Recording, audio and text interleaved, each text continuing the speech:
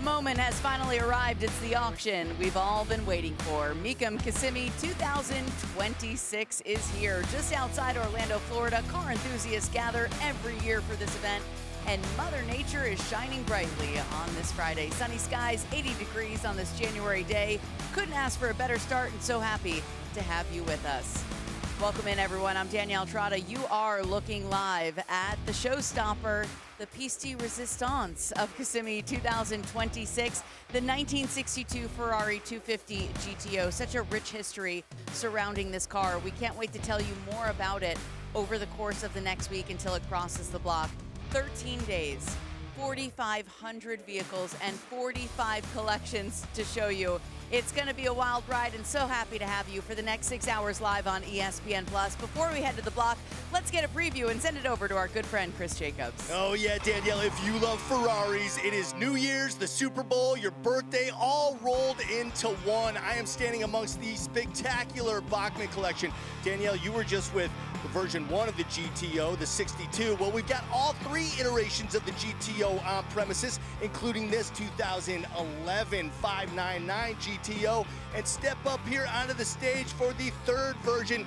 Yes, the spectacular 1985 288 GTO, the original Ferrari supercar. 48 cars in total, 46 Ferraris, 2 Alfa Romeos, 1 of 2 F40s that you're getting a look at. Ooh, there's a yellow Enzo right there, an F50, of course, and if that's not enough, how about 2 LaFerraris in yellow and an FXX? Mind officially blown. Rutledge Wood, what do you got, my friend? Chris, you know I love the variety that only Mecum Kissimmee can pack like this. Everywhere you look, there's something cool. This one really caught my eye. This is like the perfect spring break cruiser, a 1990 GMC Jimmy, rough country lift, 38-inch tires, but it's the attention to detail that I love. Powder-coated frame. You can eat off these wheel wells. This is just one example of how many cool and unique rides there are here, Danielle. This is a party on wheels.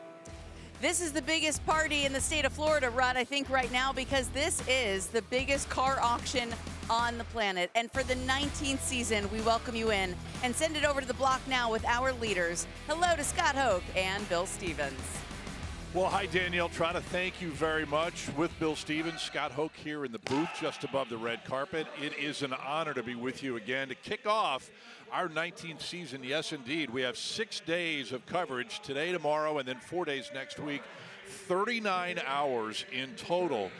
And you've already gotten a sneak peek at some of the big attractions, Bill. And the gigantic scope of this auction is just astounding, with those cars that we will see coming up later next week.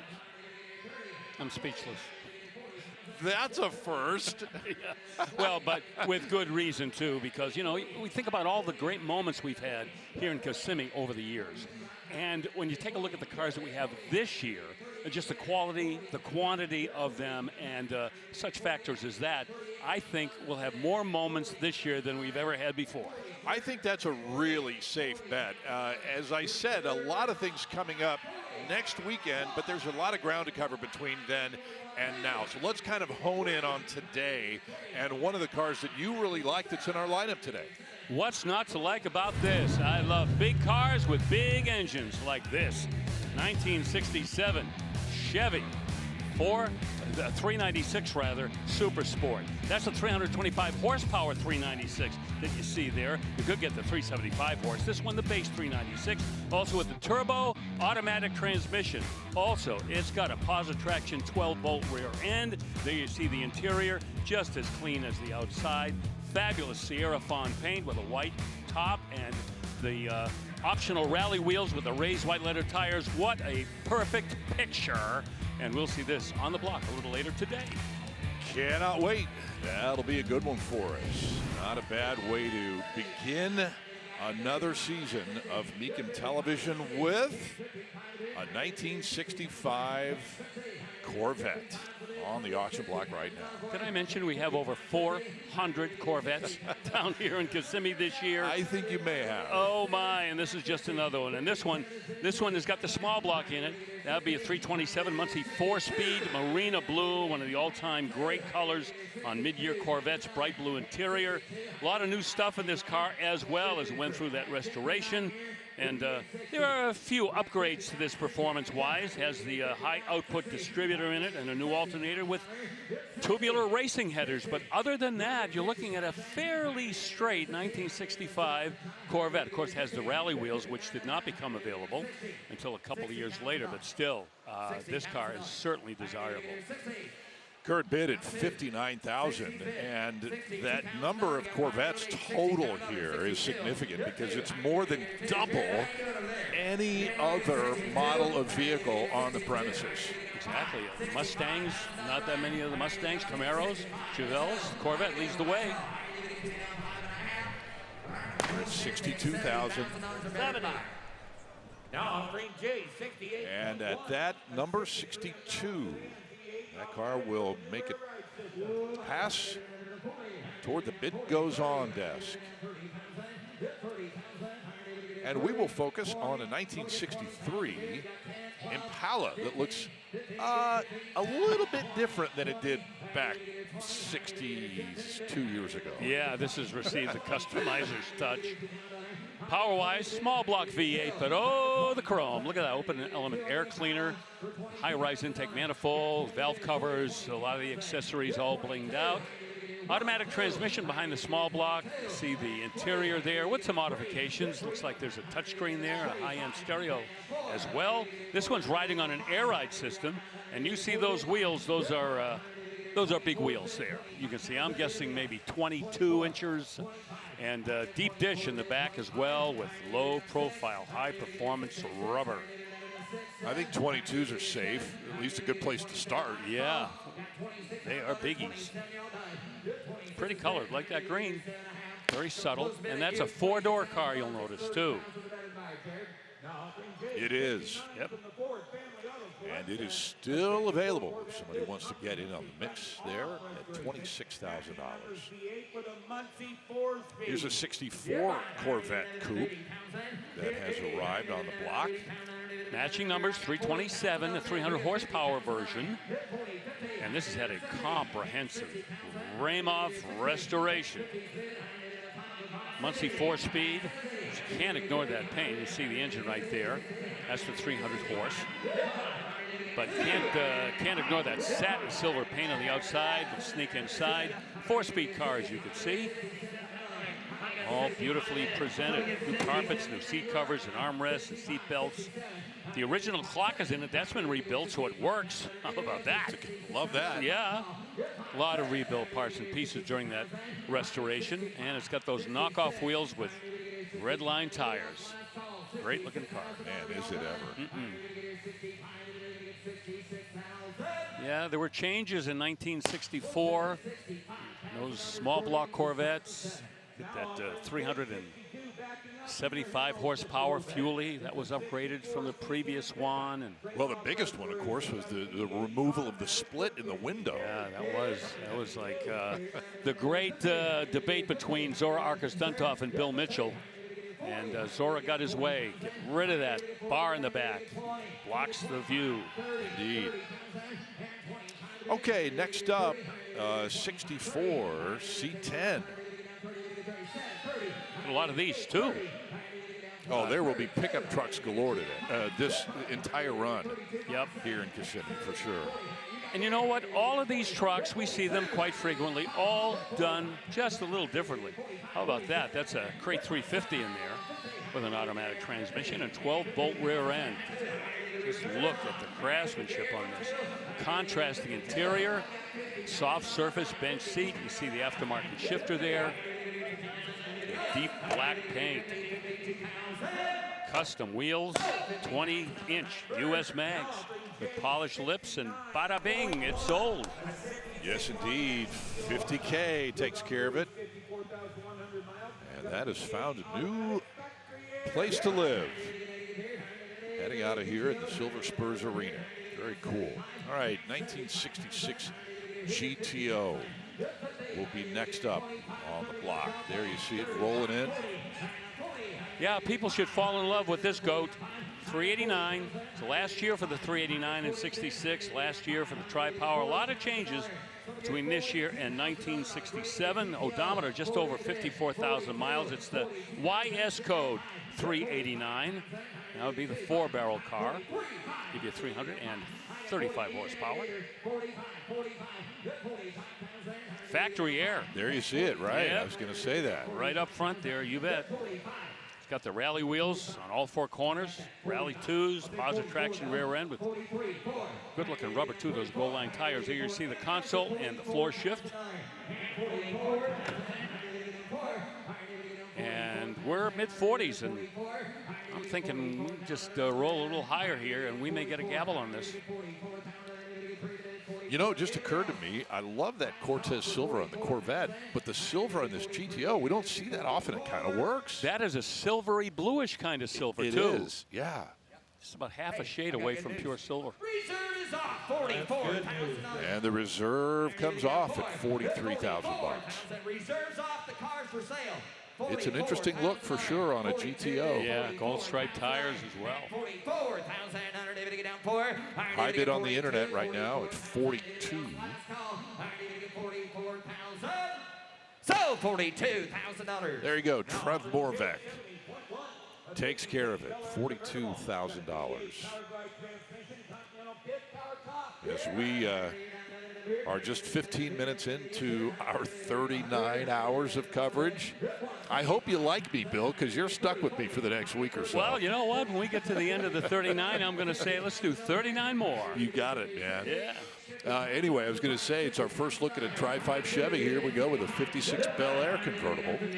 Yeah, that's the 265 with a 4-barrel. We call that a power pack. It would have to have dual exhaust, and we'll check the back of the car in a second to check and make sure of that. But anyway, a loaded car, power steering and brakes. You saw the presentation on the interior, beautifully done. Has the accessory bumper guards, which was an option back then. You might have seen the tissue dispenser inside. That was kind of a funky addition back in the day. And I only see one exhaust pipe here, so not a true power pack 265.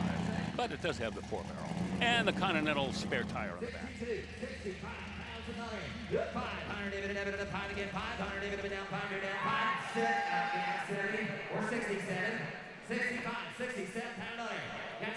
Oh, great look at the interior there. Yeah. Love to have the top down. You can all enjoy what's been done on the inside.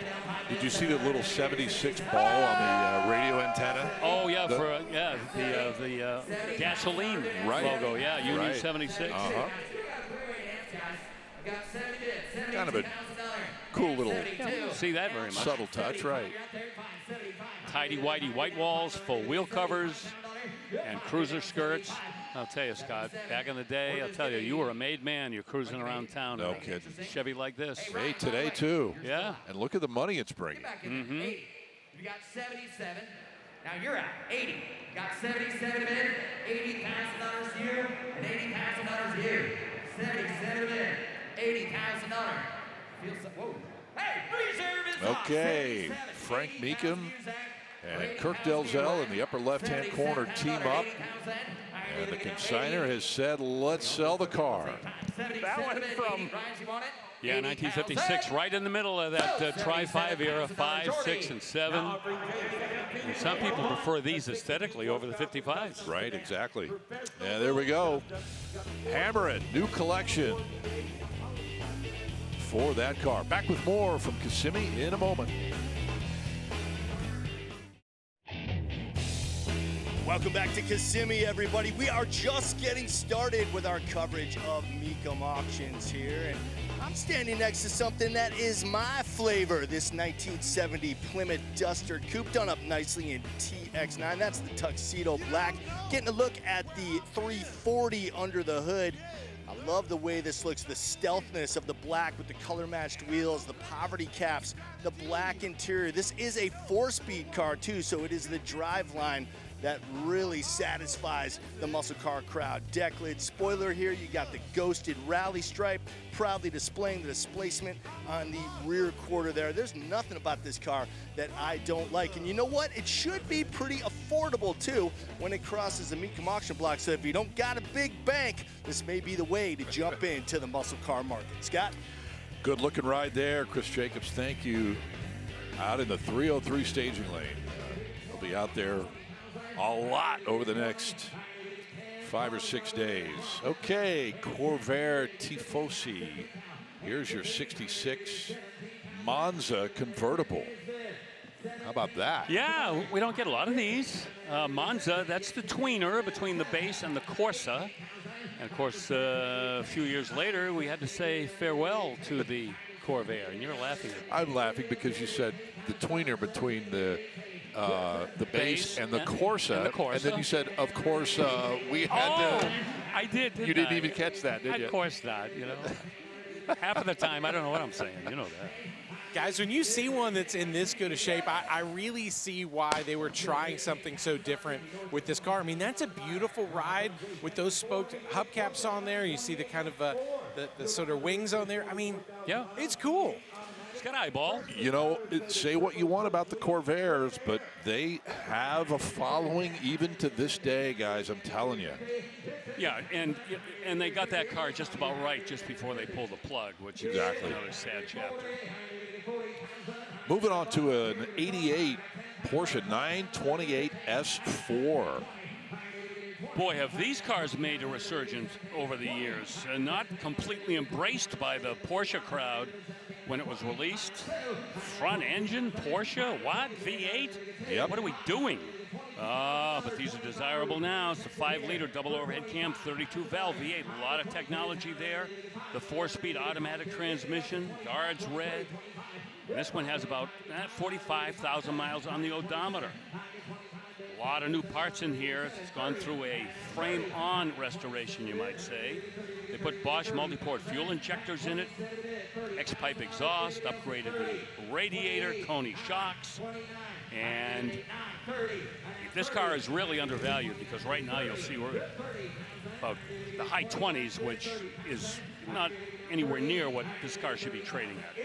And that one's sitting right with those turbo twists on there, the black wheels. It's got a cool vibe. And like you said, that S4 one especially has really grown in value as people try to really seek those out. Interesting, it's an automatic.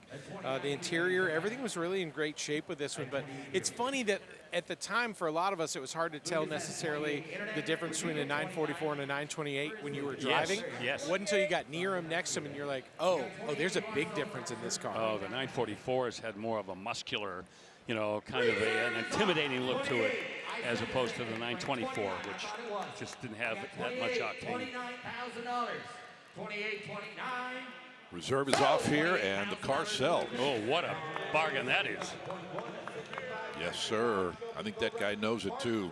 Playing it cool, but he's got a sweet car for $28,000. Let's move on to Factory 5 Shelby Cobra replica. This is 1965. Always like to mention the Factory 5 gang, not far from where I live in Massachusetts. The Smith family been running that shop for a long time, and they currently have the highest selling Cobra replica kit in the country. Most of them coming through with a Ford V8 of some kind. We see them with small blocks, big blocks. This with a small block, 5-speed manual transmission. And some of the owners or builders of these cars go with the twin roll bars, as this one has. Shelby-style wheels. Those are pin drive look-alike wheels on it. About 4,000 miles, according to the consignor, since the car was finished.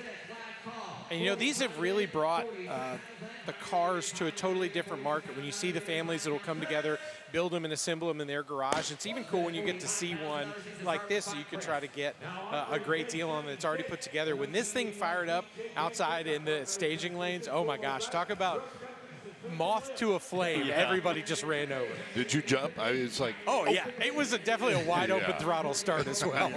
Yeah, a lot of the guys, they have unmuffled side exhaust, so You can really hear them when they crank them. 45,000 was the high bid, by the way, on that replica. Here is a honcho for you. It's a 1981 J10 from Jeep. Ooh, this is a muscular-looking ride, huh? Isn't it? A honcho sitting way up high. And a beautiful presentation. This is a truck that's had just about everything done to it to bring it to this level. AC. Those, by the way, are 15 by 10 alloy wheels from ProComp, and Mickey Thompson 33 by 12.5-inch, 15-inch off-road tires. So it's ready for everything and anything you throw at it. I got 4 already. Not to diss the guys at Jeep, because I love my Grand Cherokee, but I think this is what they should have done instead of the Gladiator. Oh. They should have had, if they're going to do a pickup truck, let's make it a little bit more retro like this. Just my opinion. Yeah, I think the other thing that you realize is some of the colors and paint schemes from the 80s, man, they tell a totally different story than what we see today. This truck is so much cooler and so much bolder with that hint of the yellow and the orange, how it ties in the brown in the interior too. This is another one that people are just flocking to out there. You don't see a ton of J10s, period, let alone ones that are done at this level of quality. But with that honcho and now the reserve off, Yep. I mean, again, just cool everywhere you cut it. But you're right. I think taking an approach like this with the Gladiator might have had some totally different results. And maybe they should have just leaned into those old vibes of like, let's call it a honcho. Who knows? Yeah. The thing with me is if that's my Jeep and I'm driving it and I drive through a puddle, I pull over and wipe the water off of it. Exactly. Well, $36,000, not unreasonable at all. That is a sharp looking Jeep 4x. Yep, another good buy. Okay, let's move on to another one of the many, many Corvettes here in Kissimmee in January of 2026. 1984 kicked off a new generation in the Corvette. Yep, there you see the Crossfire, 5.7-liter V8 in it. Not an extremely powerful car. In fact, through the 1980s, if you want to look it up, there were very, very few cars coming from Detroit, American cars, that had 300 horsepower. They were all kind of mired in the 200 horsepower range. This one has the optional Z51 performance handling package, which is good. Has a limited slip rear end as well. Oh, this has the 4-speed with the overdrive in it as well, which makes it a little bit more outside the box as well. And it's going to sell. And it did sell at $27,000. So that one in the record books. Onto the sold column. We'll be back with more from Central Florida in a moment.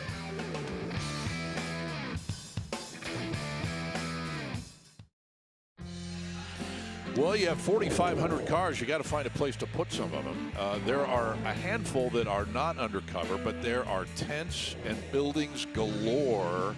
And I think there's something like 200 acres of space where we have to put these cars.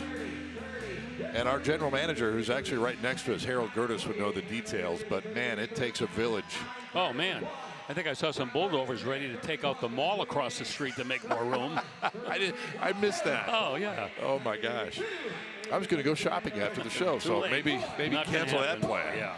Hey, here is a 2013 SL Class Mercedes-Benz, the SL 550. Oh, this has got a stout powertrain in this sucker. Wow, 4.6-liter twin-turbo V8, 429 horsepower. 37. With that Mercedes-Benz automatic transmission, just a smooth, responsive powertrain there. This has got everything in it: leather, navigation, heated and cooled seats, adaptive cruise control, everything.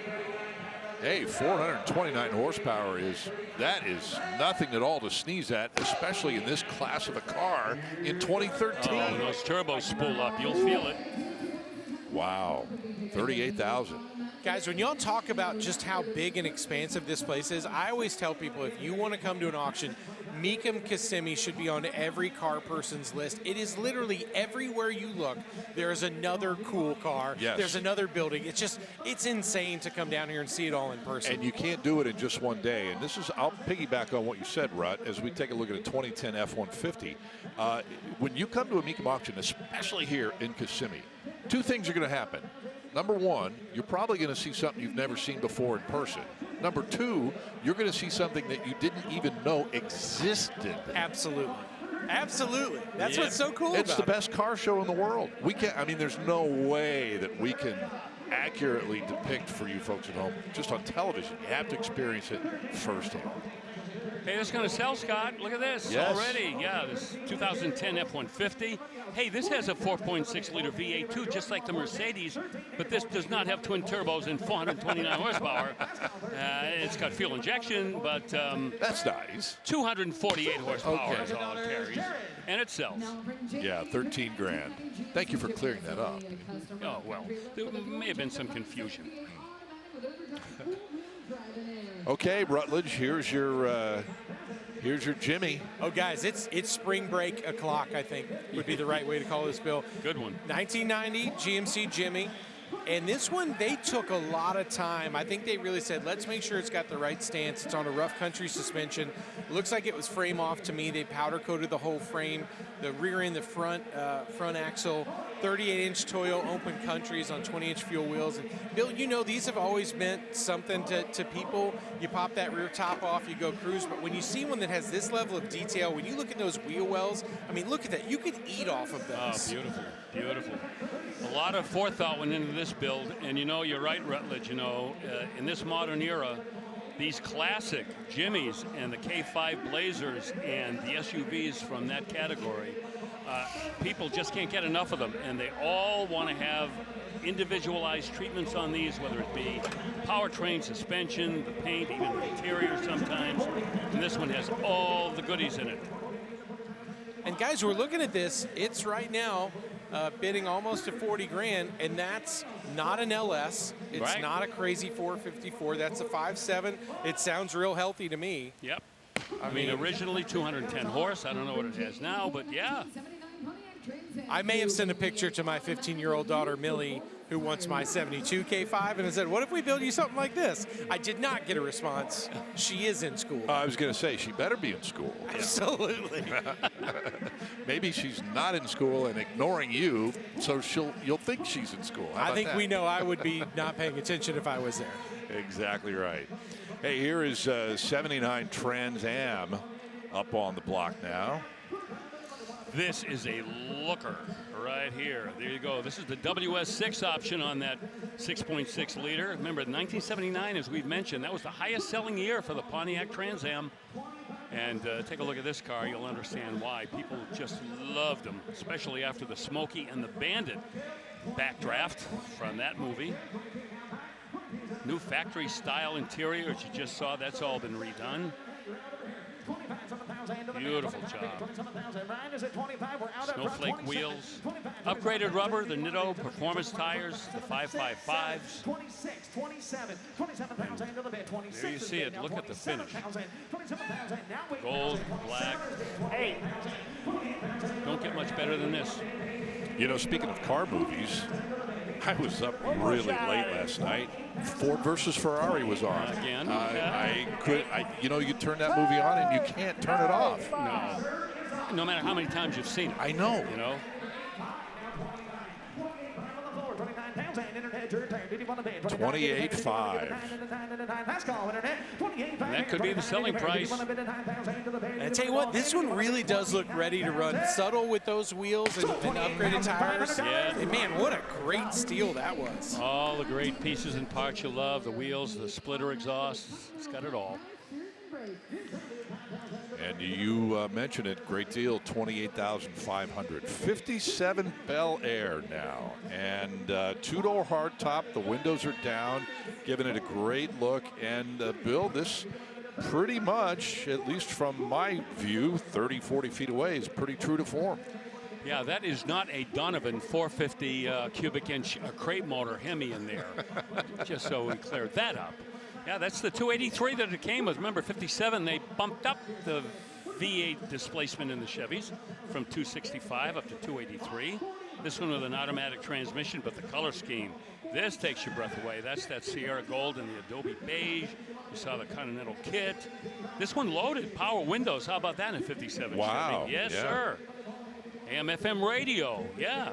Of course, back in 1957, there were 3 FM stations in the whole country, so you didn't get much use out of it.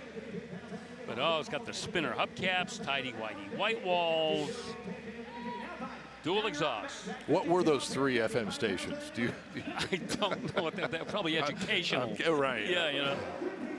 50, you know, leave it at 52. They might not have even known they were on the air. Yeah. Okay, we'll go leave it at 55. And, okay, thanks, buddy. That's Clint Hunter with the consigner in the upper left-hand corner. Danny Newcomb, long time Mecum customer, and he usually brings a bunch of cars. We see him often.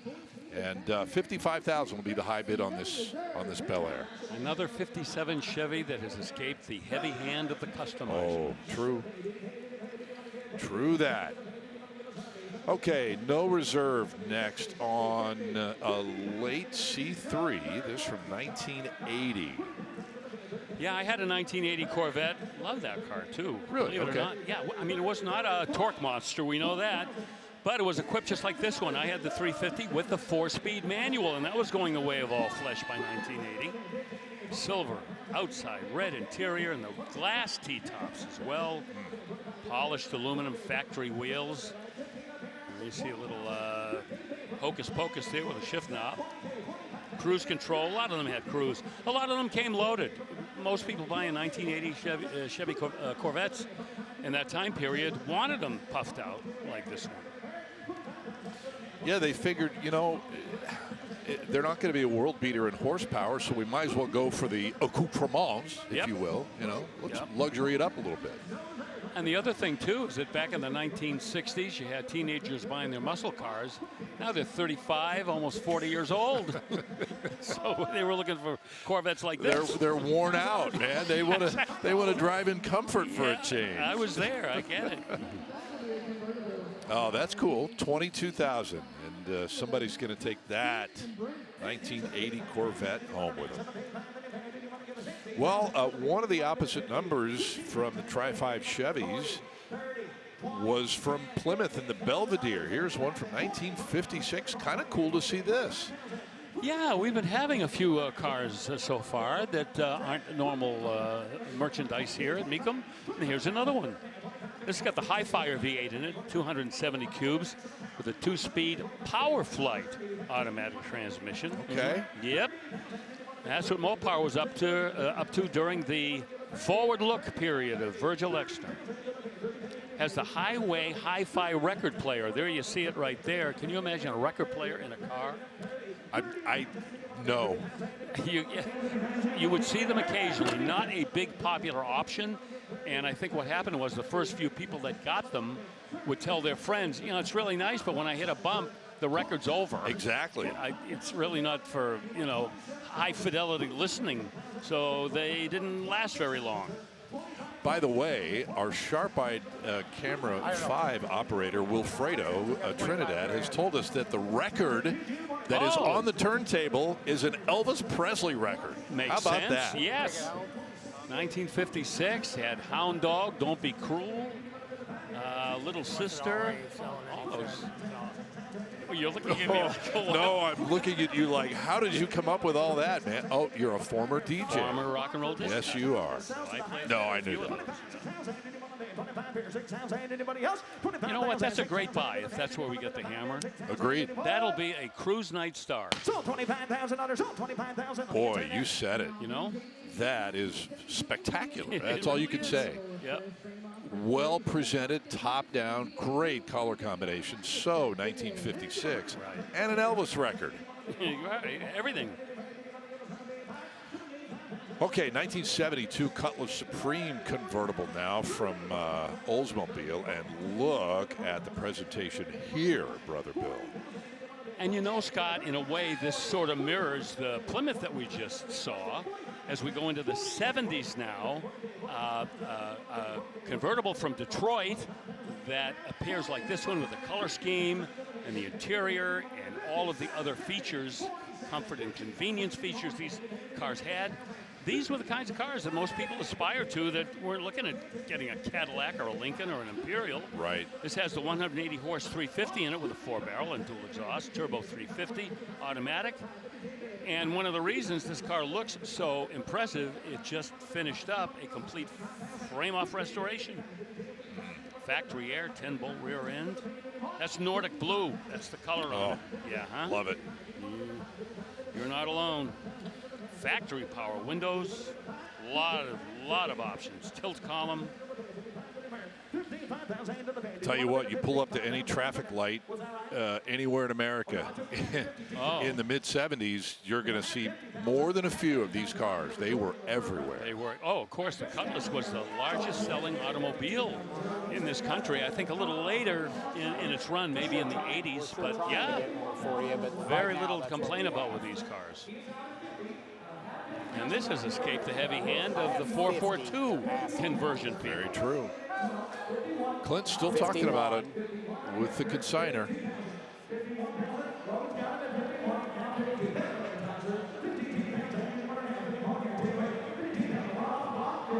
$51,000 is what I have bid if you'd like to lift your reserve.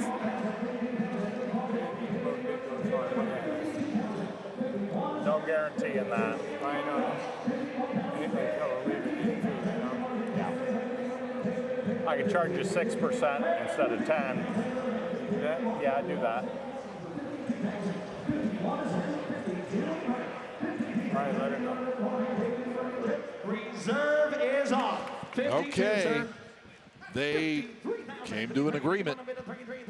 And the reserve comes off at 51. And now all eyes on that number to see how far up it'll go.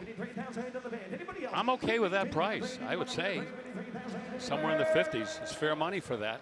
Well, you got it. And so did they. For $52,000. I think they're going to enjoy it. And don't blame them at all. Everybody's going away happy here in Kissimmee, Florida.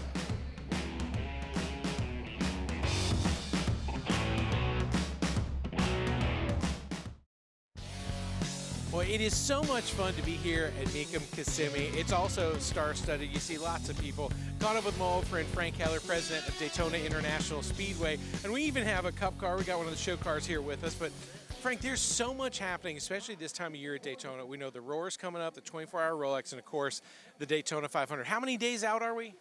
Who's counting? But 37 days. The green flag is going to drop for the 68th running of the Daytona 500.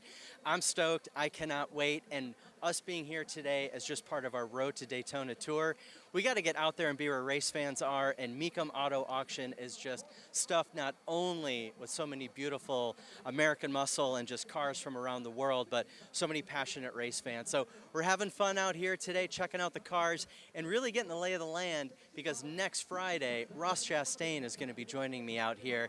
And I think if I have my facts right, we're going to be auctioning off some cars on the auction block next Friday. So Ross is coming out. He's going to be signing autographs. And again, it's all in celebration of motorsports at the World Center of Racing, Rolex 24, January 22nd through the 25th. The main event, January 24th and 25th with the Rolex 24. 2 weeks later, Speed Weeks presented by Advent Health, racing Wednesday through Sunday. Sunday, February 15th, the Daytona 500. Man, I can't wait.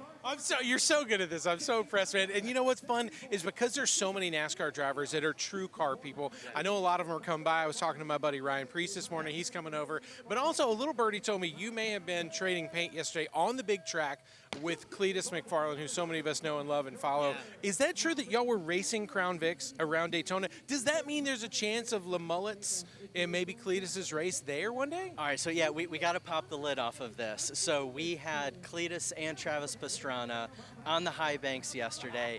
They were shaking down some Crown Vics. They want to host a race out at the World Center of Racing. I met Cletus for the first time yesterday, and he put me in a Crown Vic, and we went ripping off the pit road. We held it wide open for about 6 laps. We did some bumping, we did some touching, and we had a blast. So he is such a gentleman, such a great guy. He and Travis. It was an honor to have him out there, and we got some work to do, work to figure out. But that was step one, to get those Crown Vics up on the high banks of Daytona. Ton of fun. Frank, thanks for joining us. Cleet, if you're watching, I know you are, I would love to take one of those Crown Vics around. And guys, Bill, you could be there and commentate. How special would that be? Hey, you know what? I'm checking my inbox for those free VIP passes, so I'll let you know when I get them. Hey, and Rutledge, tell Frank, listen, we can all read between the lines. There was no shaking down of any Crown Vic going on yesterday on the high banks of Daytona. Oh, that's terrific. Thank you, Rutledge. Thank you, Frank. All right, let's move on and check out an 86 GMC Sierra pickup truck, $50,000 current bid, and take me through the laundry list of mods on this one. Oh, Scott, this is a big boy. 6-liter LS2, that's 400 horsepower. Holley Terminator Max Engine Management System, a lot of other aftermarket goodies. Transmission's a 4L80E, and so much more. They've done a lot to the suspension, as you can see, both mechanically and cosmetically, and this will go to the bid goes on. All right, and as it prepares to do just that, we will take a look at a 1965 C-Code Mustang. This is a cutie. Got an automatic behind that 289. That is the 200 horsepower 289, as you pointed out, Scott, that C-Code. AC, there it is. There's that big Kelvinator industrial strength air conditioner hanging off the dashboard. Not a Kelvinator, by the way. That's Kelvinator would be AMC, actually. Dual exhaust, style steel wheels, and those dual stripe red line tires. Wimbledon white, red interior. Classic. Beautiful, yeah, classic, beautiful color combination. The reserve comes off at $35,000. Luggage rack, kind of a funky little addition on a first-gen Mustang. Yeah, but it's the 200 horse. It's a C-Code. It's okay. It's not necessarily meant to be a world beater, and I love this, the way they've set this up. Well, 200 horsepower is not going to intimidate anybody, but if you put a drag chute on that luggage rack in the back, give people pause. True. Okay. Yes.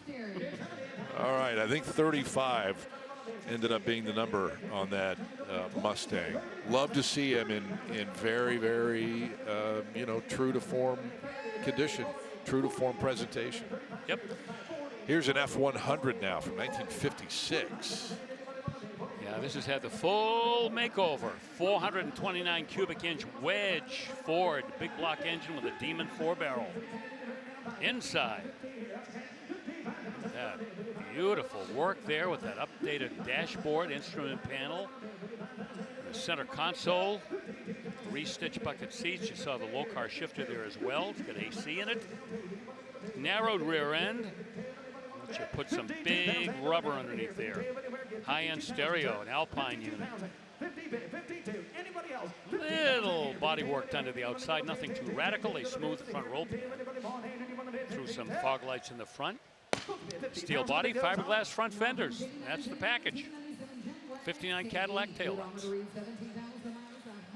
And the high bid at $50,000.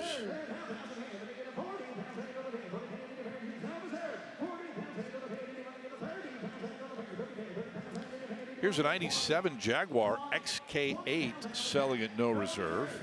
How many of these have you had? 2.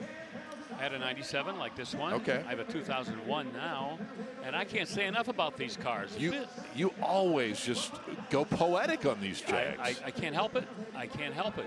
You know, in a world where everybody, loves Mercedes and BMWs, and why shouldn't they, and Audis to an extent, I love having a Jag. It's just a little bit more distinctive, and you can't fault the mechanicals in these cars. They're so more refined than the very early Jags. 4-liter double overhead cam V8, about 290 horsepower, silky smooth 5-speed automatic, and that car looks fantastic. I'm sorry. The styling on these cars are just so reminiscent of the original XKEs. And Jaguar made no secret about that when they debuted this car in '97. That's what they were going for. That's spindrift white, the exterior color with an oatmeal interior, chrome wheels. This one has been well taken care of with the odometer reading just over 17,000 miles. And you know what? 14,000 bucks. You almost can't go wrong. What are you going to get for that kind of money that can match that for eyeball and sex appeal? Be tough to do. Yes, indeed. All right, here's another Trans Am. This one from 1978. Yeah, the heyday of the Trans Am was kind of winding down in 1978. Things are going to change quite a bit over the next few years. This, however, is that very special Y88 Gold Special Edition. This has been stripped down to the factory primer and repainted with a base coat clear coat. That's why it looks that glitzy. Boy, there's some shine in that paint. 400 cubic inch engine, not big in the horsepower department. And once again, you know, just about everything was beginning to lose its mojo under the hood during this time period. A couple of hundred horsepower, give or take. I think maybe 220. Automatic. This has been kept in a heated garage too, which is going to help preserve that paint. Those glass tops. Snowflake alloy wheels. And we're approaching market correct money, but I got to tell you, I would be surprised if it jumped a little higher than this. By the way, you're right on the money. 220 in the horsepower department on these cars, 78. Right.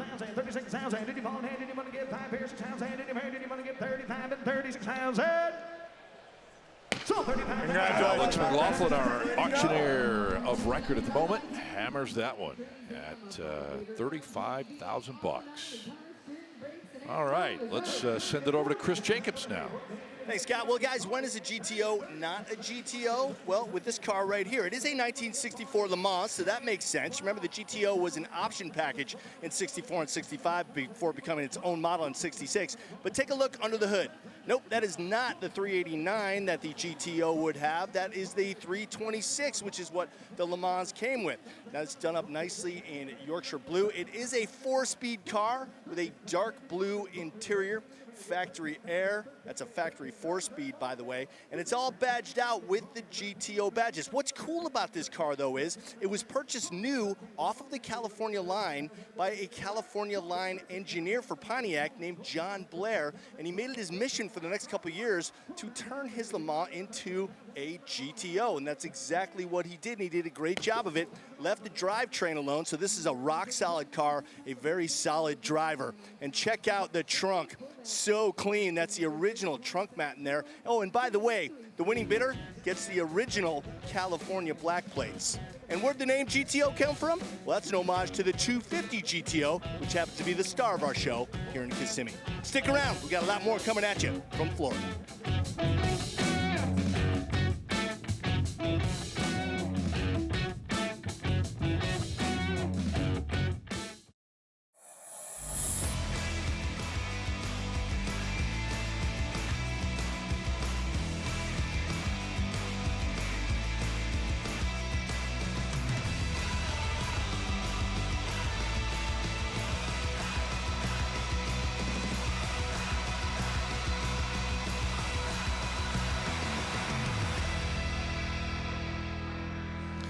Well, one of the most recognizable guys in our world, that's Dave Kindig, Kindig Design, and his cars are going to be selling next Friday, January the 16th, including the CF1 Roadster VIN number 001. And there you see it, continuing coverage tomorrow, next Wednesday, Thursday, and look at Friday and Saturday, Bill. Are you prepared to go an extra hour both of those days? Send me in, Coach. Good.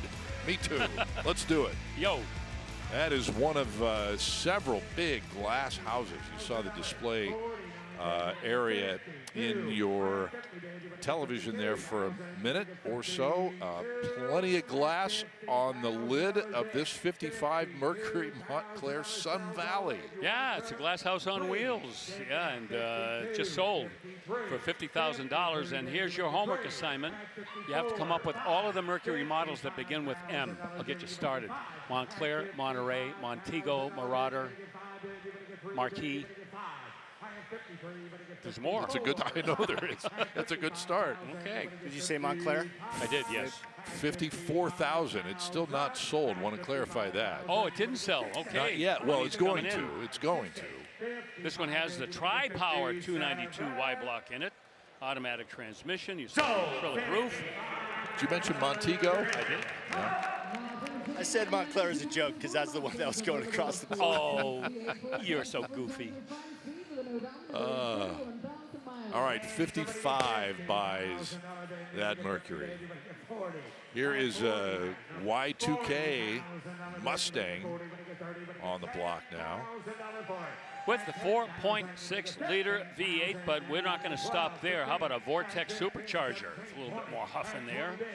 This with a 5-speed manual transmission. Look on the outside now. That's a Celine body kit on there. So they've dumped some money into this little Mustang right here. Leather interior, tilt steering column. Love the fact it's a manual too. Yep, this little sucker will get you there. 18-inch Celine wheels. And the odometer reads just a shade over 31,000 miles. And it looks like it's probably traveled maybe a tenth of that. That is a very well presented Mustang. Reserve off 23 is the current bid. So to anybody out there that says, I can't afford a collector car, they're just too expensive. You know, these cars are 6 feet. No, stop, wait. There are a lot of really great cars for a lot less than what you might think. Right. Well said. Yeah. Yeah, there are a couple here that are out of reach of 99.9% of Americans. Yeah, but we'll get to those. yeah, that's a little later. Okay, a 2012 Corvette on the block now, and let's see, in fact, where this one falls in that price category, affordability category, Bill. Yeah, this will be between 20 and 30 is my guess. It's got the 6.2 LS2. That's LS3, 430 horsepower, and one of our favorite colors, that blade silver with an ebony interior. One of 98 base convertibles that were painted in that color, by the way.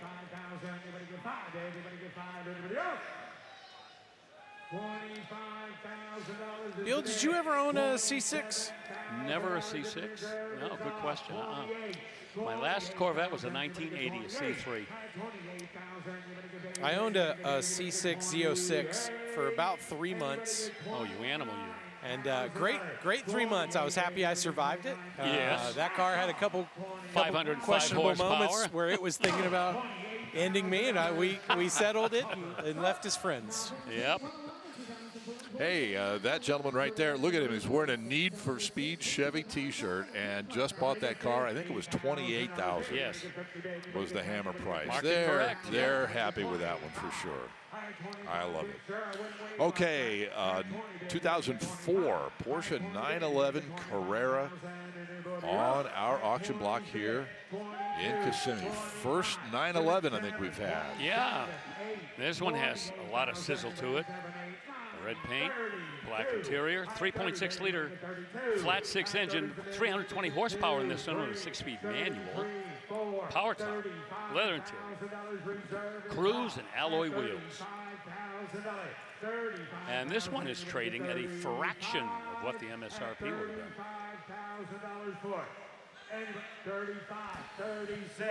$35 bid. You want to get $36,000. I have $35,000 here. You want to get 35. So $35,000. That's where it sells. Not too far off where it should be. Right. Yeah. Right. With the mileage, 70,000. It's been driven a little bit. I was just about to say with the mileage and, you know, I mean, the much maligned 996, it's still right in the pocket there. Yeah. Okay. So we'll move to 2011 Silverado 3500 HD. Big old dually. Yeah. And I think its work days are over. This one is just too clean. I want to show you this engine here. That's a 6.6-liter Duramax diesel. Only 397 horsepower, but you want to take a crack at how much torque that engine has? Oh, man. 765 pound-feet of torque. Wow. Yeah. Yeah, that's a broad-shouldered engine in there. Allison automatic transmission, and it's loaded. Got nav, leather, heated seats, dual-zone climate, backup camera, power windows, locks, mirrors, and seat. But like I said, that might tow somebody's fifth wheel, but it certainly isn't going to be hauling around any cinder blocks or bark mulch or anything else like that. Styly too, with the colored match rockers and the Chevy emblem and polished the grill. wheels. Yeah, it's all dressed up. Going to take more than 37 to get that deal put together. They'll continue to work on it over at the Bid Goes On desk, try to get everybody happy there. In the meantime, an 08 Caddy. It's an XLR Platinum. Yeah, this is the more sedate version of the XLR. You could get that supercharged engine in it. It'll take you north of 600 horse. This one has a 4.6 liter, 320 horse V8 in it. But again, here's another car that very few options were left out. Leather, nav, heated seats, and steering wheel. I love my heated steering wheel in my car. Yeah. Oh, I love that. Cold morning. Head-up display in this, and Lou, look at the polished job on those alloy wheels. 24, 23, 24. You know, you look at this car, and it's been this way for a little while, and I don't know when it started, but it doesn't have the word Cadillac on it anywhere. Doesn't. They've gone away from that. I was driving down the street with my mom the other day. We were behind one of these, and I said, "Hey, Mom, what's that car in front of us?" She knew it was a Cadillac just by the logo. Yeah. You know, I mean, that's well, they see easy to pick those out, but they've stopped putting Cadillac on. Well, you know, Cadillac saw how much Dinos are trading for without Ferrari on there. I figured they'd cash in. You could draw a straight line. Right there. Now bring J104 1975 Chevrolet Vega. And 26,000. And even though it is a sedate power plant, as you mentioned, Bill, still a lot of style and power. panache and power. Yeah, Not a slow car. Cadillac named for the founder of Detroit. Little piece That's of correct. automotive history. Yes. What was his name? Well, it's French. It's a lot of French first names, but Cadillac is there was a Le Monde in there. Right, yeah. Fromage. Correct. Here is a 75 Vega. This is a runner. Hey, you know what? Don't laugh. It's got an LS in it, 5.3. It's probably got 350 horse. It's got the Yanko badge, but that was added on, of course. Tremec 5-speed. Holly Terminator fuel injection. Center force clutch. It's been worked on. And it sounds great, Bill. I was over there when they cranked that thing up to get it rolling. It's just weird because you don't think of Vega and think like, oh, it's going to have the growl to it, but that's a fun little ride right there. Oh, that'll be fun. That's a handful. Well, the bid goes on the Vega, $30,000. That's a pretty stout cash. Yeah. Going to take more than that, however. And in the meantime, we'll send it over to the 303 staging lane where Danielle Trotta is standing by. Hi, Scott. I just talked to a gentleman about this 2019 McLaren 600 LT Coupe, and he said, I wonder how much it's going to go for. I'd probably have to sell my house, all my cars, and my boat to be able to afford it. I said, you're probably right because it's pretty special. Take a look at this exterior color gray on this beautiful McLaren, and it's special in the McLaren lineage because it took the 570S platform and turned the wick up big time. A big way they did that is with carbon fiber, obviously reducing the weight significantly. And here's a signature feature on the back of the car. I want to show off a little bit, Scott. These exhaust pipes in particular going through the top of the engine cover, and of course in the power department it passes the test. 3.8 liter twin turbo V8 produces 592 horsepower, 204 miles per hour top speed. We're talking 0 to 60 in under 3 seconds. It's Crossing the Block coming up in just a little bit, all part of our marathon coverage of Kissimmee 2026. We're coming back right after this.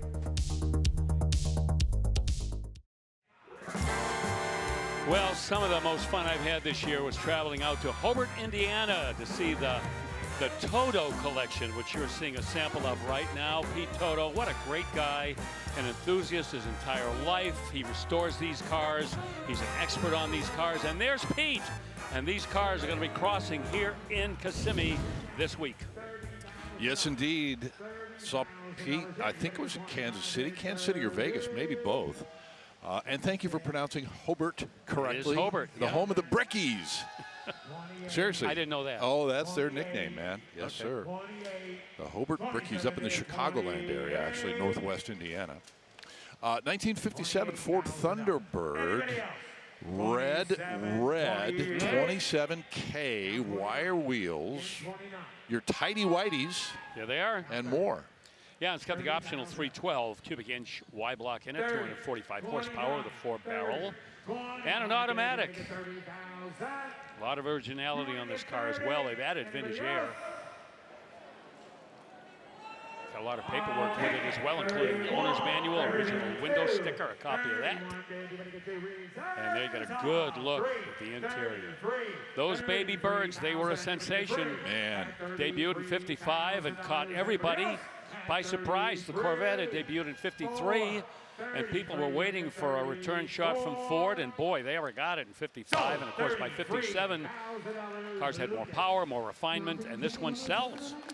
You know, the first time it sold, back in 1957, it was in Miami, Florida. Can you imagine cruising Miami in this car in 1957, man? Yeah. You were the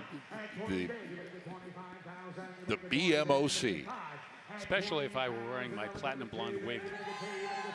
You got free Mai Tais anywhere you went. Yeah, you said it. All right, well, another 57 Bel Air and another one, Bill, that is displaying a lot of originality. You can see it right there. Yep. This is the 283, as we talked about before. This one has not gone through a thorough restoration, as we just saw underneath the hood. 185 horse, by the way, with a 4-barrel. This one has a few options: tinted glass, split bench seat, spinner wheel covers, and it has the narrower, boy, there's a tough word, narrower white walls that we've been used to seeing today. Onyx black, that's a classic color on any old Chevrolet. I'm thinking that if this has been restored, it's a much older restoration, or it could be in all original condition and very well cared for. Yep. Or it might be what they call a sympathetic restoration, Very only true. restoring what's really needed, Yep. but leaving everything else pretty original. Whatever the case, it looks great. Beautiful silver interior on that, under that black. Really nice combo. All right, here is 1968 AMC AMX. Debut year for the AMX in 1968, as American Motors kind of gotten into the muscle car game maybe a little bit later than just about everyone else. And this has got the tweener engine in it, the 343 cubic inch V8 with 280 horsepower. You get the 290 V8 or the 390 V8 as well in 1968. The shift command automatic transmission as well. And only 902 of these, give or take, were produced in this particular configuration. Power steering and brakes, Caravelle blue, white stripes, 5-spoke wheels, and BF Goodrich TA radial tires. Another one of those muscle cars that really took a little while to find some love, but now there is a whole new population of people that seek out these cars, and this one will sell. And it sold for $27,000 on the money. Okay, let's go to 1964 real quickly and check out this Pontiac Le Mans. Yes, Scott. Chris gave us Go ahead. Sorry, yeah, I was going to say John Blair was an engineer on the Pontiac line at the California plant and was so enamored with this car that he bought it. Took delivery in Van Nuys, California, and he said, hey, I want to turn this into a GTO, but I'm not going to mess with the power plants. I'm going to leave that 326, but I am going to badge it as a GTO, and he got all the parts from Pontiac. So in my preview, I said one is a GTO, not a GTO. Here it is right here, and unless you open the hood, it's a GTO. Can I tell you something without you getting mad at me? Yes, sir. David Blair. Well, here, let me tell you something. The consignment sheet is wrong. The bill of sale on the poster inside the car says John Blaine. So I did a correction on the fly. So David's name is really John. Correct. David may be his middle name. John David Blaine. John was badged as a David, apparently. That's right. That's what it's just like the car. John was badged as a David on the consignment sheet. You catch on pretty quick. I did, didn't I? And shout out to the professor, John Kramen. This is the ultimate don't trust a badge. Yeah, really. Oh, man. I thought I was going to have to put on my referee shirt for a second with you two guys. No, cool car all the way. Yes, indeed. And it brought 40 grand. Even better. Yeah. Here's an 85 Mustang GT convertible now. Yeah, boy, how many of these have we seen over the years? That Ford Mustang GT is what we say ubiquitous. It's got the 5-liter in it, 210 horsepower. Less horsepower if you had the automatic. This one has the 5-speed in it. Red outside, gray leather interior, alloy wheels, and some paperwork. Dealer brochure, owner's manual, original owner card, window sticker, and a deluxe Marty report. In the late 80s, when I was in high school, I was a sophomore in high school in 1985, this was the dream of everyone with a driver's license to be rolling in a 5.0. No doubt. And the bid goes on this particular one at $30,000. First look at a Chevelle Super Sport now. This one from 1971. Yeah, clearly not original here. This has had a little hocus pocus applied to it.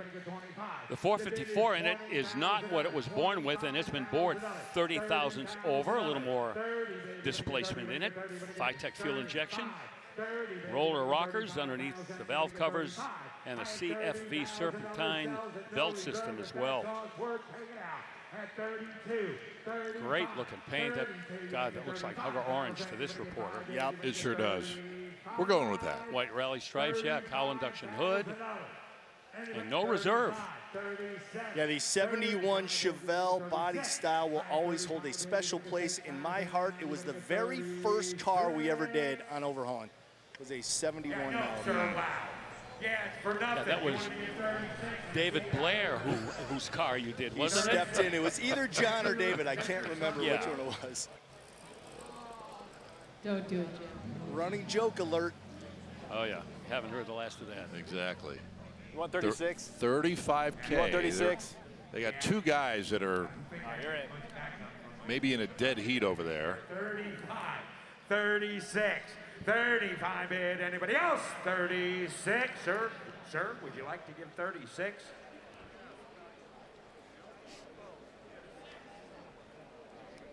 $37. Is that what he's saying?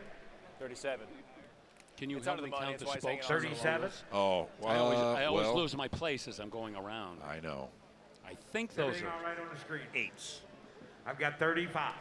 $36,000. We're 35, Jimmy. We're 35. Yes, sir. 36. Those are 10s. 10s, that's right. They're split.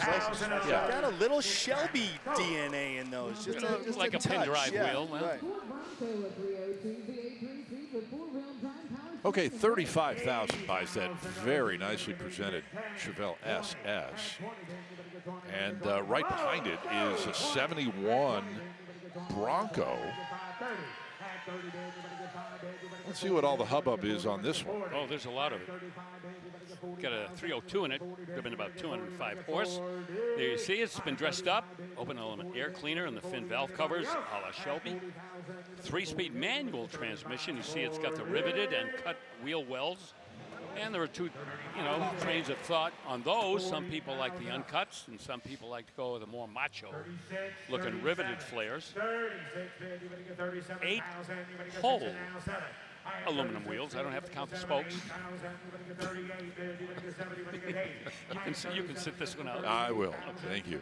You know, the fender situation, I think, in my opinion, kind of depends on what you're going to do with it.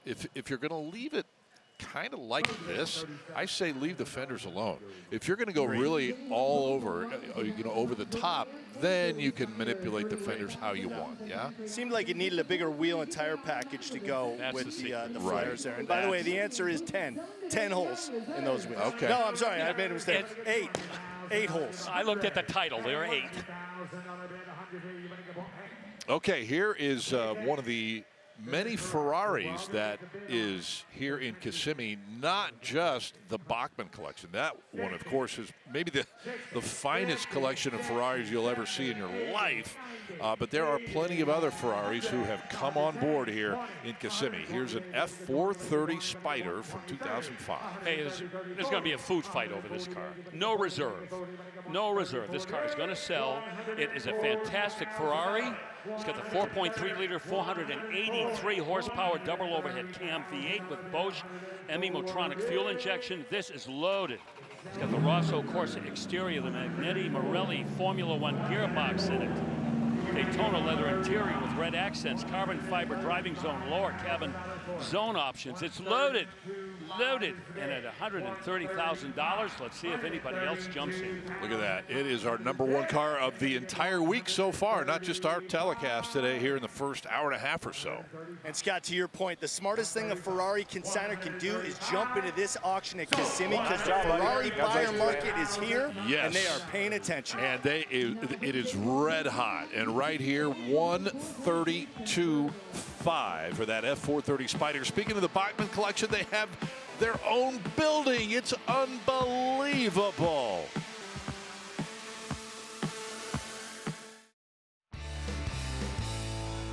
Oh, what a beautiful day today here in Kissimmee, Florida, Osceola Heritage Park.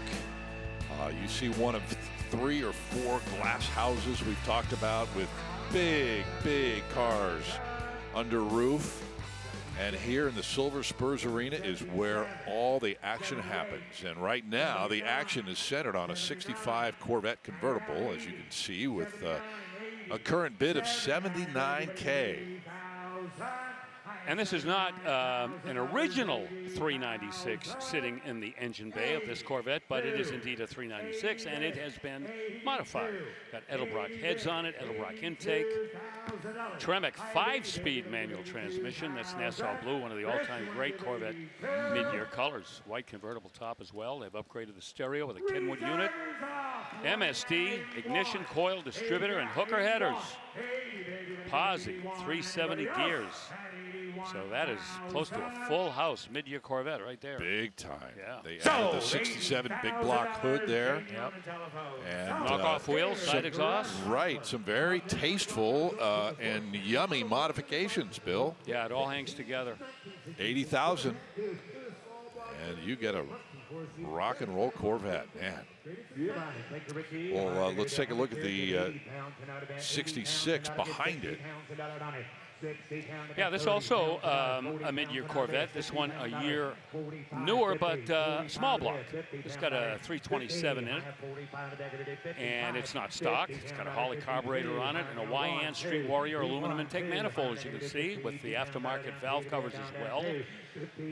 And it's got a 4-speed manual, the Muncie.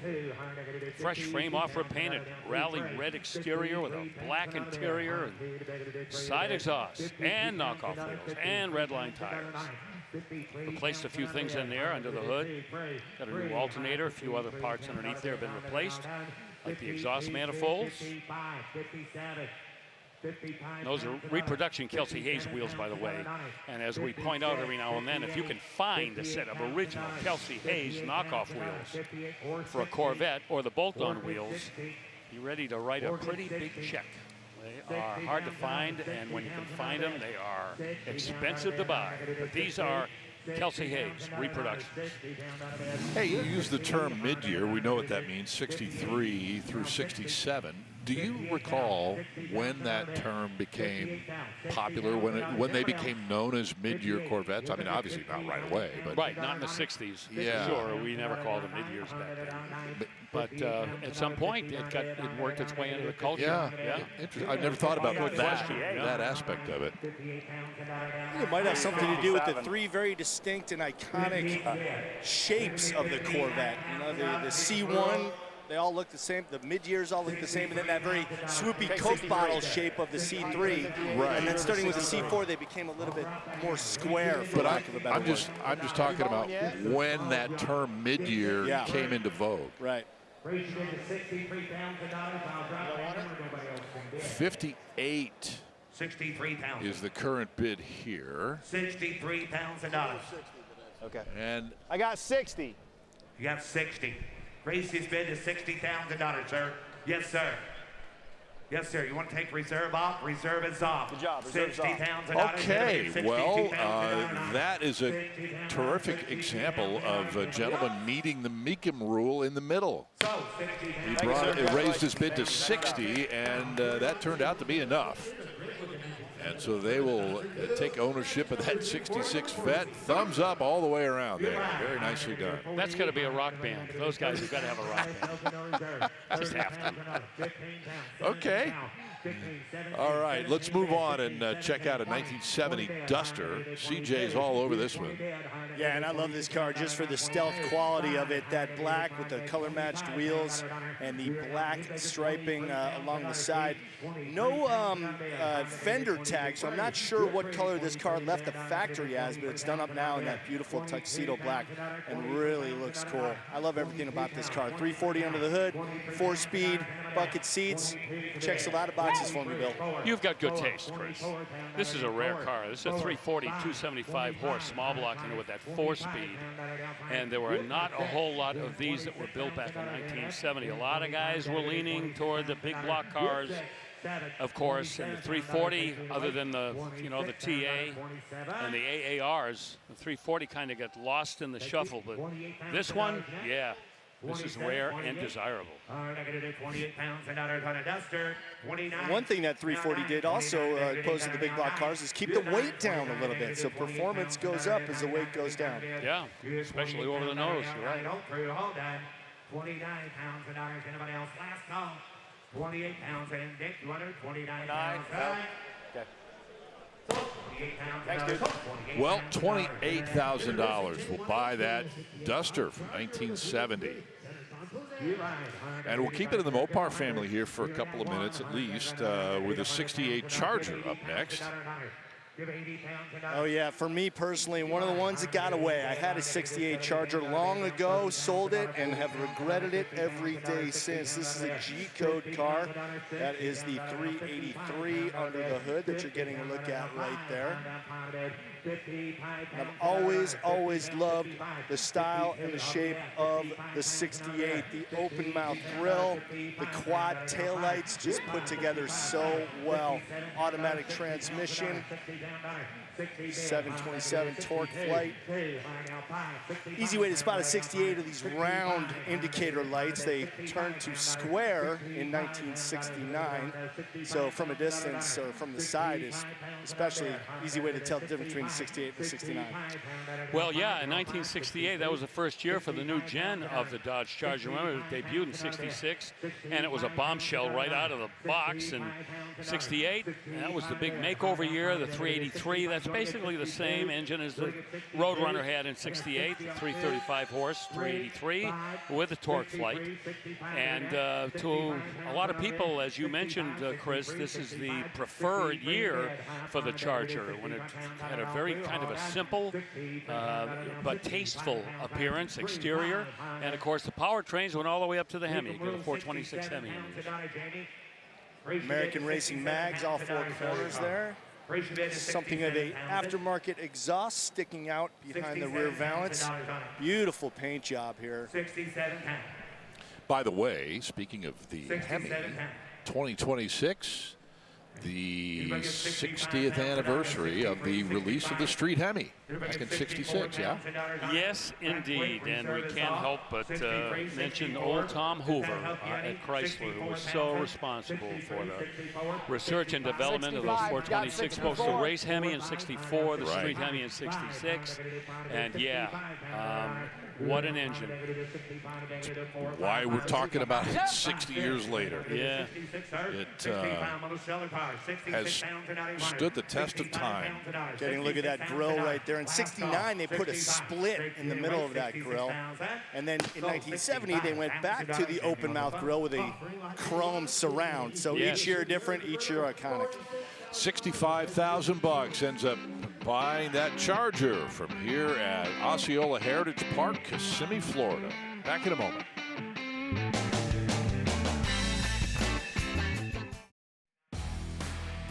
Well, you're taking a look at the Real Garage Life stage which is part of the entire campus here at Mecum Kissimmee. Want to give you a heads up on a brand new feature that we're doing this year, and that is our Mecum Preview Show.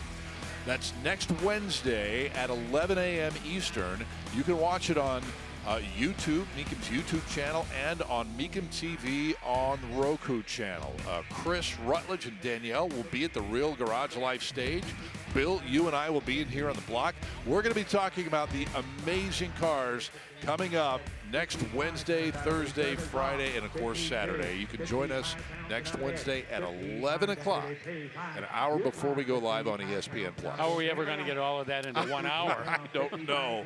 I do not know. That's, man, if somebody can help us figure that out, wow, you're hired. Yeah. Here's a 58 Impala with the reserve off and a hammer price of $52K. Yeah, and this one with the 348, that's that engine that kind of led the way for Chevy to get into the world of the big block. The 409 followed shortly thereafter. And this one with the tri-tone interior everybody loves. Spinner wheel, covers and fender skirts and all the doodads people loved back in 1958. And yep, it's out the door. And they love them today, too. Well, speaking of, we talked about the Hemi in 1966. Here's a Hemi Coronet from that very year. It's almost like we drew that up in rehearsal, huh? Yeah, hey, you know what's really funny is that the Plymouth folks had to wait until the following year to get the Hemi and the GTX when that debuted, but here Dodge had it in 1966 in their Coronet. 426, 425 horse, dual quad Hemi. How many times have you said that? Oh. 4-speed manual transmission. Yeah, that unbreakable Mopar. A833 4-speed Chrome Magnum 500 wheels and red line tires with that red paint. And I wouldn't change a thing. You know, that's one of the things that has made the Hemi so legendary, even this many years after it went away, Bill, was the fact that it, you know, between 1966 and 71, very few significant changes in the Hemi. I mean, it was pretty much true to form the whole way through. Yes, but minor changes that most people would not even notice, but slight refinements, you're right. Right. And that you would expect over the course of sure, I was trying 5 to or make 6 it better. years. Yeah. Okay, from the Coronet to a 2012 Bentley GT, a Continental GT now. An automobile that you absolutely positively cannot ignore when one goes down the street. That is eyeball plus. 567 horsepower W12. That's that 6-liter muscle man under the hood with an automatic transmission, all-wheel drive in this one, and all the options. Linen leather interior that goes perfectly with that white sand paint. Is that a perfect name for that paint? White sand. Oh, I agree. 20-inch 5-spoke alloy wheels. It's got the neck warmer in there. There's actually heaters that are plumbed into the seat backs. Keep your neck warm and drive it at night when it's a little cool, but you want to keep the top down. Don't look now, but those are 7-spoke wheels. Oh, 70, yeah, okay. 76. Thanks for making that clear before I trip over myself. It's all right. Good work. It's so, 5 spokes are ingrained in our heads. Yes. Well, you've got my 6. Thank you. Always do. $78,000 right now. You want 79? I mean, you couldn't even get a test drive for that much when this car was new. Expensive vehicles, but well worth it. And that style is infinite. Will always be beautiful. Sell it to him, Russ. Sell it to him. 71, or wait, 70, almost 7,500 miles. That is part of the reason why we're seeing 80 grand. Yep. A slightly used car. You want to give 83 one time? 83 pounds fat, 83 pounds fat, 85 pounds Boy, what a beauty. 85 pounds, Chris, where'd you go? 85 pounds on the bed, 83 pounds, 85 pounds, 85. That should be our car when we go to Monterey, Scott. I say that every year. Haven't done it yet. I know. 85 pounds of dollars, last call. Sell it to him, Russ. Sell it to him, Russ. Sold, 83 pounds dollars. Congratulations, buddy. Beautiful This car. car has a neck warmer. Yes. Have you ever been in a car with a neck warmer? blowing hot air on your neck, or what? How? I don't even know how it works. I have my Pee Wee's Playhouse scarf that I wear, but nothing as sophisticated as that. Okay. Thank you for sharing that with us. Appreciate it. Okay, so the Bentley sells, neck warmer and all. 72 K5 Blazer up next, and they have done a little bit of work on this truck. Yeah, like a lot of them have. We never cease to be amazed at the kind of build quality that we see in these high-end K5s. They are just magic. It's got an LS in it, automatic transmission, power steering and brakes, and vintage air. I mean, we could go down the laundry list of modifications, but you know what? It's the overall effect and appearance of these trucks that sell themselves. Just the right wheels, right color combination, good power plant, just the way they sit, the stance, and that's why you see so many of these now. How about 57 grand going to the internet for that K5? A lot more invested in that build. Good for them. Well, from the K5 to 94 Silverado 1500. That's what we're looking at next. Yeah, a little more conservative here. 5.7 in it. Standard cab, long bed. Bronze metallic, golden beige interior. And options, including but not confined to air conditioning, AM/FM CD, cassette player, factory 5-spoke alloy wheels, chrome bumpers.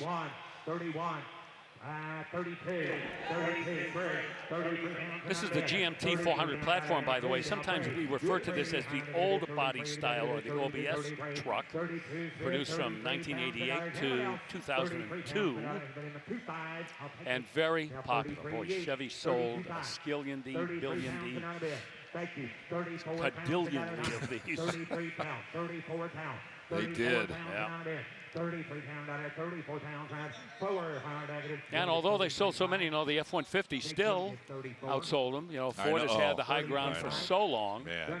No reflection on Chevy because they built a quality truck too. 48, 33.5, 34 pounds and dollars. Anybody else? You're out. Last call. Lift the reserve. That brown with the tan interior kind of looks like it's a holdover from the 80s, but yeah. You know, Earth tone period. Exactly. Yeah. It still works, and today it's going to sell for $33,500. Like that. All right, here's a little hot rod pickup truck, the F-150 SVT Lightning. Yeah, I really like these trucks. You know, I almost bought one years ago, and I didn't. I just needed more room. My sons were still little guys, so there really wasn't any way that I could make a pickup truck work, but always liked them. Debuted in 1999, and I'll never forget the headline on Auto Week magazine when they tested the first Ford Lightning. They said, Ford's best car is a truck. And they really nailed it. Horsepower went up little by little. By 2001, you had 380 horse in the 5.4-liter supercharged V8. All had automatic transmissions. This one with some power accessories like steering and front disc brakes and a limited slip rear end.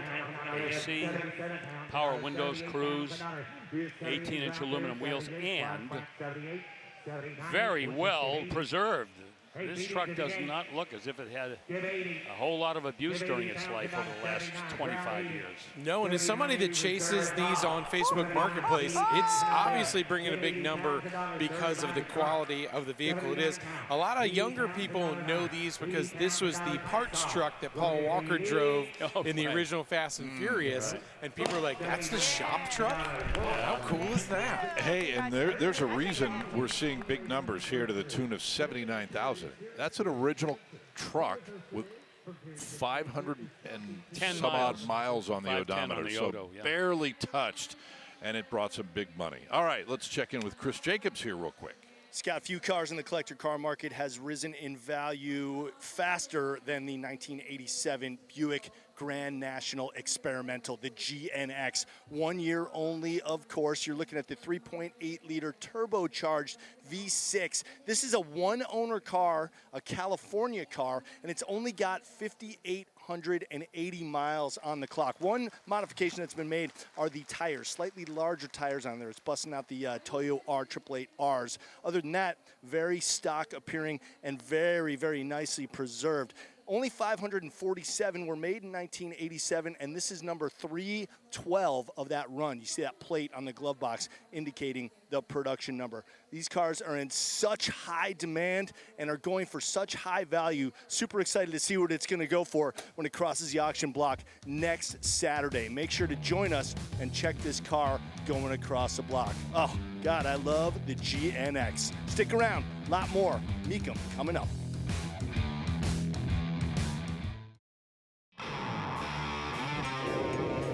There's a look at the red carpet and the center of the car collector universe here for the next week and a half or so. The Mecum auction block. And in 1988, Ford Thunderbird is a turbo Thunderbird, by the way. It's on the block right now. No reserve and $11,000. It's the Turbo Coupe, yeah. And you know, the Thunderbird really didn't have much of a performance image until 1983 when Ford decided, hey, we are going to take off the gloves. And along came the Turbo Coupe, a 2.3-liter inline-4, turbocharged, 190 horsepower. Not a lot of power, but okay, it does kind of change the course of the Thunderbird for those 6 years anyway. This one with a 5-speed manual, and it sold for, well, I would say pretty decent money for $12,000. That's affordable, isn't it? It was the reason I thought Thunderbirds were cool when I was a kid, for sure. Had one on Top Gear that was automatic. It was not near as cool or nice as this one. That's a gem. Yeah.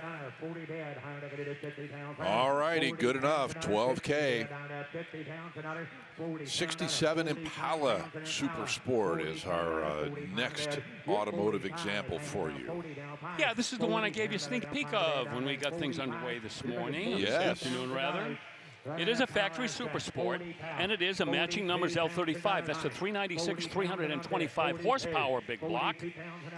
Big quadrajet 4-barrel carburetor, turbo 400 automatic transmission with a 12-bolt rear end. And a fantastic presentation. Sierra Fawn paint with a white interior. What was the big thing that caught your eye about this car? Big block, 396 and an Impala. I really kind of dig that combination. You get a 427 in them too, but 396 is nothing to scoff at there. Indeed. Going to need more than 40, though, to buy that one today. So we will push forward and double-click on an 85 K10 that has arrived here. Oh, what a beauty this is. Visually. Yeah, it is. And, you know, a pretty original truck, too. Although it has had a crate motor put in it, but overall, you look at this truck and not a whole lot of big changes there. 2-year frame-off restoration. 4-wheel drive truck, of course, with a K designation. AC. Got a Bluetooth stereo in there. Oh, yes. How about that plaid interior? That's what I'm looking at. Oh, Huttman. This person knows style, that's for sure. You can tell. Guys, that frame-off restoration, Bill, being able to stick my head underneath there, you can really tell. This was a quality job done on this one, and I think we'll see the money keep coming for it. You know, it's just, when you have that short box especially, it just has a different kind of vibe to it. Absolutely, yeah. Yeah, very compact there. By the way, if you were wearing one of your plaid shirts and sat in that truck, you'd disappear. You know I have one that I brought with, that it's almost that exact color. I want to see it. Oh, boy. I want to see it. Do you get extra check baggage allowance for all your plaid stuff that you have to bring with you? It's like being in the Skulls. It's like a secret society. Okay. You got to know somebody. So if I go to the ticket counter and ask for the Rutledge package, just luggage package, yeah. Okay. Make sure you're wearing plaid when you do. Yeah, they'll bring out the plaid-sniffing dogs. I'm sorry, I missed that. What? They'll bring out the plaid-sniffing dogs when he shows up, that's all. That really wasn't worth repeating. Here's one that's worth repeating. A little Lexus hottie here, 2021 LC 500. How hot? How about 471 horsepower? That's hot enough for me. 5-liter V8. Oh, yeah. One owner, Since new. Touring package, 10-speed automatic. Silver outside, red inside, but it's all about the styling on these LC 500s. They are just absolutely spectacular from any angle. Great driving car. When the butterflies, the secondaries open up on the intake of these cars, about 4,800 RPMs, it just is a symphony of sound. What a beautiful car. To keep it low mileage like that is really, really hard to do. Yeah, and you can just tell the way it sits, the size of the wheels and the rubber, that'll just suck right onto the pavement. That will handle. $100,000. Yep. Reserve is off. And that is your hammer price. Yeah, people know what they're looking at. Wowzers. Well, that's our number 2 car of the day today, behind that 2005 Ferrari we had a little while ago. Okay, we move on. Next is 65 Corvette convertible, small block, but as you can see, they've added the 67 big block hood. What else here, Bill? Oh, they've added a lot to this. This is the second 65 Corvette we had, by the way, with that 67 big block. Right. Oh, they've done a lot. Started life with a 365 horse 327, which was the next step down from the Fuelie, which ended in 65. But this one has aluminum trick flow cylinder heads, EFT fuel injection, a Tremec 5-speed, an extra gear there, and new stuff just about from bumper to bumper. New black convertible top, and new leather interior, and vintage air, side pipes, knockoff wheels, and look at the finish of that paint. That black is 5 miles deep. Tell you what, if you decided that you did not want that Stinger hood there from 67, the original 65 hood does go with the car as well. So that gentleman will get both at $72,000. Don't be a sissy. Leave that one on. You know what? Take the original, hang it on the wall. Yeah, wall hanging. Display it. Guys are doing that. I see that a lot now. It's crazy, but it's cool. It's a great idea. I may do that myself. I just have to get someone's hood. Dang, I'm not going to take my hood. Good. There's a website, Hoods Are Us. I'm sure you'll find one. Let me write that down. 1970 Chevelle Super Sport. Man, you like your red and your chrome in the engine room? Oh, that's you covered. That's a best engine award in any car show. Holy moly. Big block engine with all that chrome and polishing there. Winters built automatic transmission behind that engine with a 12-bolt rear end. Coy's wheels. And you see the interior right there. Very clean, well presented. About 2,000 hours were invested in this build. And Bill, let's give him a little credit. That's a really nice stance. The offset on the wheels, front and rear, a little bit of a stagger. Yeah. You know, it's not too huge of a wheel. The tire's kind of just right. Still gives it that good muscle car feel, but little updated vibe. That's nicely done. Yeah, can you see those traction bars underneath there? I see the little ladder bars, yeah. Yeah, that's going to go straight, I'll tell you that. Yep. You know, not a really big money build here, but the money was well spent, and I think smartly, too. The changes that were made, I think, were well thought out. And it kind of rides that line. We see sometimes people spend so much money that you kind of feel guilty for using and driving the car as it's intended. This one's kind of a perfect in-between where you know you can have some fun with it, and it's not going to change the value a whole lot. No. Speaking of value, the consignor believes that it's more than $62,000, so it'll go to the bid goes on desk. And we check out next a real deal, 1970 Mustang Mach 1. 351 Cleveland. That's the power plant. Get a Windsor in these too if you want it, with the automatic transmission. Calypso Coral. Love that color. See those on Boss cars as well. Black bucket seat interior, power steering and brakes. They've added some custom wheels on there. Nothing wrong with that. And a good choice too, those 5-spoke chromes. And they got a Marty report that goes along with it for a little additional documentation. But bucket seats, console, floor shifter. About a 300 horsepower Cleveland in there.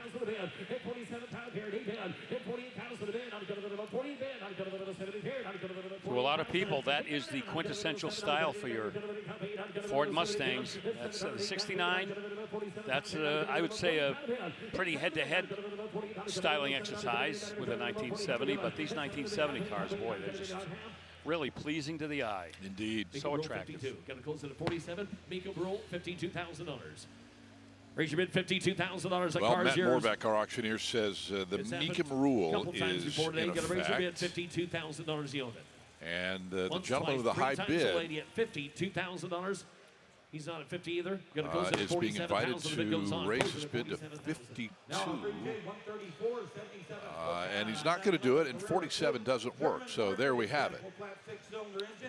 And so it will go to the bid goes on at $47,000. I think it's going to get some action over there, too. I think they're pretty close to what the consignor will cut it loose for. All right, here we go next with a super cool 1977 911 Carrera. This is originally a German market Porsche, guys and gals. Pretty rare car, Rut, too.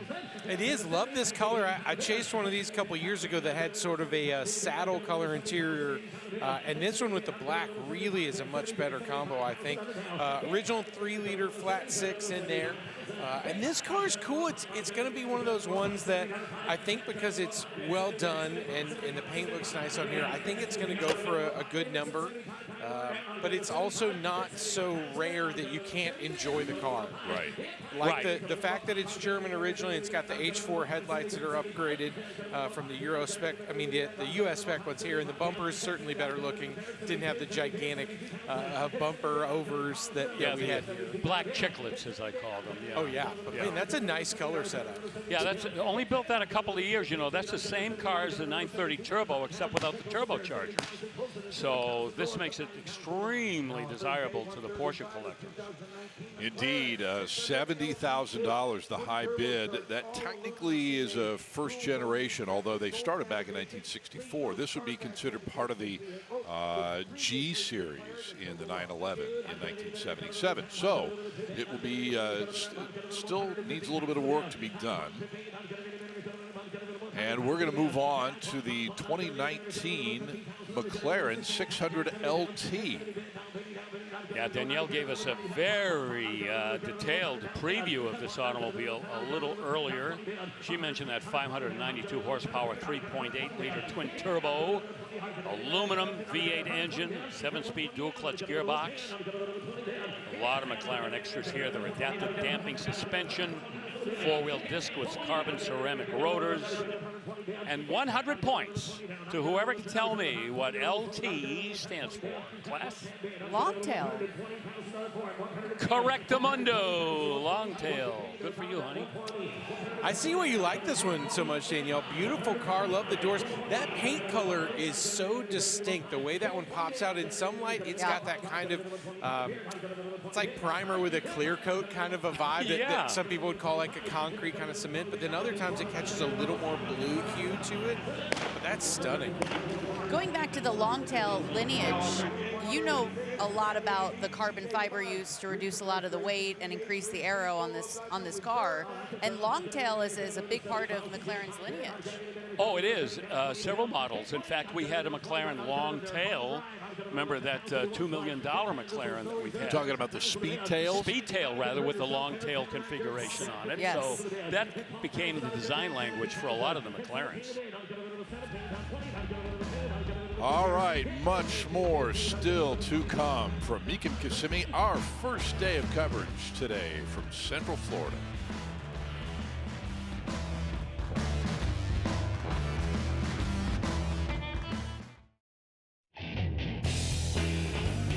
Welcome back to Mecum Kissimmee, Osceola Heritage Park here on ESPN Plus. You know, we are very pleased once again to partner with National Parts Depot again this year. NPD is celebrating a big year.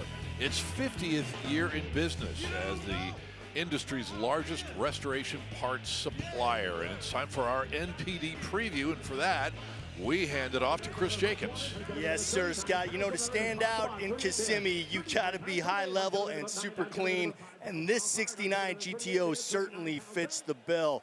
Wow, what a fantastic restoration. Get a look at the 400 under the hood there. And let me point out the factory air, Frigidaire, as I think Bill might have mentioned earlier. Shout out Billy Durant. And this one is done up so beautifully. Look at this paint job with the orange stripes over the parchment interior. 4-speed car, as I said, just clean as a whistle. Man, such a great resto. As we come around, we see those red line tires around the Pontiac Motor Division mags in the trunk, just as clean as the rest of the build. Now check this out too. The AC was installed by the factory, but the deck lid spoiler was actually installed by the dealer. That's a pretty cool little touch here too. Now, if you happen to have a GTO and you want to get it up to this level, Bill, what do they need to do? What a great question. They need that book, the NPD catalog. By the way, Rick Schmidt, the Chief Operating Officer for NPD, is going to be our guest later on next week, and we'll get a chance to talk to him. And he's a real car guy, which tells you that that book right there has got his fingerprints all over it. All the parts you need, not only for the GTO, but for any number of other collector cars. You got to get it. Yes, indeed. There you see the website. By the way, you mentioned Rick. His dad, Jim, I mentioned 50 years of business. His dad, Jim, founded NPD out of his basement. They were selling parts for early Thunderbirds back in 1976. Yep, family owned. Yep. Okay, here's an 81 Corvette now. The black with red interior Vet trading at 37 at the moment. Yeah, this body style came in a year earlier, the 1980, and then the 81 and the 82. Closed the door on the C3s. Not a lot of power, as we all know. No surprises, 190 horse, 350. It's a matching numbers drivetrain, however, with an automatic transmission. And the last year, you got a conventional 4-speed in the Corvette. The following year, well, only the automatic. 1981 GMC Jimmy is on the block now. Let's see what they've done here. A little lower than normal. This thing looks tough, doesn't it? Yeah, custom grille, custom headlights. There you go, the 6.2-liter LS and another LS conversion. They never end. Aluminum heads, Edelbrock ProFlow, XT fuel injection, and the automatic transmission is a 4L80E. And so we go again with Jimmys and K5s, Blazers and Tahoes. Lions and tigers and bears, oh my. And guys, take a look. They actually spent the time to sand down the top and finish it to match the body, which is not something a lot of people end up doing. They usually leave it with that texture. It's kind of easier to do that than to try to put this much work into it. Oh, you know, yeah. The hours alone Yes. to get that to sit right. But boy, how clean is that one? Super clean. Super. Looks like it came that way from the factory. Yeah. That's hard to do. Yeah, and they've done some changes underneath, modifications to the suspension, the front and rear coil-over shocks, tubular A-arms. Yeah. And those kidney bean wheels. Yep. Oh, yeah. Sweet. That stance, that setup, again, that really tells the story how cool that ride really That's is. a 5-bean wheel there. It's 5 beans. Thank you. $35,000 will not be quite enough on this Friday. No, it's going to be in the 4s, I think, for that to sell. And next up, another one that Rutledge is all over. 1966 Suburban. Yeah, this is a custom, and I don't think I'm going too far out on a limb to say it's probably the only one you'll ever see like this. Another LS conversion, you saw it right there with an automatic transmission, power steering and brakes. They've upgraded the radiator. It's an aluminum radiator now inside. Oh. Bill, look at that. They used bamboo on the insets of the door panels, the console in the back, too. I've definitely not seen that like that. No, that's why I say you'll never see another custom like this on a 66 Suburban. Custom gauge cluster, work the tachometer in there, and the color, just this really soft pastel green, contrasting white top, and those wheels. wheels. That's what you call getting a lot out of a little. Because they're just a steel wheel with baby moons, with a logo in the middle, Chevrolet logo, and a very narrow white wall tire. Man, that's as attractive as any $5,000 set of alloys you can put on it. Right? I mean, that ties it in such a cool period way to still get the modern tire performance, but a white wall in a steel wheel, obviously way oversized from what would have originally been on there, and just looks so clean. Oh, man, perfect. And how about $62,000? I challenge you to build that for $62K, huh? Good luck. Very cool. All right, 1967 Chevy up next. This is an SS 427. Okay, so let me explain what we have here. Let's break it down. You could get a 427 and a Chevrolet Impala, but that did not make it an SS 427. This is one of 2,124 SS 427s that were built in 1967. You just saw the L36. That's the 385 horsepower hydraulic lifter 427. This one has a 4-speed manual transmission, which just makes it absolutely perfecto. You could also get the L72 425 horse 427 in this, and you see the hood? You see those chrome faux vents on the hood? That tells you it is a real SS 427, although somebody could have put that hood on there, but this is a real one. Did they have like a nickname for that kind of style thing? On the Camaros, we call them ice cube trays. Right. This, I don't know what you do with that. Maybe toaster ovens or... It's almost got like a cheese grater vibe. And that's I thought you're going to for sure know the vibes of that. It's definitely some kitchen appliance. You take your pick. Yeah, for sure. Anyway, these cars are very cool. They're valuable. We're over $60,000. It is a 4-speed car. And I haven't even talked about the condition. Look at it. Oh, yeah. It's there. Red lines on the rally wheels.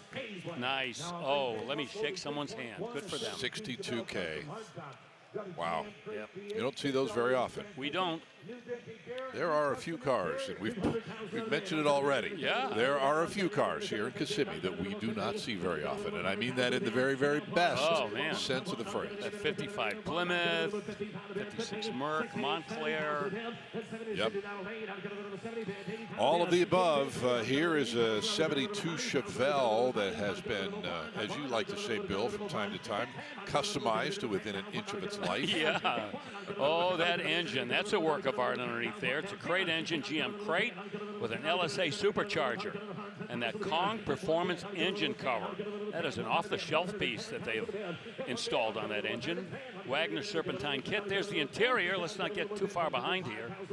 6L80 automatic transmission, and the rear end's got 373 gears with pause traction. Man, this is pro touring, isn't it? It is. And guys, with those custom billet wheels on there, they look like 2-piece to me. They could be 3-piece, but a really nice setup on there. And even we'll see as the car comes underneath our jib camera there, some touches on the interior that were still tasteful, a little more modern. With the rear deck, you can see kind of the speaker setup they got back there. But again, that mix of old and new to make something really fun. Oh, man. Yeah, you know, that has got to meet the criteria for the Bill Stevens Pro Touring category. That is a lot of power, restitched interior, and upgraded suspension, and that has all of it. I don't think we're even close. They closed the bid for a minute at 100 and have reopened it. Close the deal at 105, $120,000. 120. 120,000. And I think the Mecum rule has been. We'll split it. That'd be the number. I'll If you want to just cut right to the chase, $120,000. We'll buy that car. Mecum rule 120,000. Well, 120 is the target. That we know. You still got 115, right? No, 05. Well, it's wishful thinking. We still got 105 anyway. Give me 110, maybe I can get it done.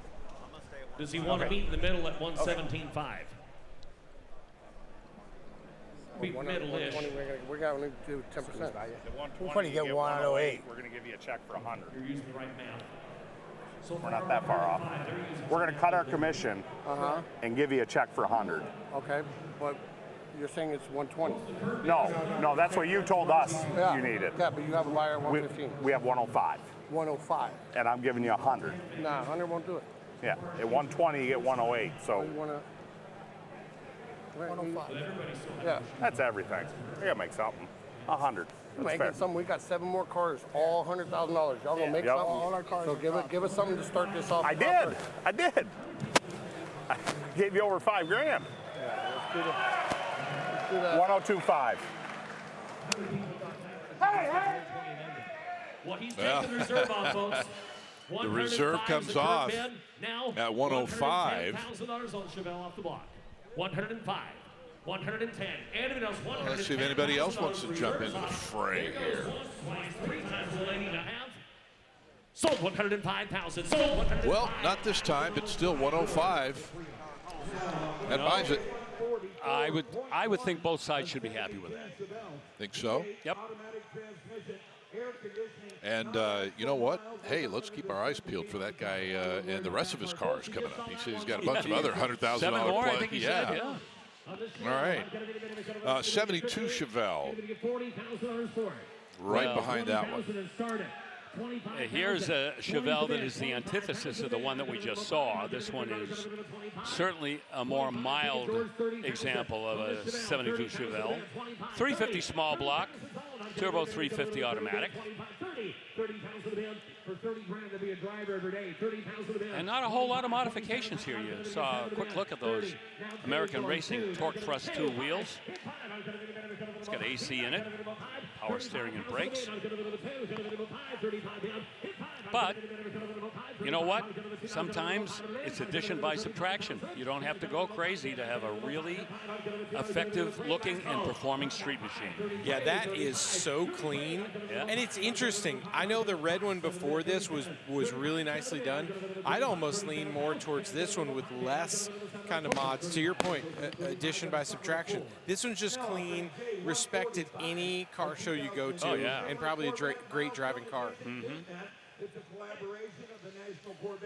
Comes up short, though, Scott. I'm sorry? He came up short, though. Yes.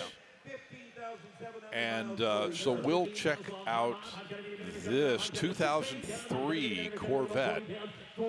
This is a milestone edition. Yeah, if you haven't heard of these, 1,000 of them were built.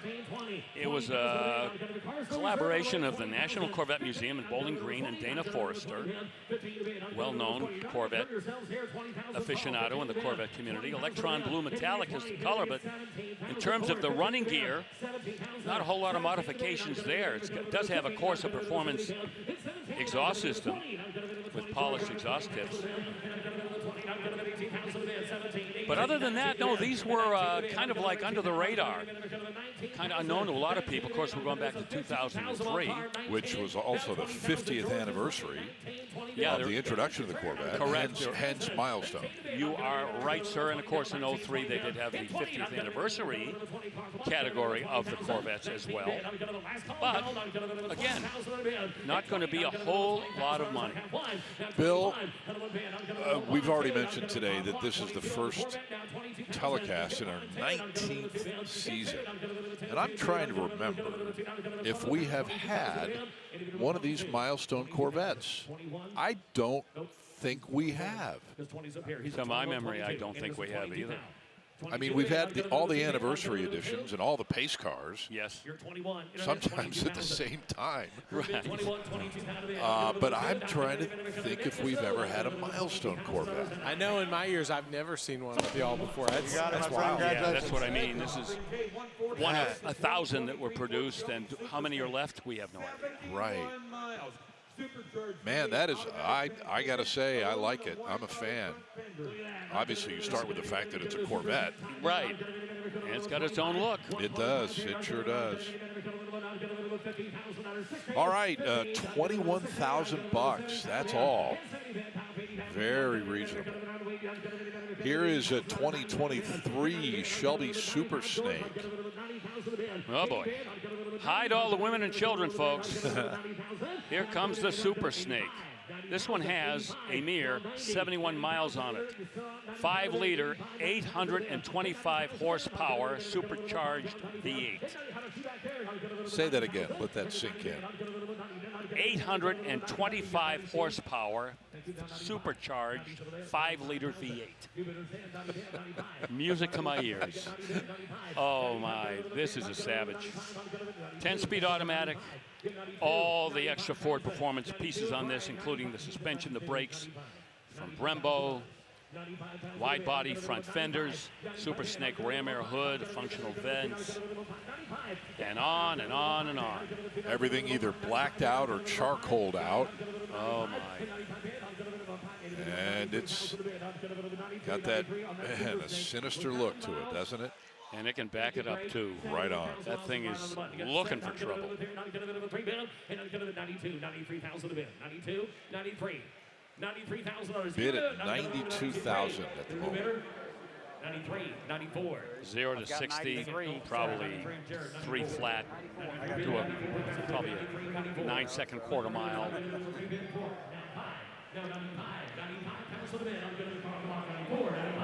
Try to get close to 100. Frank Mecum on the case. Gale. That's Gale. Clint Hunter I've got assisting as well. 95,000, and I've had 3 guys to this point. Yeah. I'll net you 90, and I'll split if it goes up. I just can't do it because I just bought it here last year, so, and I was in it at 103.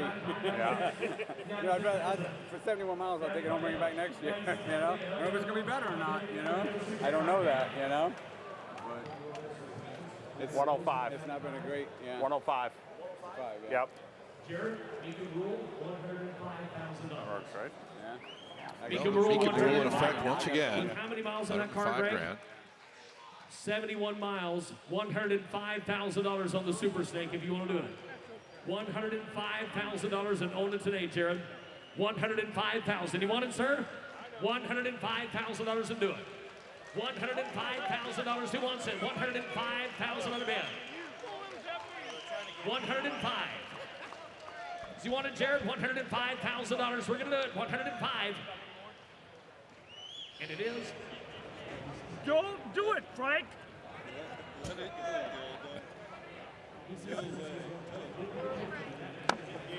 I say?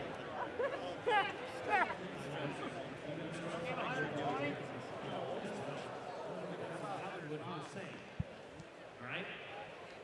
So folks, for those of you watching, 100, 100, and I got an extra 20 when Oregon wins tonight. What do we got? Uh-oh. We got 100. So, to bring you up to speed, he's raised his bid to $100,000. Frank's got his pulse on the, that's the subsection part. or his finger on the pulse of the college football playoffs tonight. Wow. I understand. I always love to watch. Hey, your all of reserve, this you net interplay. 99, so that's what I'm going to give you. This is so much fun. 110, you net 99. That's what I'm giving you. You're giving me 99? Yep. Okay, yeah. Give me 99. Okay, reserves off at $100,000. $105,000. How many miles, Greg? Thank you. And in case you haven't been paying attention, last night it was Miami and Ole Miss. Miami got the win, and they'll play the winner tonight of Indiana and Oregon. The IU Hoosiers, the talk of college football this year. Yes, indeed. Yep. And I guess the big championship game be Monday night, I guess, huh? January 19th. Oh, that week from. Right. $100,000 buys that 2023 Shelby. Oh my goodness, what a car it is. All right, Chris Jacobs standing by next for us. What you got, Chris? No question who Scott Hoke is going to be rooting for tonight. Go Hoosiers. And here's a car that wins no matter who it's going up against. Of course, the instantly recognizable 1977 Pontiac Trans Am SE. The banded car, of course, complete with the black and the gold decals, the T-tops, the 4-speed, the rebuilt 400, the snowflake wheels at all 4 corners wrapped up in the Goodyear poly steel radials, and they are attending to details here. The cowboy hat, the wedding veil, all we need is Smokey following this bandit around town, going across the block when we come back in Kissimmee.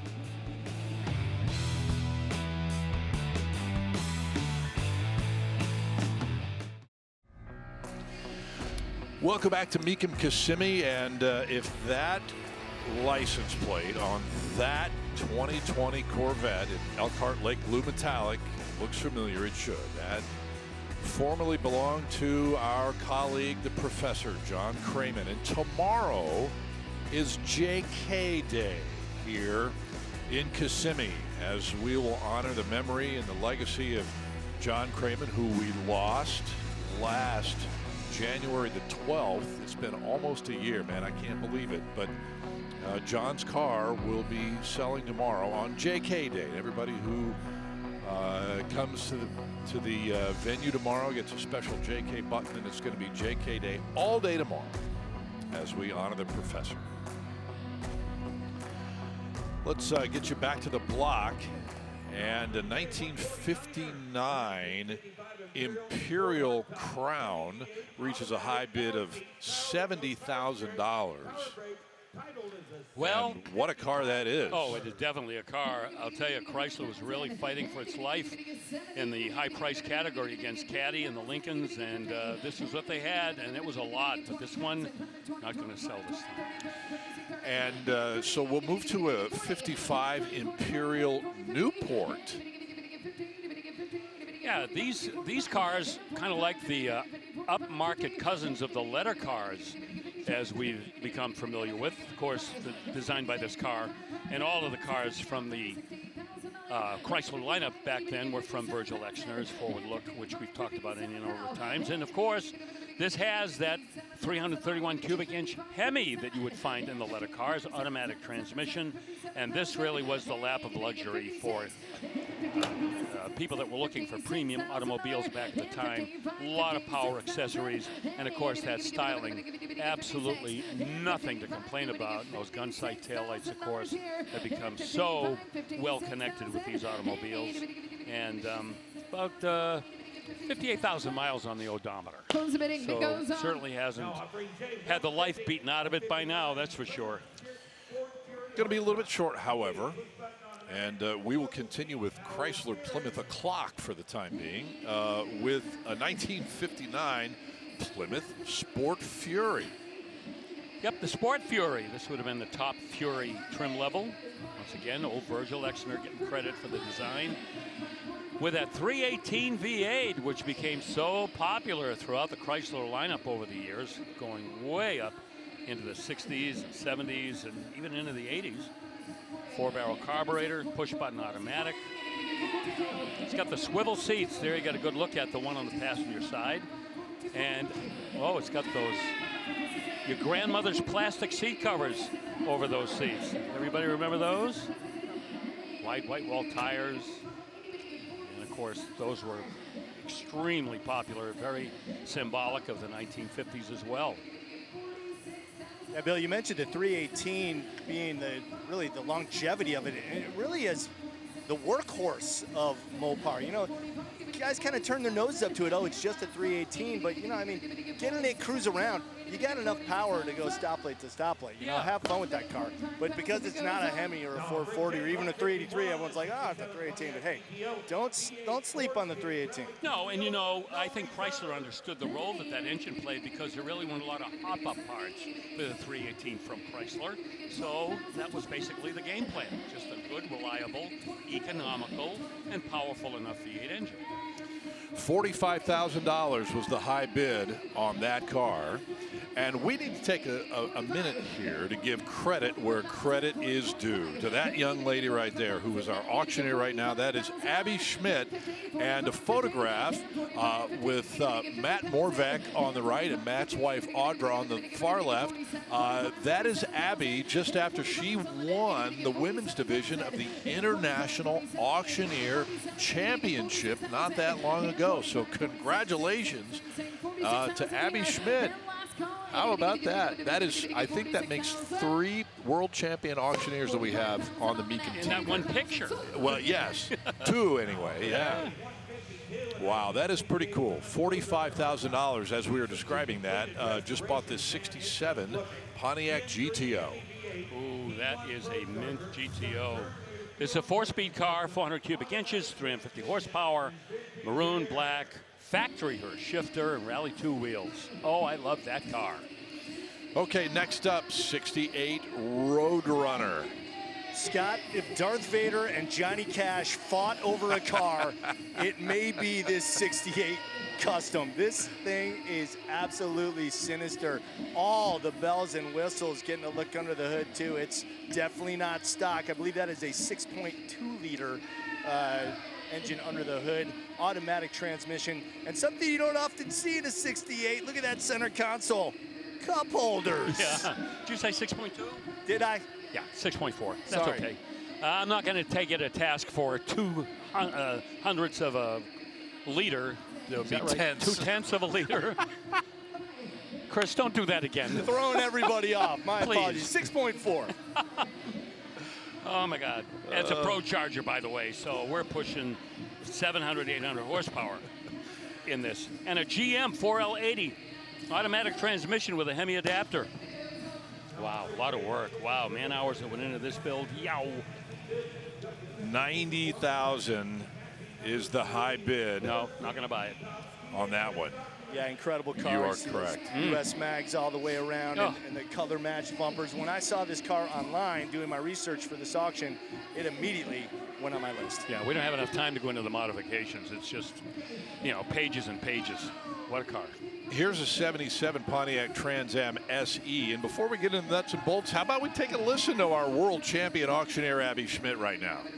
70,000, 80, 70,000, and 80, 70,000 $, and 70,000, 70, 67, 70, and 67, 70,000, and 67, 70, and 80, 70,000, 80, 70,000, and 67, 70, 72, 2, 70,000, 72, and 5, 80, 75, and 5, 5, 5, 5, 5, 75, and 5, 5, 5, 75. Okay, Bill, 72,000. Hey, she's amazing. World I champion. love listening to her. Earlier, I congratulated her.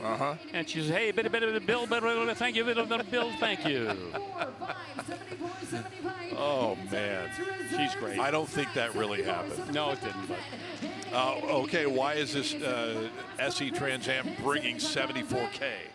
Ask the man that just previewed it. Well, yeah, I mean, clean as a whistle in every regard. A true blue restoration and tribute to the Bandit car. I mean, it's flawless. And Yeah, that's it why is. I brought the money. Yep. Yeah, that's a 4-speed too. 74 grand. Love it. Me too. 1985 Chevy K10 Silverado selling a no reserve. Love this color combination. That's what jumps out at you first. Yes, indeed. That's like a creamy beige with a red center section. Upgraded 350 in it with an automatic. 2 owners, by the way, have owned this truck over the years. Only one refinish with the original interior. It has been well taken care of. Factory AC with power steering, windows, locks, and brakes. Tilt column, cruise control, AM, FM cassette. And again, a truck that all of its work days are far behind it. That is a showpiece now.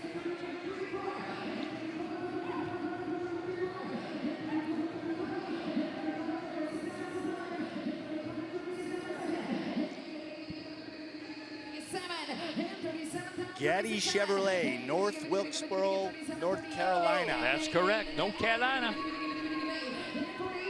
Yeah, that color, that's the whole story there, Scott. This color combination. I got 38, Dad. We never, hardly ever see that particular beige and red combo, right? I'm surprised that we don't. Yeah, and set off really nicely by this orange and black stripe package here, separating the parchment and the red. What a great looking scheme there. And hey, is that stripe? Pretty. It's a paint or it's a decal. It is. Okay. Yeah. That's almost that's. Excuse me. That's a Chicago Bears. Yeah, orange a little and bit. black. A little or bit. dark Go blue, Bears. maybe. Woo, nervous time tomorrow night. I know. All right, $40,000 buys that pickup truck. And we will turn our attention to a very similarly colored 56 Bel Air. Not identical, but close. Yep. By the way, I'll be on Tentro Hooks Sunday night when the Patriots play the Chargers. All weekend long. Yep. Yeah, full custom restoration on this. LS swap, 6-liter LS. Special intake manifold, as you can see right there, a lot of work under that hood. Polished stainless steel, mid-length headers. It's got a cold case radio, that's aluminum with an electric fan, 4L60E automatic, and a Ford rear end, the 8.8-inch unit. Ride Tech front and rear coil-over suspension. 4 links. They put 4-wheel disc brakes on this with the US mags. That color red, by the way, is Matador red, Adobe beige, vintage air. And again, as we take a look at the bidder board, $55,000 would, I mean, that would be the deposit you'd give the custom shop to start working on your Chevy. Pretty much. We're 52 now. Yeah, I'd be a very motivated consignor to let that car go for where we are right now.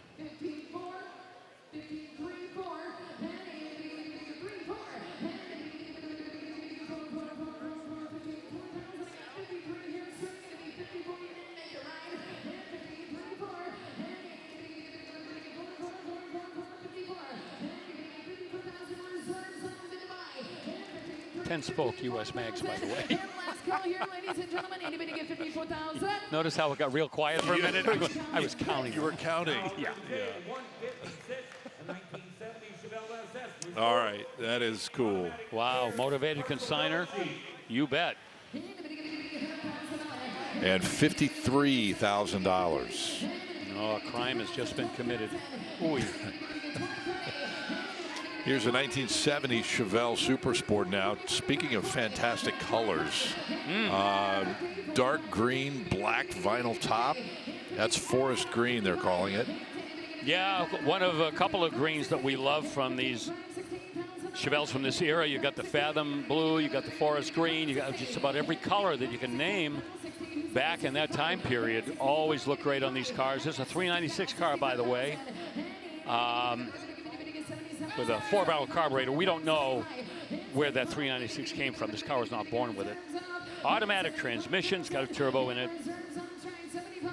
Turbo 350 or 400, power brakes and steering, and AC from the factory. Chris, that's a green top. Triple green, baby. Dude. I was making sure because you can't quite tell under these lights, but that is a green top. I love it. Thank you for checking on that. You know, from the angle that we have, it looked black from 40 feet away, but you're right. That's triple green, no doubt about it.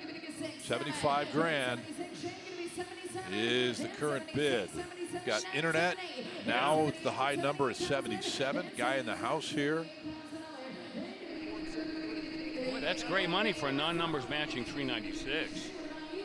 That gives a pretty good indication of the high quality of the rest of the car. All right, going to the internet at $77,000. Let's go to 1969 now. And triple black. Olds 442. Ooh. Yeah. Catch your breath here. We've got a real deal 442, 400 cubic inch, 350 horsepower engine in it with a 4-speed Muncie. You're looking at a triple black 442 convertible 4-speed. Power steering and brakes. That's a power operator top as well. Love those power tops. A couple of other options, AM/FM radio. Got the clock in there. Flowmaster exhaust underneath and factory super stock 2 wheels.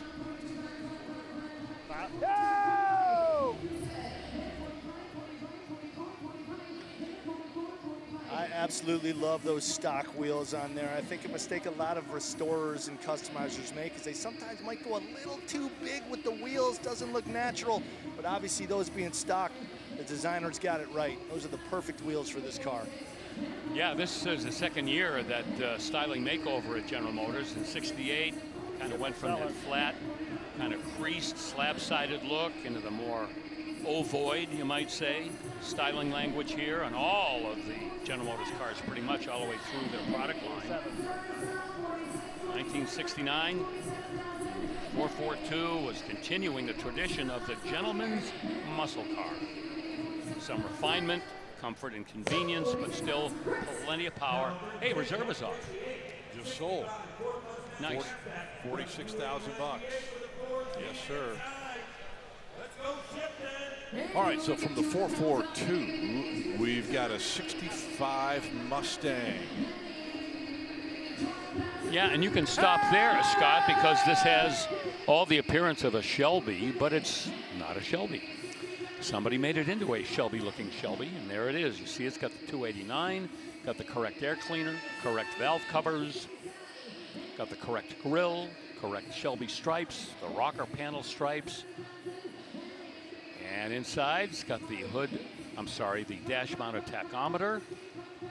Got her shifter in there. You see it's got the correct side scoops there on the rear quarter panels. Magnum 500 wheels. It's got the correct quarter window there. So a lot of what you'd like to see on a 66 Shelby tribute car, this one has. Well, it's got everything except the correct number. The money, a little bit short. So we'll leave it at $60,000. It goes on in Kissimmee.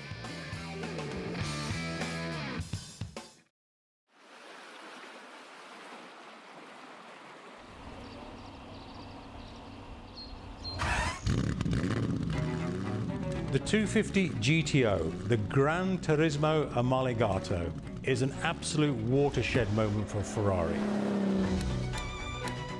Graham Hill raced this car. Salvadori raced this car. And every time I hold that wheel, I know that, hey, I'm connecting to those people. If you're going to own the best of the best, you got to have the GTO. It represents excellence, and it represents everything that Ferrari are known for. Well, we've been talking about it for months, and the day is drawing closer by the minute when the 1962 Ferrari 250 GTO crosses the auction block next Saturday, January 17th. The first year of only 3 years of production of what has ultimately become the most desirable, legendary, valuable Ferrari on the planet, and very scarce. Only 24 were made that year. I believe 36 in total.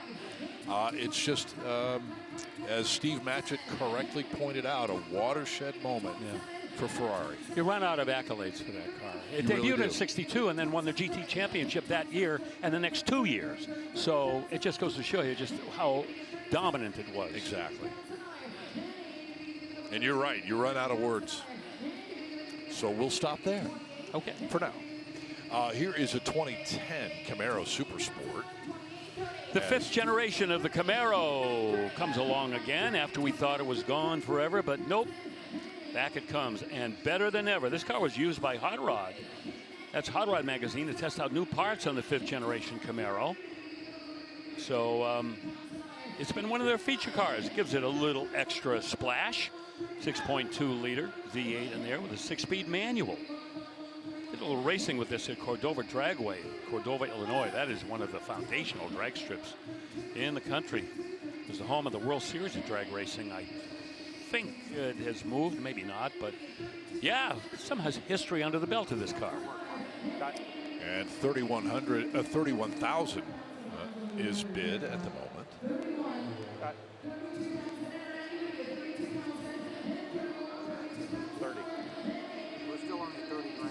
We're not going to sell a car, are we? Okay. Got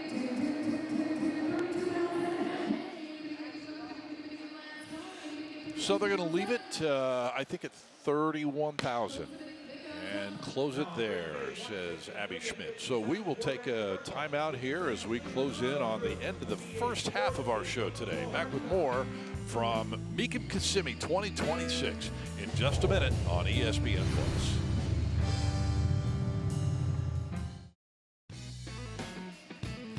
Oh, that is the Osceola Heritage Park in full bloom, as you might say, with all the tents up and 4,500 cars scattered around hundreds of acres. See the baseball field in the background, all kinds of stuff going on here. It is so much. Yeah, former winter home of the Houston Astros. Right, right. As we welcome you back with our live coverage here on ESPN Plus, just about the top of the hour, and that means we are halfway home on this, our first day of live coverage. This is a big car, 1930 Marmon Big 8 Model 112 sedan, and the reserve is off. $47,000. Yeah, the Marmon, very colorful history, which we don't have time to get into now. But the big story with this car is how many awards it has won. One of the cars that over the years has garnered many awards from some of the most prestigious organizations. And yes, the reserve is off. It's going to sell. $49,000 is bid. The Marmons, built in my hometown, Indianapolis, Indiana. And those who follow the Indy 500 know that the Marmon Wasp won the very first Indy 500 back in 1911. Yes. Ray Haroon at the helm. And gave us the rear view mirror. Yes.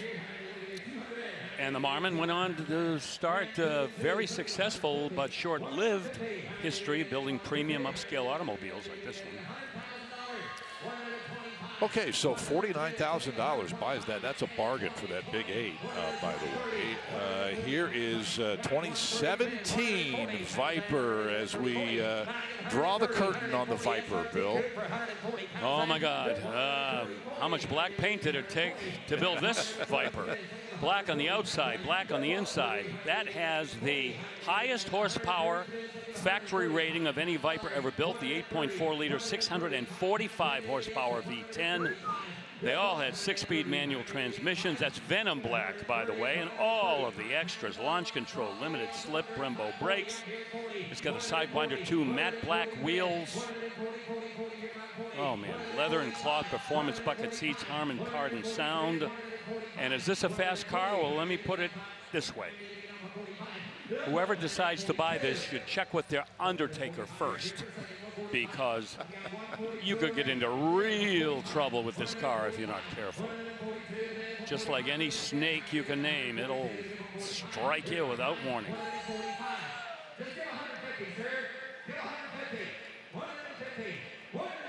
$145.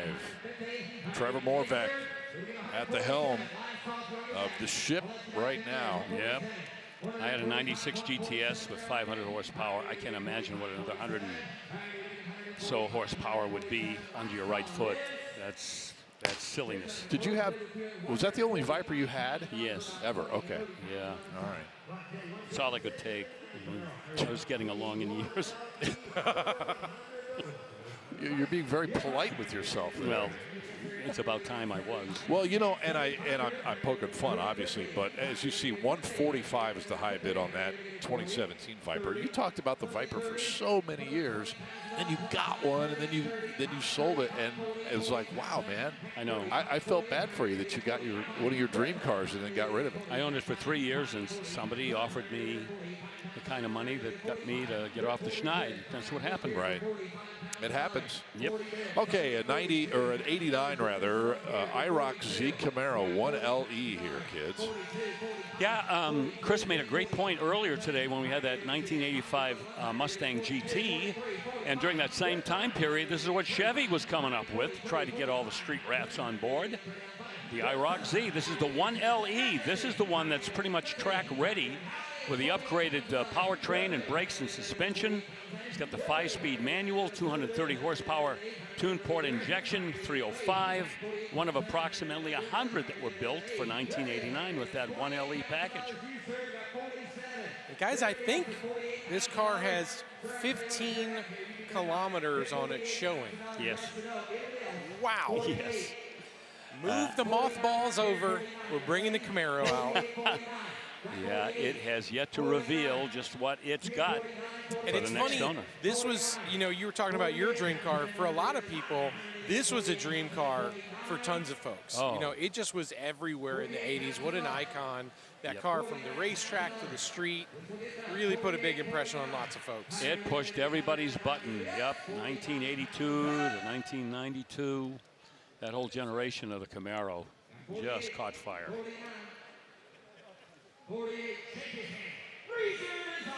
There we go. The reserve is off. And notice the money too, Scott, because of that 1 LE. You know, of course, the low mileage. And the mileage, or the kilometerage. Yeah, the kilometerage. So that's the story. 48,000. My goodness. Okay. From the IROC Z to a 32 Ford Roadster, man. This is legend personified, these 32 Fords. Well, you know, you come out of World War II and all the hot rodders started building cars looked very much like this. And just to show you just how popular and just how timeless that design was, these high boys are still being built. Yep. This one right here, built by Marty Harp of DuPont's Hot Used Division to exhibit their various paint colors and products. And boy, did they succeed. That color is Mercedes-Benz Copper Bronze. And the flames are called Hot Hues. 350 crate motor with a turbo 350 automatic and a Curry rear end. That's your powertrain, Colorado custom wheels, and looking all, you know, classic and traditional, with no old parts were harmed in the building of this hot rod. As you couldn't paint this car today for the prices that they're at with that kind of finish for this money. What an absolute steal. Yeah. You're right. I mean, you know, the build of the automobile itself aside, that paint job would well exceed $37,000. Absolutely. Thank you, buddy. Congratulations. Well, that's your hammer price. And some very, very happy gentlemen down at the other end of the block there. $38,000. They're going to take that high boy home. And we're going to send it over to Danielle Trotta. Scott, thank you so much. A beautiful sunny day here in Kissimmee. Could not ask for better weather to kick off the largest car auction in the world. And this is just the start. We have 13 days in total, over 4,500 cars crossing the block. Come on back tomorrow for another 6 hours live on ESPN+. And then next week, get ready because our coverage is supersized. Beginning next Wednesday, Thursday, Friday, and Saturday, you get 6 hours of coverage each and every day, streaming live here on ESPN+. Danielle, thank you very much. Some great cars out there on the Midway, at the big glass house out there as well. I think I heard that we might have a record high temperature today here in the Kissimmee really? area. I did hear that. It was around 80 yesterday. I'm not sure what it is today. A little higher today. It's very, very comfortable. Yeah. No doubt about that. We'll take it. You and I live, well, Yeah. you're up in New England and I'm in the Midwest. 38 when I got on the plane yesterday. Right. $39,000 for this 69 Corvette. What's going on with this car here, Bill? It's the 427. It's the L68. That's the tri-power 427, 400 horsepower, with an automatic transmission. But even that has been modified a little bit with a B&M whole shot torque converter with a 2,400 RPM stall speed. Power steering and brakes. They put MSD ignition in this Corvette as well. It's got the tank sticker. How about that? That's that little sticker that goes on the gas tank that pretty much authenticates whatever this car left the factory with. That'll work. And it has a copy of the NCRS award and judging sheets as well. So it has been given the once-over by the guys at the National Corvette Restorers Society. 43. They're still And they fighting do over. They're give still it the bidding on once-over. Yeah. You know? You're not You going to lift slip the anything reserve, past I mean, those it boys. could drum up that business. That's Riverside Gold, by the way, in case you're wondering. Want to lift it? And there you go. Reserves off 43. Or I'm sorry, $45,000. We're to get 46. Let's go, sir. $46 dollar. Good 5, 6. Higher David at $46 dollar. Last call yet now 7. Higher David gets that car off the block. Higher David get down 47. Higher David get 47. Dollar David at 7. They got Norman lead at 46, 47. People love that 1969 Corvette. It was the second year of the C3. The 1968 ran over some speed bumps during production, and by 1969 they had worked out just about all of the bugs, so it was a much better car by then. Well, 46 buys it today here at Kissimmee, and a 95 Pace Car Edition Corvette is up next.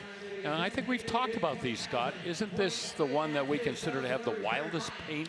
No, that's 98. Oh, the 98 that's with the yellow purple, wheels. right. And the yellow interior, the purple exterior. Yeah. What a vibe that one is, huh? So this one probably would be in second place for the wild paint job sweepstakes. Perhaps. I mean, there have been, up until that point, this is pretty outside the box until 3 years later. Yeah. When the 98 rolled around, but yes. Right. So a 300 horsepower, 5.7 liter LT1 gives you the power with an automatic transmission. And the odometer reads 554 miles. Hey, all right. That's one Indy 500 and plus back to the hotel. 20 laps or whatever it is. Over to the Outback or whatever. All right, so we will move from that Corvette to 69 GTO. I like this GTO. I took a look at this earlier today. Oh, yeah? Oh, yeah. Windward blue, that's the color. That got me going. Okay. Parchment interior. It's got the base 400 cubic inch 350 horse V8, but with a 4-speed and air conditioning. In fact, didn't our good friend Chris give us the preview on this car a little earlier? And I'm glad he did, because he obviously noticed it like I did. He mentioned the dealer installed rear spoiler as well on this, and it's got that judge stripe along the top of the fender line there, as you can see, under the doors. Rally 2 wheels, red line tires. Just a really great looking goat. I agree with you. Yeah. And as much as I like that color, that judge stripe really You want to give that? works nicely. Little extra sizzle on that car. Gotcha. It really does. Yep. Did you see that guy? He jumped out of his seat when this car fired up. The next one. He thought that was his GTO. And wait a minute. And for good reason. It is a full-on race car, a 2017 Copo Camaro. Yeah, these cars going back to 2012 really changed the face of factory hot rods. These were the cars that helped inspire that factory shootout, that showdown that the NHRA has now with the Mustangs and the Mopars and now the Camaros. And you could get a multiplicity of powertrains in this series of the Copo Camaro, everything from supercharged small blocks, naturally aspirated big mountain motors in these cars, automatic transmissions, all race prepared. This one with the Whipple supercharger on the 350. And these cars ready to go to the drag strip. As you can see, these are not street legal. And there's probably some crazy people somewhere that would probably sneak out with one of these on the street, but that would be taboo. This one stickered for over $100,000 when it was new back in 2017.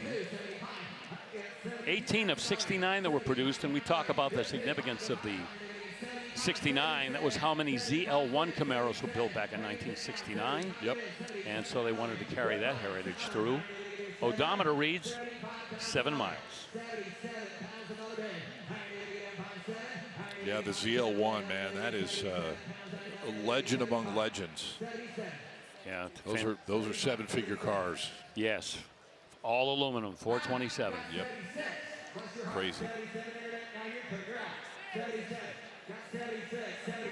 76,000 is the bid at the moment on this Copo Camaro. Yep, you saw the drag chute hanging off the back. These also have upgraded brakes to slow these cars down. 8-second quarter mile, 120, 125 miles an hour. You better have good binders. 76,000, the reserve comes off. When we say Copo, this is not really like Copo from back in the day Copo, when you could go in the back door to Chevrolet and say, hey, I want to do whatever. I think they were using it as a marketing tool, perhaps, here. Right. Again, just to shine the spotlight on that whole Copo program that began back then. Yep. All right, so that one has found new ownership, 76 grand. Here is a 2003 Corvette AAT conversion. Yeah, several companies were specializing in these special conversions where you take a modern platform and you put a vintage body on it AAT was one of those companies. Carl Moyer, Carl's Corvettes, did them as well. CRC up in Seattle. But this company, AAT, pretty much specialized in these conversions to C1 Corvettes, like this one right here, meant to replicate a 53. It's got a 5.7 in it with 350 horse. That's that LS1. 22 of these produced.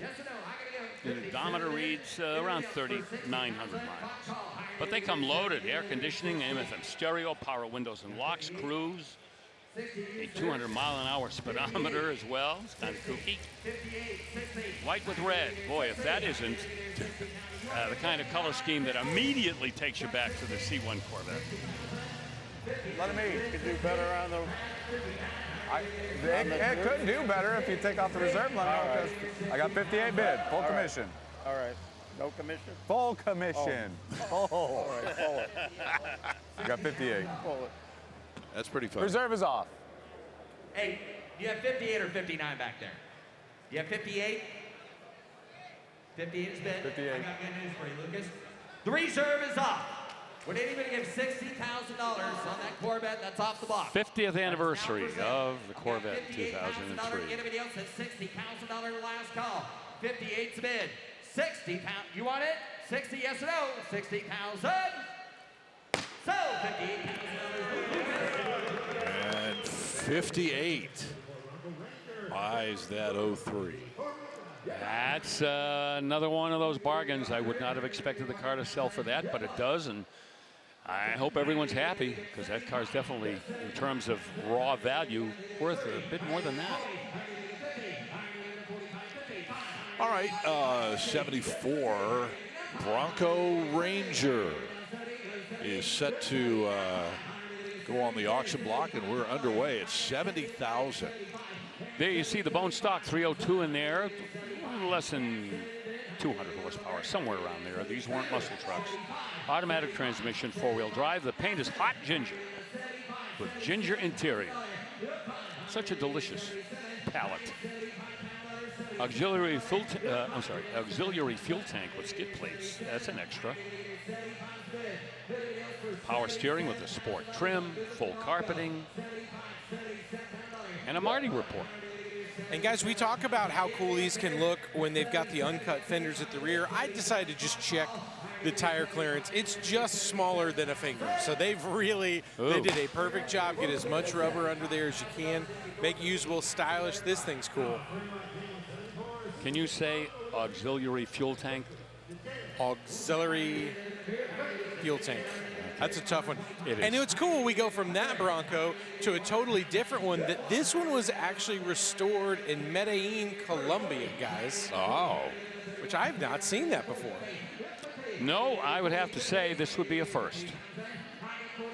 Just goes to show you that restoring Broncos is a truly international sport, I guess. This got a Windsor in it, 351, aluminum heads, aluminum intake manifold, and a C4 automatic. So this is much more in the line of a hot rod Bronco than the previous one. Brakes have been upgraded with Willwood parts and pieces. 3-inch suspension lift, MSD ignition. Aluminum radiator. I did a tilt steering column. Yeah, drop some money into this Bronco. They're calling that yellow, but that is like Twister special yellow, kind of, yeah. Orange, isn't it? I think we call that orange where I'm from. It's a little bit yellow, but it's definitely orange. Kind of almost school bus yellow. Yeah, but this thing's cool. It's a neat build for sure. Oh man, they've done a lot to it. Odometer reached 455 miles, and that's obviously, I would say, post-restoration. Takes 100,000. Give 83 one time. Yeah?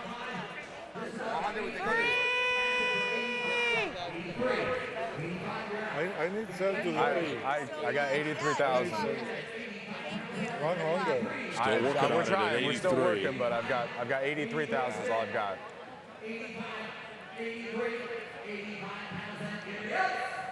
I got 83,000. Okay, demo. Yes. Yes. Lift the reserve. Yeah. We're gonna lift the reserve. The reserve is off. The reserve is off. $83,000 with Laura. $85,000. Anybody else? Higher than a 3, 5, higher than a 5. You sure? Norm, I'm not sure about that. Hold on. We're going to check. I don't believe he could be turning any butter over there. No, he's looking back. 83 is the bid with Laura. 85,000. No, we're still in. We're still in. 83. Higher David to get down 5. No Higher worries. David to get here. Trigger happy. Higher David to get 3. David to get 5. Anybody else? So, yeah. Congratulations. Well, they worked on it a little extra overtime. 83,000, however, will end up being the final hammer price on that Bronco. We've got to take a break here as we continue with the second half of today's show. The cars continue to roll. There are lots of them.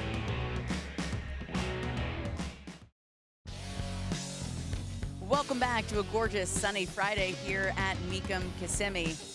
If you guys love the movie Entourage like I do, then this 1962 Lincoln Continental convertible looks pretty familiar. Blue instead of black. I always really had a soft spot for Turtle. He was usually driving his buddies around, and I know a lot of people would want to get behind the wheel of this car. A beautiful restoration done by B-Rides Garage. I was talking to the owner, Renee, and his builder, Benny. Benny told me, brand new engine under the hood here. Also, full air ride suspension. He said not easy, not cheap to do, but that's what takes it next level. He also wanted to show off these 20-inch Prestige replica Lincoln wheels. Absolutely beautiful. Of course, you have the iconic suicide doors. He said when they got this car from California, it was originally this color blue, so they decided to stick with the theme. You can see the inside here, all completely custom. Back to front, a beautiful job. He's had a very impressive sound system in here too, so if you guys all want to hop in, maybe we can cruise on this down the block here in Kissimmee later, Scott Hoke. I think we'd all look good in this one. Beautiful job. Well, yes, we would all look great. It's just the matter of who's going to drive. I'd let her drive it. Okay, fair. I'm happy to. I was actually thinking the same thing. That would complete the package. It's crossing the block here in just a little bit. Oh, Danielle, it is a beaut. No doubt about that. I love how they've opened everything up so you can see every inch of that thing inside and out. Nicely done. Okay, we're going to see that one on the block here in a little while. In the meantime, the reserve is off on this 1938 Buick Series 90 limo. Yeah, speaking of movies. Yes. I think this is what I was in when Salazar tried to help me assassinate it. Okay. If you've seen the movie The Godfather. Yes, I have. Okay. I can't be sure with you. I know. Because you're not a big movie. There's a lot of movies that people are no-brainers that I haven't seen. I know. So, anyway. That sold. It did sell. Yep. And it's a beauty. That is blue. That is super dark blue, by the way. Yeah, big restoration. Absolutely. Okay, so we're going to stay in the Buick family. Here's a 41 super convertible coupe. Nice. It's got that Fireball inline 8-cylinder engine with a 3-speed manual transmission. Now, you know, is this the kind of Buick in Rain Man? Was he driving a Buick? I think so. I'd have to double check, but I think it was from the 50s. It's another movie you haven't seen. No, I've seen Rain Man. Yeah, Wayne Carini has that car. From the does movie. he really? From the movie? Yeah. You know, Wayne's an excellent driver. A good one. Okay, $40,000. The reserve comes off, and the second Buick sells for that money. You know, it's time for today's edition of our Stable Performance Tip. And right now, let's check in with Chris Jacobs over in one of the glass houses for that. No, I'm actually in staging, Scott. And by the way, the Rain Man car was a 49 Buick Roadmaster. So, Bill, you were all over that. Let's turn now to stable, though, in this 1971 Chevy Camaro Custom Coupe. And why do you need stable in-season protection? Well, that LS3 swap right there, that's why. Put a little bit of protection in your tank, and it peaks out your engine performance and also protects it. Stable is always helping us out here in the collector car market. And, man, this 71 Camaro Custom is certainly going to be using that LS3 Look at the billet specialty wheels all the way around, disc brakes all the way around. Check out the resto on this interior too, just top notch. Automatic transmission with that basket handle shifter. You got the silver with that kind of light gray rally stripes. I'm a huge Gen 2 Camaro body style fan, and man, this one is just fitting the bill for me in a whole bunch of different ways. Absolutely love it. Getting a better look at the interior right there, and man, put some of that protecting the tank, you got yourself something there, Scott. Beautiful car. Thank you, Chris. That is our stable performance tip. You can find out more at the website there in the lower left of your screen. We need to take a break here from our activity in Kissimmee, Florida. Back with more live coverage on ESPN Plus coming up after the break.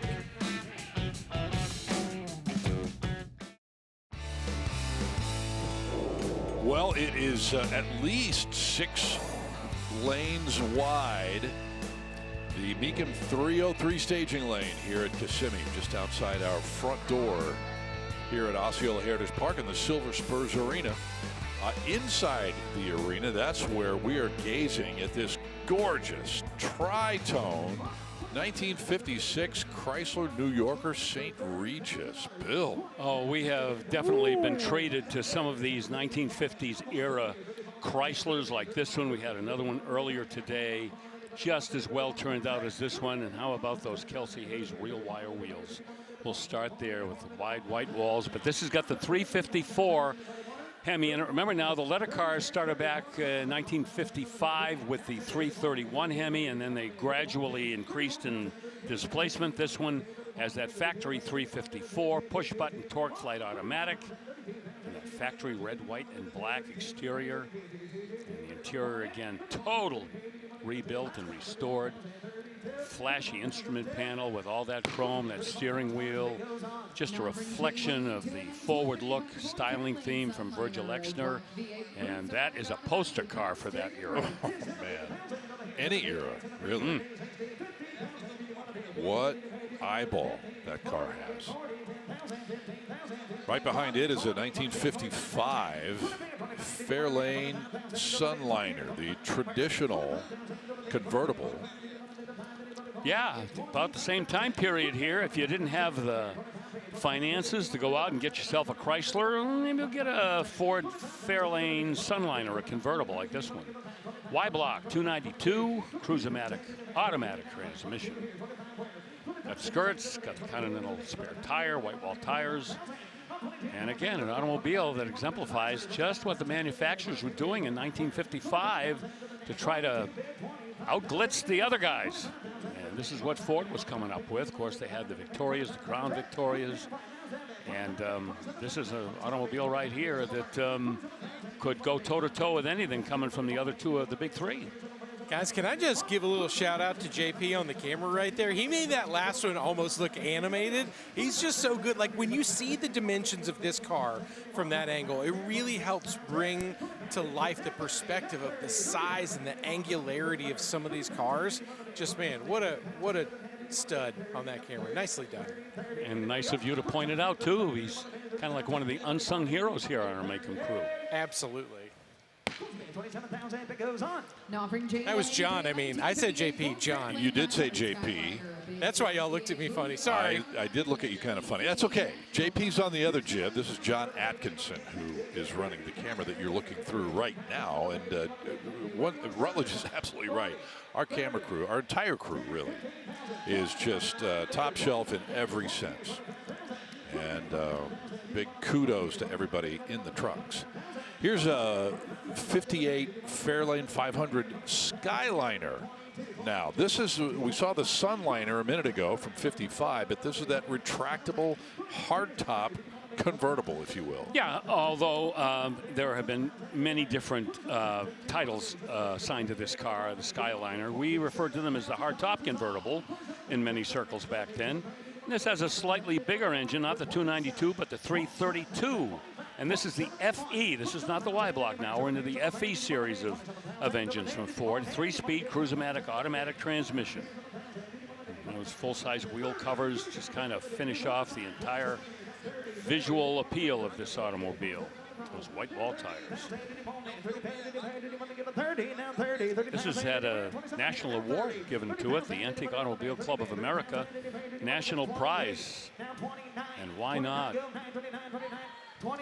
By the way, these cars, and a number of them, 15 or so, part of the Day family classic car collection. And I point that out not only because these are superb cars, but they comprise one of 45 collections that we have here at Mecum Kissimmee.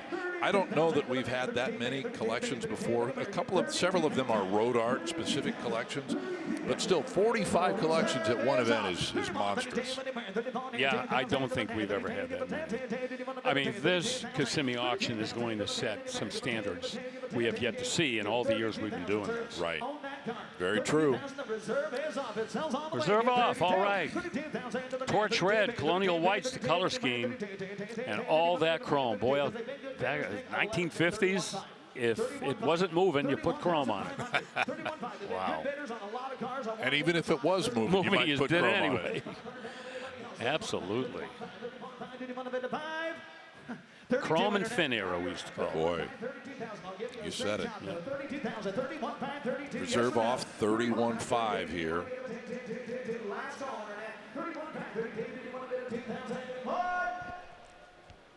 So $31,500, Nick Franklin.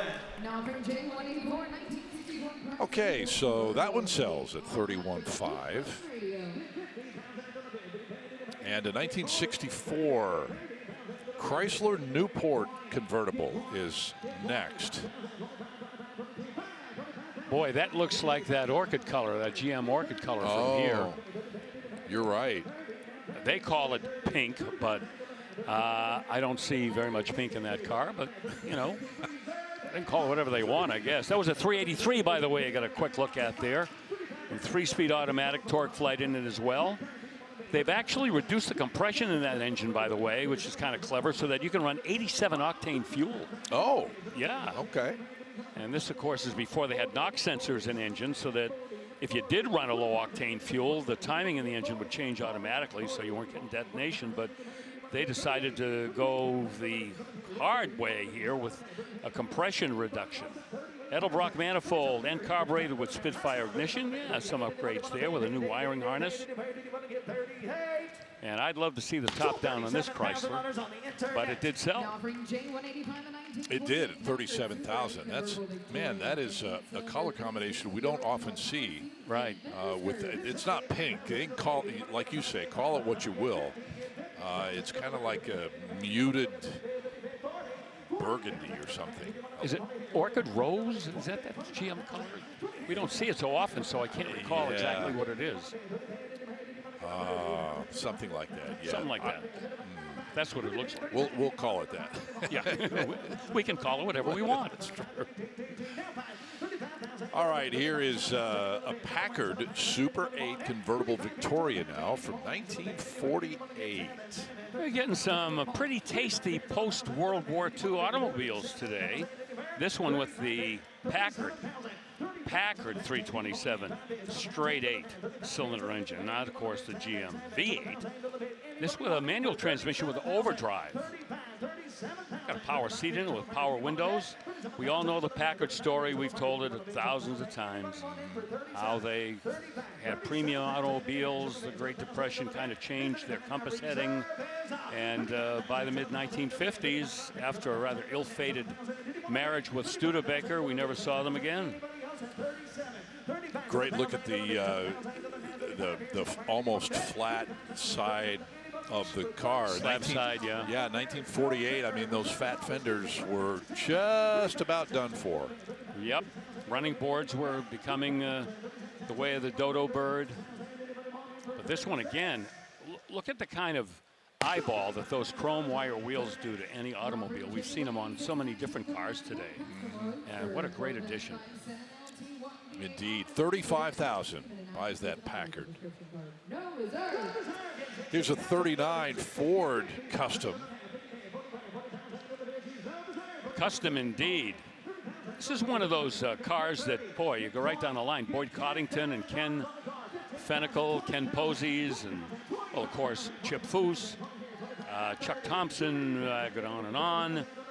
Really adopted this particular body style. In some circles, this would have been considered a phantom body style, meaning that you build a hot rod with a body style that wasn't available when the car was being built by the factory. This one has an LT1 Corvette fuel injection system sitting on top of the LT1, 5.7 liter V8, 700 R4, 4-speed automatic. Of course, you can see the color, the yellow offsetting the burgundy interior, air conditioning. Lots of other changes. Real clever build, finished product. Outstanding. Fiberglass body, by the way.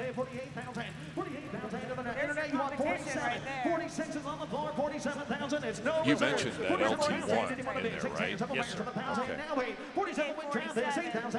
Yeah, the LT1 emerged in the Corvette in 1992, and finally Corvettes had 300 horsepower.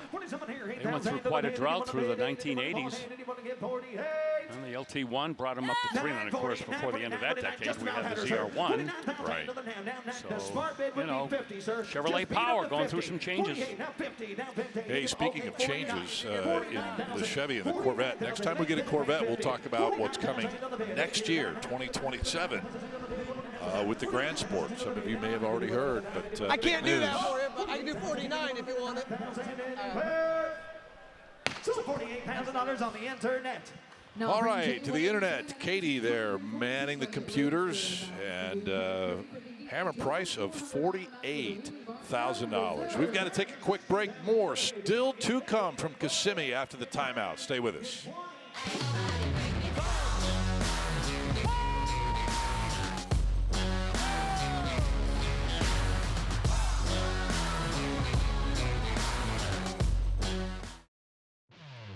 Welcome back to Mecum Kissimmee. There are so many insane cars, perfectly done everywhere you look, and it's hard to find something, in my eyes, more special than a Singer. That's right, a 911 Porsche that has been recreated, if you will, by Singer. And this is a perfect example. This is the classic study. You've got the beautiful old-style mirrors on there. This is a 4-liter flat six-speed. You know, every single detail is paid attention with this Singer. It's got that kind of 73 RSR sort of vibes, but just unbelievable to think about a car like this, ordering it, seeing how it's really come to fruition to its investment. And that naturally aspirated just sings to people. But you know, Chris, this particular Singer isn't the only Singer here. Somehow, amazingly, you found one right next door. All right, be still my heart. The turbo study that Singer has produced is one of the most fantastic creations on the planet. It's consigned as a 1992. That's just because it started out life as a 964, as did the classic Singers. But man, there is not an inch of this car that they have not touched. I want to point out a couple in particular. Check out the way that they have recreated or mimicked that impact style of the bumper that was mandated by the Federal Traffic Safety Commission. They've done all of this out of carbon fiber. The tail is out of carbon fiber as well, powered by a 3.8 liter twin turbo flat six. Look at this interior. This is artwork. I don't even want to see anybody sitting in there because it might cover something up. Look at the shifter, look at the gauges, look at the steering wheel. This is pure automotive art. Even the way that they have recreated the Fuke wheels. Look at that, just incredible all the way around. Rut, I think if we combined our annual incomes for the next 900 years, we may be able to come up with a deposit for one of these turbo studies. I'm not so sure we would, Chris. I think we might fall a little bit short. What I love is the things you're talking about, you know, to recreate and try to find new ways to innovate a classic design without ever making it feel like it isn't true to the original is so hard to do. Those impact strips alone, what they've done with that carbon fiber you talked about, the finish of the wheels, the setup. We know that these are incredible driving cars the way they build them, but to put that kind of style and thought into every single detail, it's unbelievable. Yeah, now while the car that you previewed, the Classic, did have a limited run, Rob Dickinson, the owner and founder of Singers, had said there is no limit to the turbo study. They will build as many as people order. However, because it is such a high-ticket item, the consumer pool shrinks considerably. Absolutely. Guys, incredible. Just another couple beautiful cars here at Kissimmee. Oh, my goodness. Yeah, fellas, I saw those over in the barn yesterday walking around, and those singers, every time you see them, they just take your breath away for the reasons that Chris and Rutledge discussed, and so much more. Fantastic. Just a glimpse of what you've got here at Mecum Kissimmee 2026. How about this 68 GTX, one of my bucket list cars? Yep, with the 440, that's the 4-barrel engine. That's 375 horsepower worth. This is one of 506 GTX convertibles with an automatic transmission built in 1968, the second year for the GTX. Recently finished in that color, that beautiful silver. That's a base coat, clear coat paint. Burgundy interior, black convertible top. It's an automatic transmission, by the way, a torque flight in there. That's kind of a silver green. It is. I don't mind it at all. No. Kind of like a sagey greenish thing. Yep. We see that happen where the description of the paint doesn't match the description of what our eyes tell us. But it's not pink. I'll tell you that. It's not pink. I know. That orchid dusk, whatever we were trying to name that color, wasn't pink to any of us. Nope. Man. Anyway, this is an excellent GTX. And it sells. Yeah, very nicely done. $55,000. And that sets the table next for a 1970 Mercury Cougar Eliminator. Real Eliminator. Only built for a couple years here. You get a small block. Well, not really small, a 351. I kind of call it a tweener block. Medium block. Medium block, yep. This one has a 300-horse 351, and then, of course, the 429s came along. A whole panoply, you might say, of powertrains in these cars, as Mercury really took a bite out of the performance apple when these cars came out. This one with a 4-speed, automatic available too, competition yellow, black interior, power stuff, sure, steering and front disc brakes, and a lot of factory equipment that really set these apart from any other Cougar that was available back in 1970. Got a Hurst shifter in there, Magnum 500 wheels, as you can see, and a real muscle car. These were quick.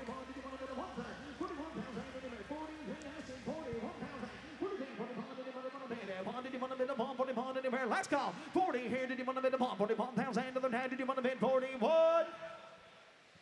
So 40,000. Well, you heard Alex McLaughlin say last call, and last call indeed. $40,000 just hammered that Cougar Eliminator sold. And so we'll take a look at a 1970 Duster next from the guys at the Plymouth factory. Now this is pink. Yes, it is. Okay. They call it Moulin Rouge, but that's basically what it is. Well, Panther Pink, Moulin Rouge. Yeah, same deal. This car sat parked for approximately 30 years before being discovered and restored. This is a barn find. Built in the 1970s using performance parts from the Mopar Performance Direct Connection catalog. Boy, I remember that when I had some Mopars back in the day, some Omni GLHs and things like that. Inline 6-cylinder engine, believe it or not. So it's not pushing a 340 or a 440 or a 383 or any of the other Mopar V8 engines. Some other modifications to give it a little more power: electronic ignition, hyperpack, long ram, 4-barrel intake manifold, high compression cylinder head, torque flight, automatic with a manual shift function, and US mags. Not a lot of go ahead. Not a lot of mileage? Not a lot of mileage. Well, yeah, kind of. It's been driven. It's got over 74,000 on the odometer, but it's not going to be a lot of money. Less than 30 grand. You know, I was going to say, you talked about the fact that this was discovered in a barn. I'm sure you see it. Folks at home see them all the time, these videos of these cars that show up, these barn finds. Folks, they're still out there. Yeah. It's amazing. You're right, Scott. When you consider how many cars were built over that time period, let's go between 1962 and 1975. Countless cars out there. Man, it's so cool. And to see them pop up and then be brought back to life like that one. Very yes, cool. sir. Yes, sir. $65,000 current bid on a GTO Judge from 1970. In Orbit Orange. Love it.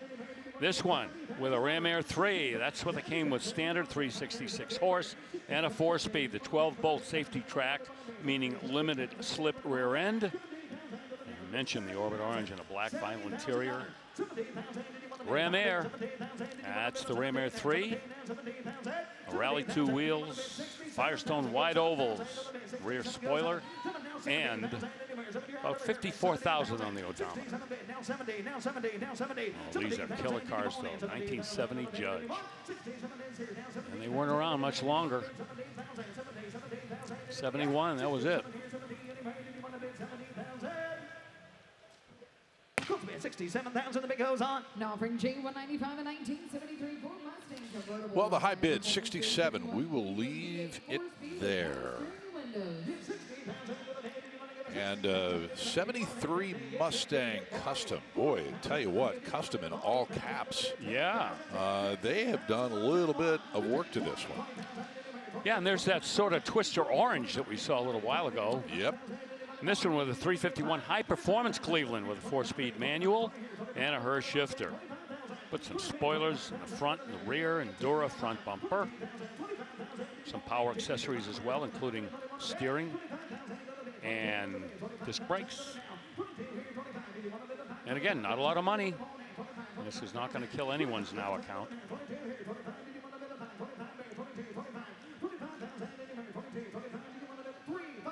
Interesting wheel choice.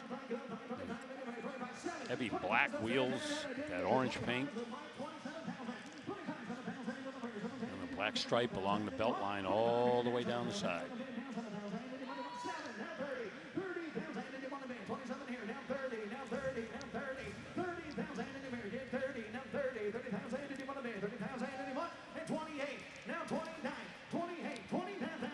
$27 is the bid. Alex asking for 20, well, asked for 28, got that. Went for 29, got that. Yep. If the top down, they probably get into the 30s. I really think this car needs to have the top down.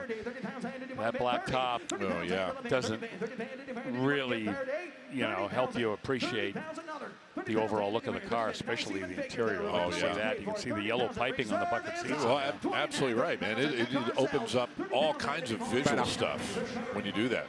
Yep. 30's upstairs, now 31. 30 bid with Mike, 31,000 next. 31,000, 30 bid, 31. 30 here, 31, 31, 31, internet, you're out as well. 30 here, 31,000, 30 bid. He said no. Anybody else? 30 bid, that may be all the money. Did you want to bid them on anywhere? So $30,000, all 30,000, Mike Allwood. Oh my goodness. That is the reaction of the day so far, ladies and gentlemen. Oh, man. Suffice to say, they're pretty happy with that car.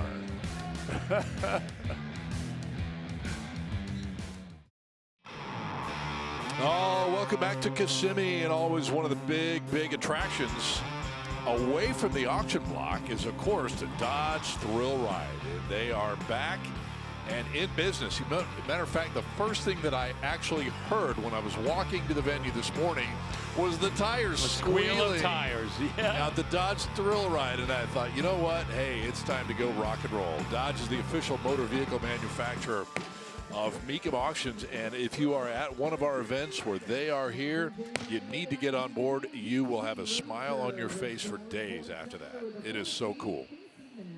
All right, high bid here on the 54 Pontiac, $38,000, the star chief here. Yeah, 1954 was the beginning of Bunky Newton's reign at Pontiac, and boy, did things change for Pontiac and their image over the next few years. He really took the bull by the horns, and this was the final year for that inline 8-cylinder Pontiac engine. All right, so we head to a 1950 MGTD that's selling at no reserve. The T-Series MGs, little kind of twinky, twonky little sports cars with not a whole lot of power, but just fun to drive. You know, they really introduced a lot of people in America to what two-seat sports car motoring was all about. This one with a 1250cc inline four-cylinder engine. I mean, if it makes 75 horsepower, it's probably got nitrous plumbed into it. Engine block all cleaned up, cylinder walls have been honed out, new crankshaft and pistons, four-speed transmission, and sells for just about where these cars have been for a while. They are not expensive to buy or to maintain, for that matter. Right, and still fun, accessible, and anywhere between 15 and 25K is usually the sweet spot. And people love them. You drive them anywhere, and you'll get a crowd. Yep. C10 pickup time now, 1970 vintage. Customized with a 454 and a turbo 350. According to the consignor, how about $73,000 invested in the upgrades and some of the appearance that they've made. There you see the engine. That is that 454. Chrome valve covers, open element air cleaner, big aftermarket 4-barrel. Step-side short bed, by the way. Oh, look at that scrumptious interior. With it looks like those are Corvette bucket seats. Could that be, maybe? Anyway, great workmanship all over that truck. Those actually might be a little wide for Corvettes. Yeah, I don't know. Thought I saw the Corvette logo, but maybe not. Maybe just a Chevy logo, but could be. Be that as it may, it all works together. 20-inch Riddler wheels. I think you saw the pickup bed with an oak floor and stainless rub strips. 42 bid, you're gonna get 3, 4. At 44,000, you're gonna get 3 bid, you're gonna get 4. I have $43,000 bid. Reserve is up. There you go. Yeah, that looks like it might be a tinted oak. That's not a natural wood finish, I don't think, Scott, right? No, that's yeah, black. That's painted for sure. Either that or it's, you know, faux wood. Yeah. Sold 44,000. Well, they're saying oak, so we'll go with it. Okay. 44 grand buys that pickup truck. Gigantic cup holder there. Yeah. Console big enough for just about any size Yeti you throw at it. A big gulp would fit right in there. That is true. All right, 67 Chevelle Super Sport convertible next. This is a real Super Sport 396. This has got the tweener 396, a 350 horse. Go a 325 down market or the 375 up top. 4-speed manual. Front disc brakes. Power convertible top.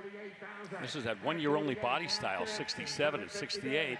As we've mentioned a million times, the whole design strategy of General Motors changed in 68 with what they were building. Rally wheels, Firestone wide ovals. And Bolero red paint. Black interior and top. Ryan, you want to get 52? 50's bid. Nah, we're closing into the sweet spot, I believe. 51. 51. 51. 50 is the bid. I did put you at 50. You're sorry. Yeah, me too. I'm not. You're not? Thanks, Abby. Whoop. 48 is what you're saying your bid was. That's what I was. Yeah. 48. 50. Nope. 51. 50. Yeah, we'll get into the 50s. How about 49? Close bid at $48,000. Thanks, Jordy. 48 won't do it. Thought they were going to do it. 48. We'll leave it there for a minute. They're not going to reopen that one. No. Okay. So, guess what? Remember we were talking a little while ago about wildest pace car, Yes. 8,500 pace car schemes, and I mentioned 1998 takes the cake, and here is one from the year in which Eddie Cheever won his single Indy 500. Here it is. Eddie didn't leave the sport, though. Didn't he hang around and own a team or two? Oh, yeah. Well, here we Was go. involved quite a bit. Yeah. There's that 5.7 liter, 345 horsepower V8 there. And that wild paint job. There is Exhibit A, what we were talking about with that outre interior treatment as well, with the yellow and the black. Automatic transmission. And some options. Power buckets. The memory packages in this one, along with the Bose AM/FM CD stereo. Cruise, power windows and locks, heated side view mirrors. See, here's another case where the top down would really showcase the yellow interior on these cars. Especially a pace car. Exactly. You know? By the way, Cheever and Ari Leyendyke used to drive for John Menard's, I think, for a few years. Oh. They were teammates for a minute. I used to joke with them that in order to be considered to be on that team, they had to be able to sing the Menard's theme song. That's good. And they both did. Did Ari win the 500 when he raced with that team? Do you remember? No, not the first time. He was in that Domino's Pizza car. Right. But he won twice. Yeah, I did. Yep. 90, I think, was one of them. 90 and 97. Yep. I believe. Double check that. You're always right. All right, let's move on. 69 Camaro that has been given some extra emphasis in a lot of cool areas. Oh, man, this has had the full Monty treatment here, LS2. And that color, Zeus Bronze. Wow, that's a powerful name. 4L60 automatic. The rear end's got 373 gears with posi. Custom this, custom that, digital gauges from Dakota Vintage Air. Big time sound system in this Camaro, and it's not going to sell. Wow. That really surprised. Six figures. That's a six-figure all day long. Yeah, car. we'll have to do the deal. Right on. And by the way, it was 97, Ari's second win. Yep. 1970 VW Type 2 camper bus here. Yeah, the South American built Volkswagen bus. Got a few of these here in Kissimmee this week. 1,500 cc air-cooled flat 4. Wow, how about that for an engine that will go into history as probably the quintessential Volkswagen power plant. 4-speed transmission like so many Volkswagens have. They've updated the electrical system to 12 volt from 6. And it's a camper, as you can see. Hey, CJ, here's something I've never seen. The sink has a water spout that is USB powered and it's rechargeable. Wow. Modernization. A USB in this faucet? Yeah, I think it might be. I think it might be connected to a water tank, if you will. Yeah. So it's pumping it out that way. Right. And y'all know I love these. The split window's so fun. This one, well done. What a cool ride. Hey, Scott, whenever something weird comes along, Rutledge is the guy. Okay. Get the explanation. Well, I was kind of teeing him up there a little bit. Yeah. All right, nothing weird about the next car. It is a 71 Chevelle. It's a Chevelle SS, but boy, oh boy, look at what they have done in the mods category here, Brother Bill. That's one of those cars where I say it looks like it would eat its young. Right. Wow, everything's been done to this one. Big block, 454. Oh my, 204R automatic transmission with adjustable lockup in it for nice hard launches. 12-bolt differential, 410 gears, Bayer, 4-wheel big brake kit, 6-piston calipers, and 14-inch rotors. That's bigger than a Domino's pizza. Aftermarket shocks, springs, Detroit speed, double multi-link suspension. Oh, I could go on and on, but you can see the finished products. That's a SEMA build right there. Yep. Yeah, as the billboard decals indicate, this is giving me pro touring vibes with this level of it's got it all. restoration and modification. You said it, sir. Give 7. 65, baby, you're going to get 7. And now 75. At 70, baby, you're going to get 75,000. You're going to get 75. And no reserve. 75. 70, baby, you're going to get 72. At 70, baby, you're going to get 72,000. You're going to get 72. 70. I'll tell you what. Just because it's you, 71. I'm pretty sure I can get 72 out of them. 71. $71,000. Trust your eyes. Give 71. 70 bid. 71. 71. 72. You waited too long. Give 72. 71 is the bid. Anybody else? 72. That kid might be just a little bit young, but he should be putting the screws to his dad to buy this car. Yep. Boy, they got a bargain on that car. 71,000. Are you kidding me? Oh my.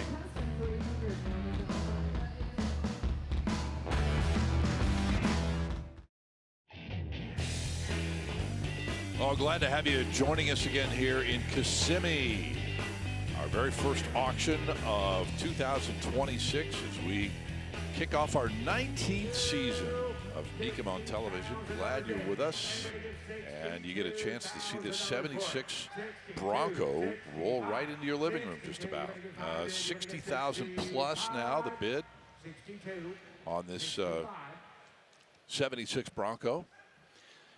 Yeah, pretty original here. It's got the V8 in it, the 302. Older 5-year restoration. It's got the automatic transmission and 4-wheel drive. Vintage air has been added as well. Factory hardtop. And off to the bid goes on. Yep, the high mark, 65K. All right, here is the car that we're taking to dinner tonight, or so I'm told by Danielle, that Lincoln, 61 Lincoln Continental. Comprehensive frame-on restoration, comprehensive modifications. That's the 430 cubic inch V8 engine. During that generation of the Lincoln, they went 460, 462. This is a 430. Been rebuilt automatic transmission. Thank you, Rutledge. Step into the back seat if you'd like, or up front if that's more to your liking. Was this the car that Danielle had, or did No. she have another Continental? She had a convertible, yeah. Oh, man, okay. Guys, is there anything better, honestly, than an airbagged Lincoln Continental just sitting perfect like that? I don't know. I don't know if there is. Yep. Drop it into the weeds, baby. I mean, I just dream of us cruising to dinner, but I would want it to be the drop top. I think, especially in Florida in the winter. We need the rag top. It's the right thing to do. Yeah. 57 is bid. As far as style goes, I mean, these Continentals look just as good in the hardtop version as they do in the convertible, in my opinion. They really did a great job with the design. When you look at that bright work that they did on the trunk there, just every detail was really meant to set you apart from the crowd. And it's cool when you can see that it really paid off all these decades later. And think of the dramatic change between the previous generation of the Continental and these. And they stayed with this design for pretty much the entire decade. So it was a winner all the way around. And how deep that rear dish is on those wheels. I mean, that's a big lip right there, Chris. And, you know, speaking of the big wheels, and now on this car, in my opinion, it works really well. And plus being slammed down on the ground certainly helps fill up those wheel wells too. Yeah. Those deep dish wheels, you know, it's really cool. You put your hamster in there, and you go really slow. Jimmy, see how the hamster will... You don't mean that. I don't mean that. Kids, he's kidding. I don't suggest Uncle anyone Bill's do just that. playing. That's Don't okay. do that with your hamster. Right. Uncle Bill. That's pretty funny, actually, if you think about it.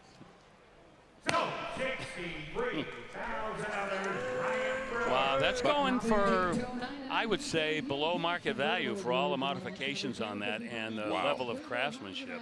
Someone just stole that link. I think you're right. Yeah. By the way, those are 10 spokes. Oh, thank you.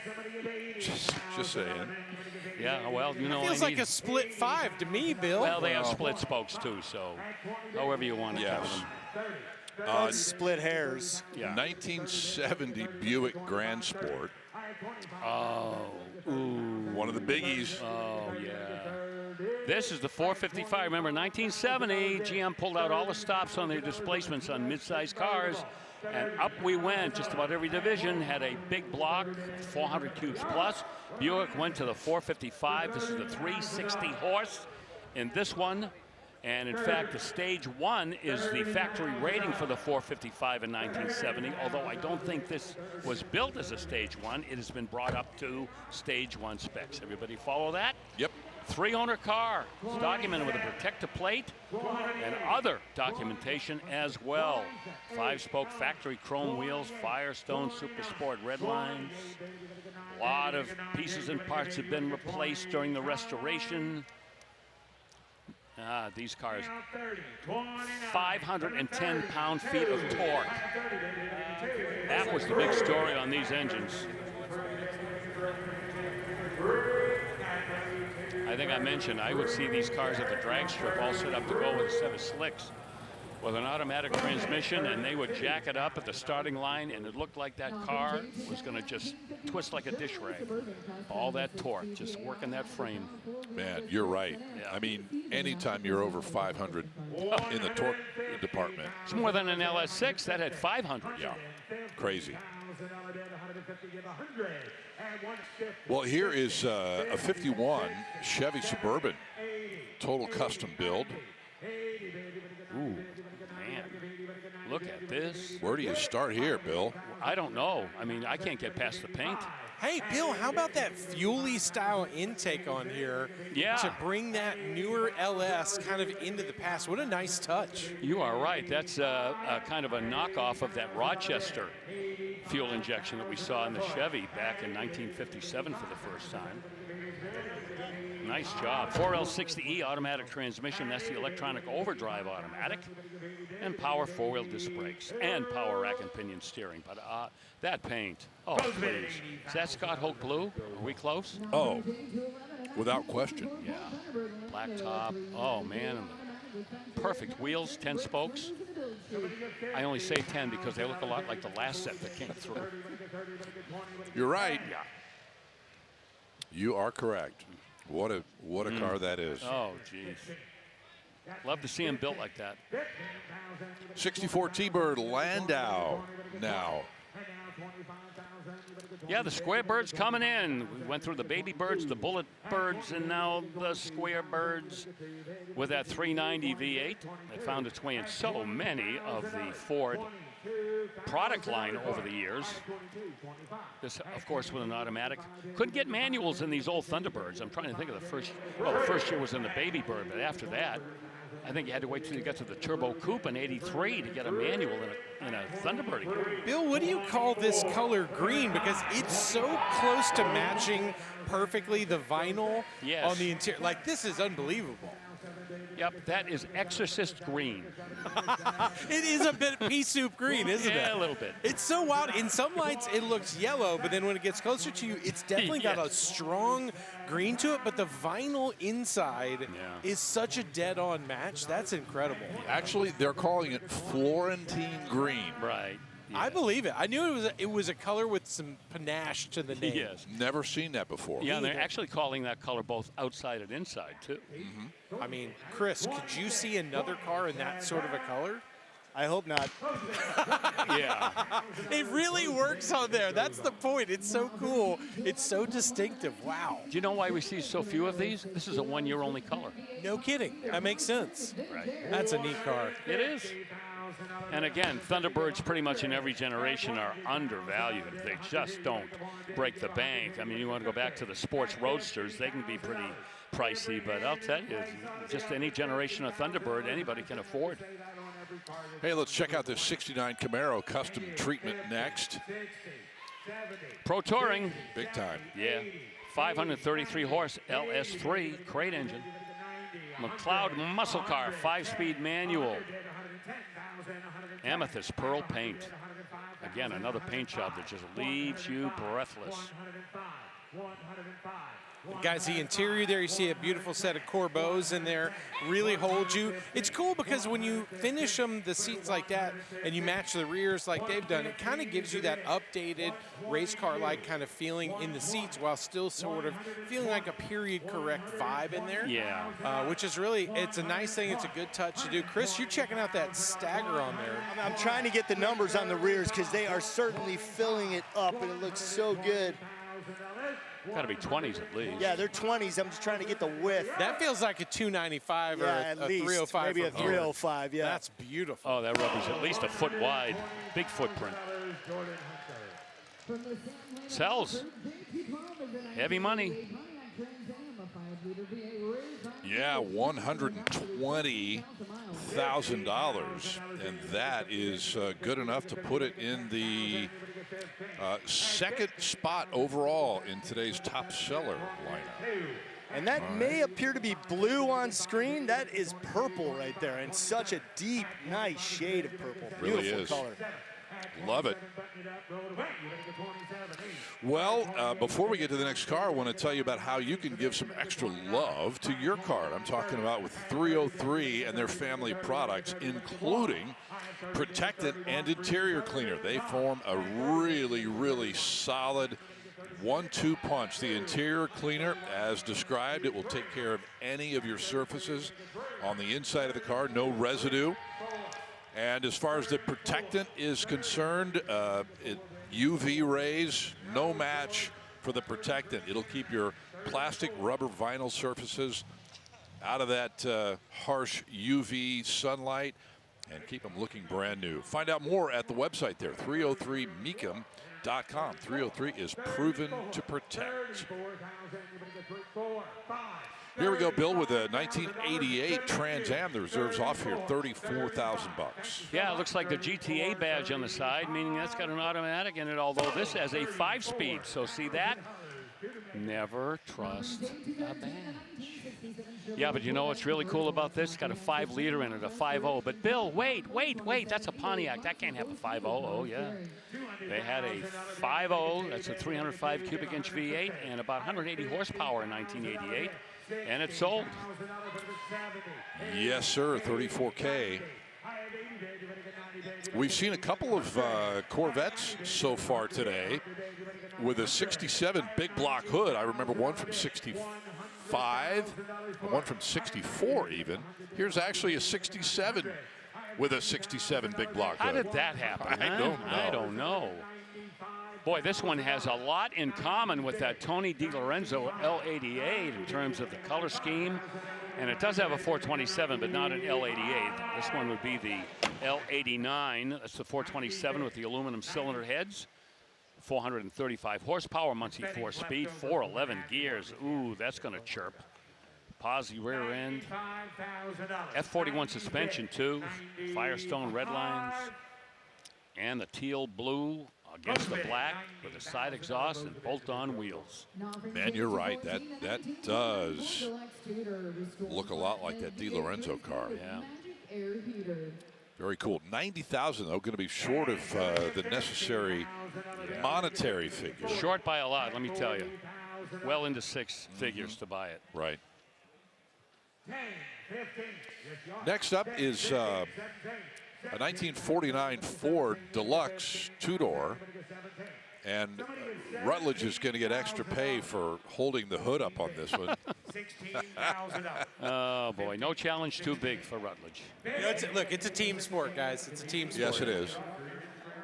Yeah, this is a landmark car for Ford. Remember, 1948 was the last year for the fat fenders and the running boards, and here we go with a 1949 Ford that, again, changed the whole direction of Ford styling, the slab sides. Very narrow kind of architecture for this car. This one with a 239 cube flathead and the 3-speed manual, and that is not going to buy the car. $15,000, not for a restoration as pristine as that one. Man, I was going to say, you get out of here with that car for $15K. More power to you. Oh, boy. Next stop, Las Vegas. Exactly. All right, let's wait for this next one to roll up. It's a Continental 62. This is the one that Danielle showed us. Yeah. Yes, sir. And guys, we said early on today, when a beautiful red Chevelle went through for big numbers, we said, oh, I'd love to see some of the other cars those guys are bringing. This is one of them. Okay. Oh, very good. Thank you. Thank you, Cub Reporter Wood. That's an excellent job. Well, once I got my finger unstuck from that last hood that I opened, found myself down there saying hello. Good work. Yeah, this one, that's a full tilt boogie right here. Take a look at the changes, modifications, and upgrades on this big boy right here. That 62 Lincoln Continental convertible that really was a styling tour de force for Lincoln during that entire decade.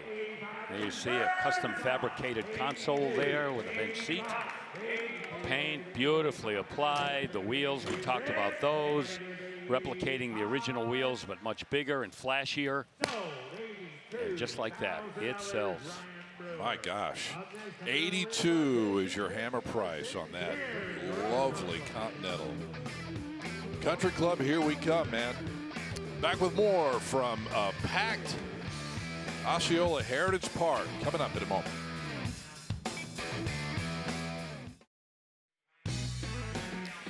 Oh, you can get your heavy dose of Mopar, Pontiac, Ford Highboy, Mustangs. Oh, you name it. Everything is here. We've already seen Corvettes.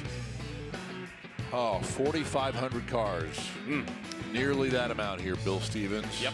Over 400 Corvettes alone. Yep. As we welcome you back to our live coverage on our first day of television with you on this Friday here on ESPN Plus. A 1985 Chevy C10 pickup will help us open up this particular block of cars and trucks. Yeah, a little originality, a little upgrading on this 85 C10, 305 small block with an automatic. Got AC, midnight blue over gray. That is a factory color scheme. Lower suspension, 20-inch Coys wheels. That's the upgraded or the modified part of this. Otherwise, a lot of originality in this truck. So you really don't have to spend six figures on your C10 to make it show ready like this one. That one's just solid. Looks like it's ready to cruise. Yeah. Hit the drive-in, get a couple burgers. Yes, Chris, we'll be by the In-N-Out.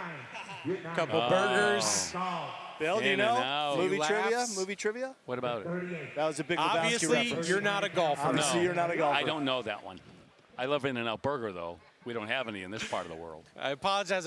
I'm always ready for a big Lebowski reference. Just if you need me, I never saw that put movie. me in, Coach. Oh, man, you talk about Scott not seeing classic movies. You, sir, need a screening of Big Lebowski. Have you seen Big Top Pee Wee? I'm a Lebowski. You're a Lebowski. You didn't, did you?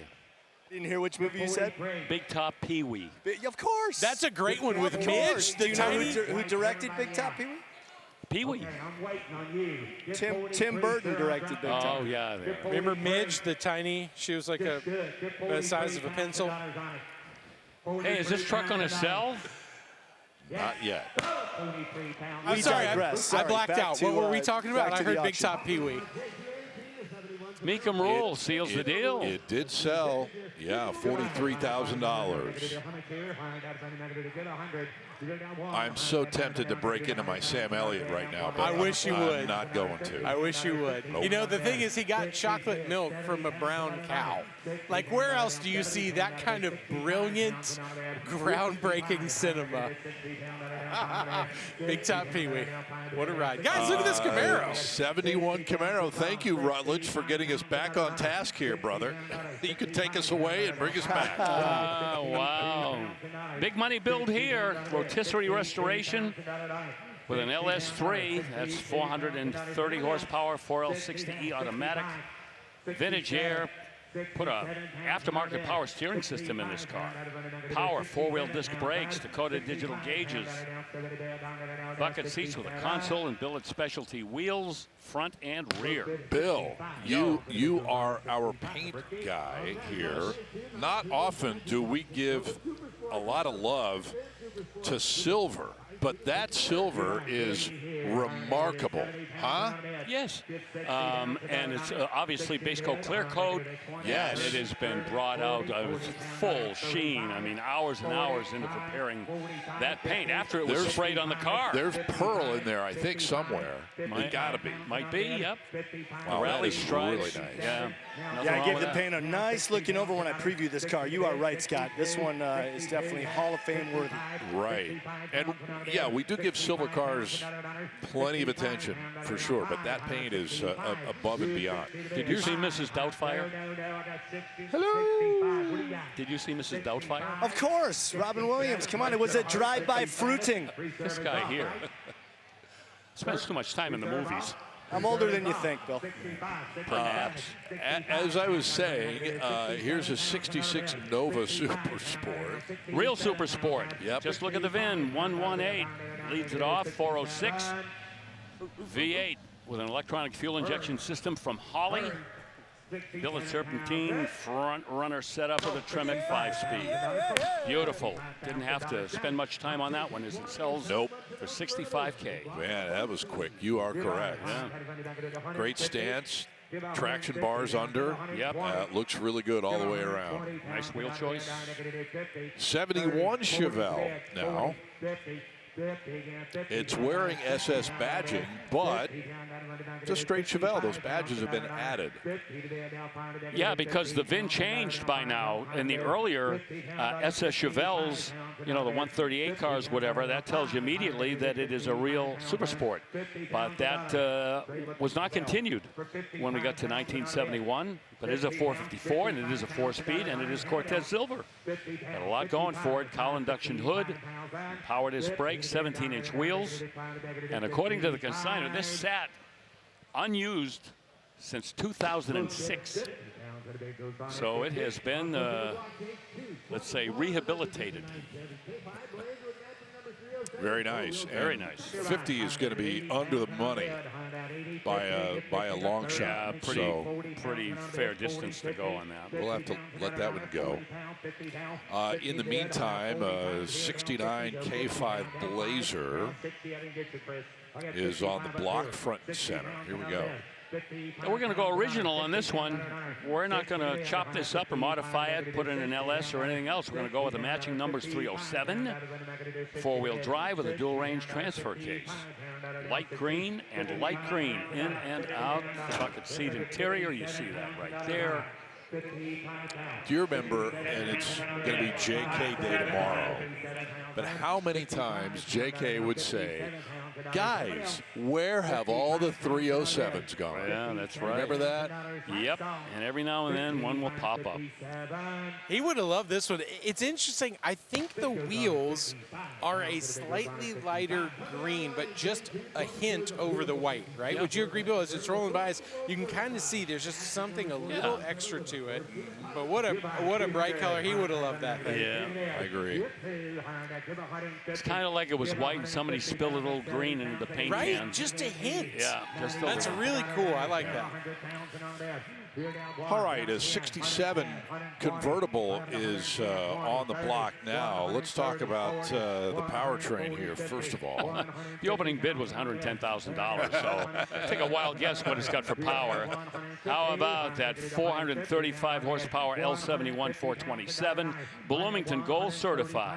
Matching numbers powertrain with a 4-speed 370 Posse.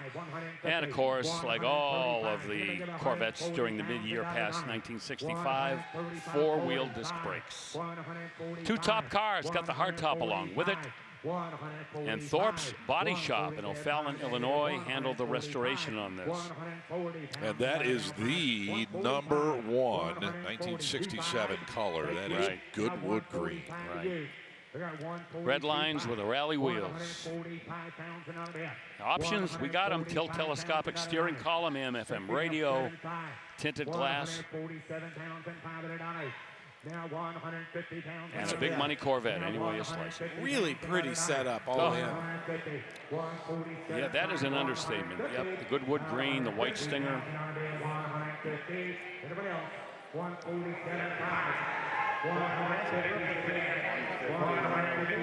Not a headrest car either. That was kind of a that was a nice option that some people chose. Second year they were available, right? Yeah.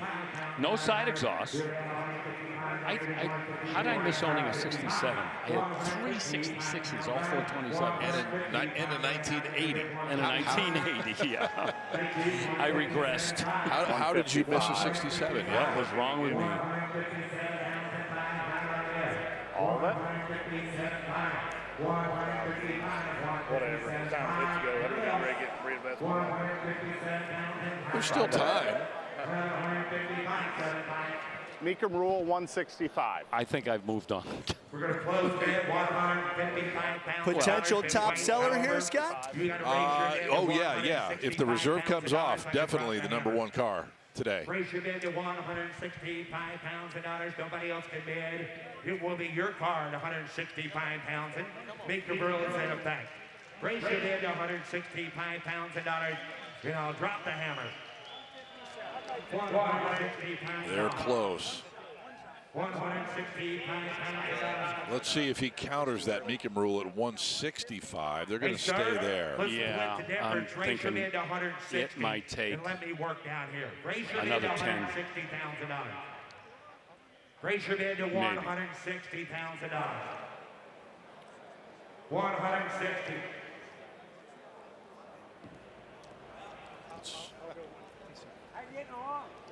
I've got 157 now. 157.5.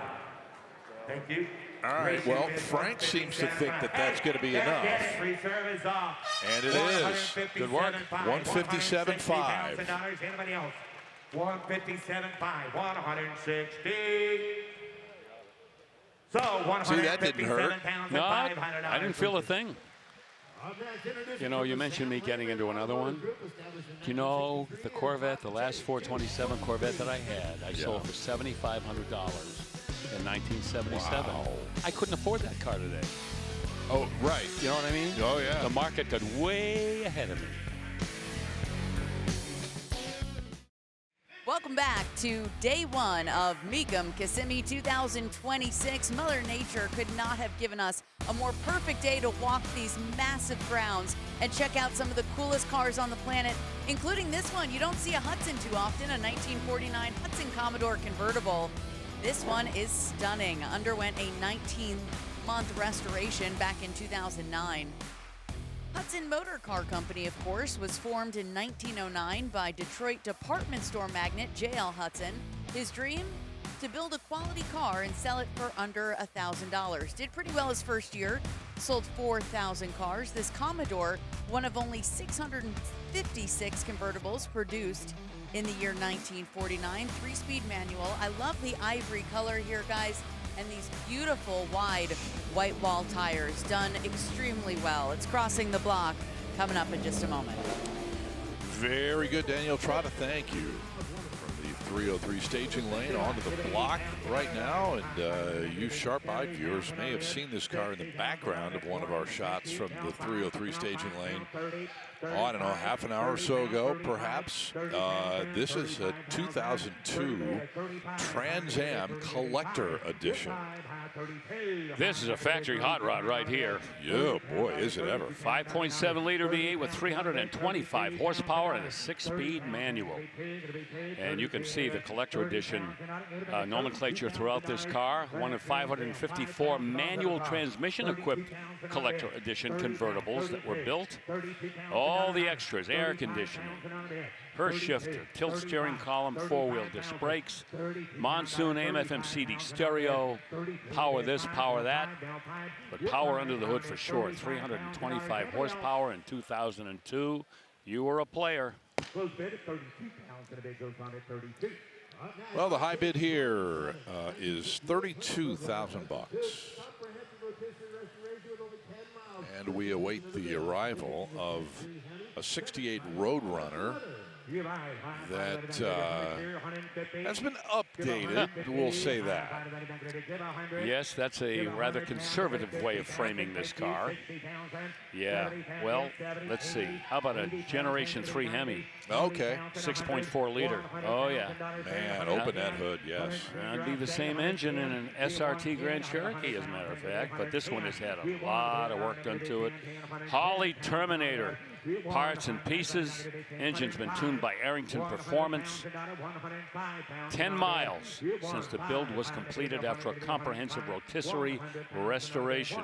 AMD sheet metal was used throughout that restoration.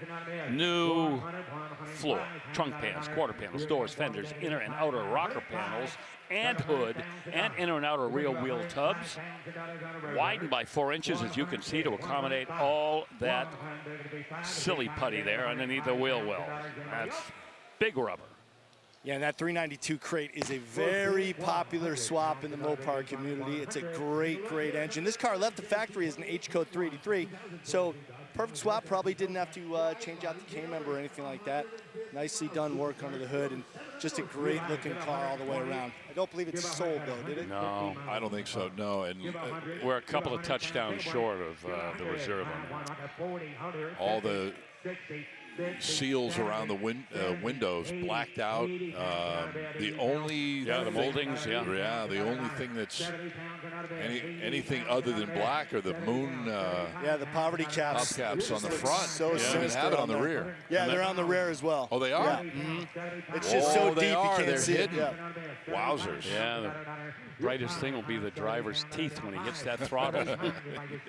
Right, and his eyeballs. Guys, how about from one crazy Mopar to another? Yeah. Chris, I feel like I can hear the adrenaline pumping in your heart because you heard there's only 153 miles showing on the dash of this one. Yeah, it really amazes me how many of these cars have remained such low mileage. That's just, a little bit above delivery miles for all intents and purposes. And this is the jailbreak edition, which hops that horsepower up even more. And it baffles me that these cars haven't easily broken the six-figure mark with such low mileage.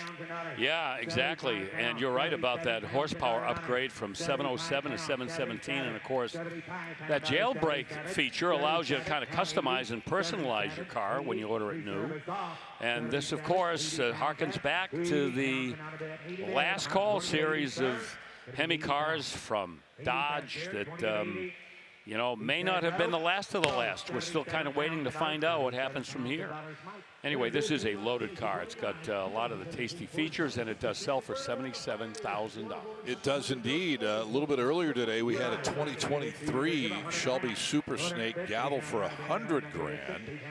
Here is one next from 2017. Yeah, this is the 50th anniversary Shelby Super Snake package.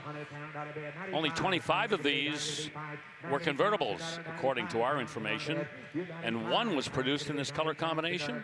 Odometer reads 4,700 plus miles. Of course, the 5-liter supercharged engine gives you 811 horsepower with a polished Whipple blower, 20-inch polished forged alloy wheels, shaker audio system, and all the performance you can possibly squeeze out of a Mustang right there.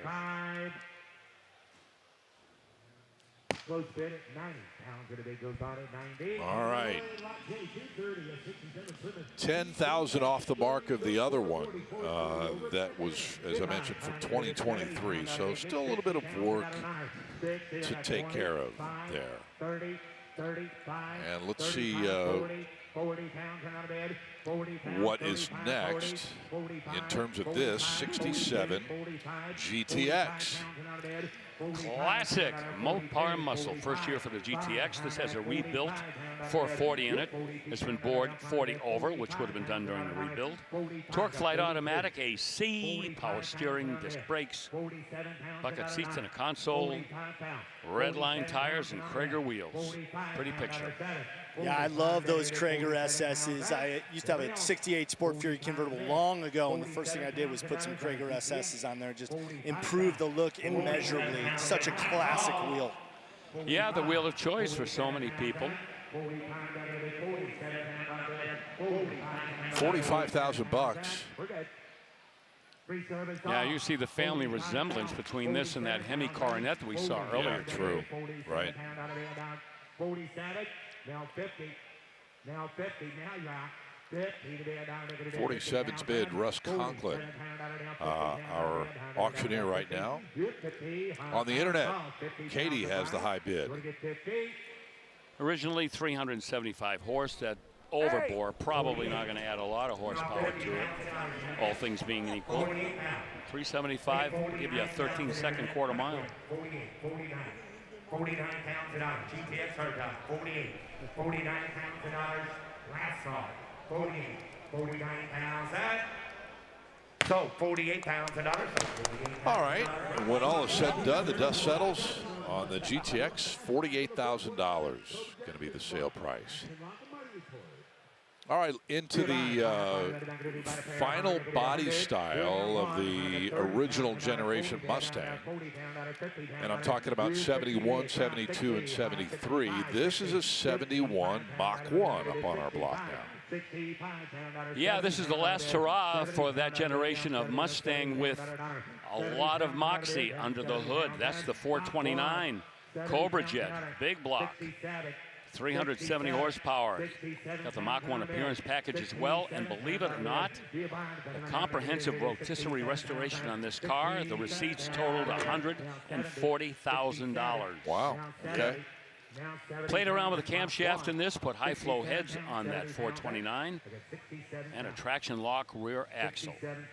And I'm guessing it's got 391s. Don't say for sure whether it is, because I don't know, but a lot of them are. Does anybody besides me know what I just said? Is anybody listening? I venture to guess you were talking about the gearing? Well, yeah, I think I kind of hit it from the side pocket. Okay. It went in. It went in. It went in? It went in. Okay. Who would steal 30 sack lunches? Wow.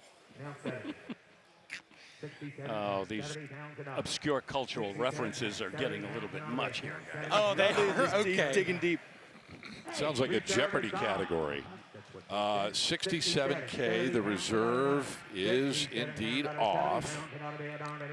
Yeah, that's fair money for a Ram Air 429, 71 Mach 1. There you go.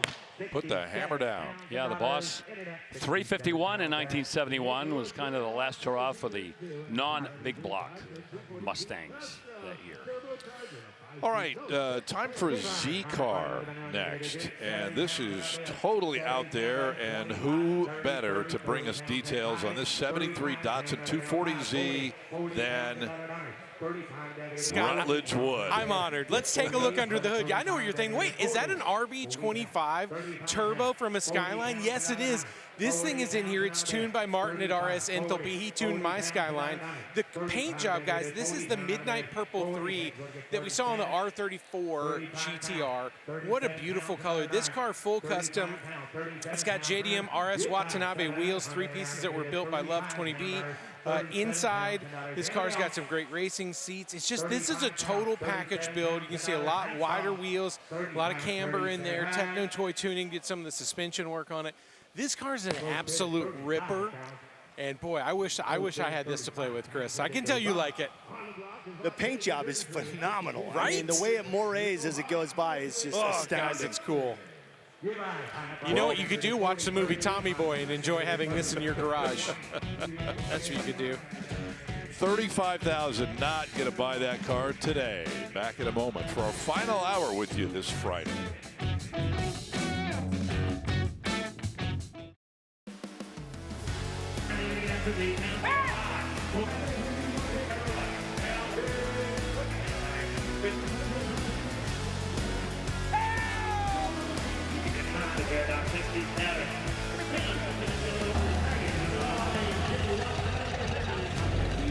That is just some of the action on the Mecum block that we've seen so far. And you know what? This is only day one. We're going to be here for at least another week plus. So fasten your seatbelts. That's right.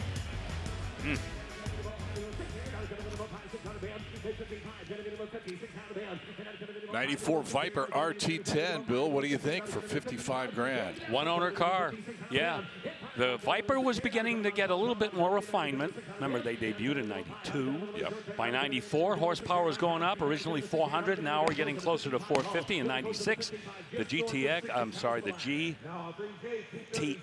not GTX, GTS at 450. The Roadsters were matching that. Before we knew it, they were up over 600 horsepower. This one, like all of them, 6-speed manual out of the 8-liter V10. Viper Red, that's the only color you could get on every Viper ever built. They kept a red one in every generation and every model year. Of course, they had those early side exhausts as well. And those cars will never get boring, I'll tell you that. No, you're right.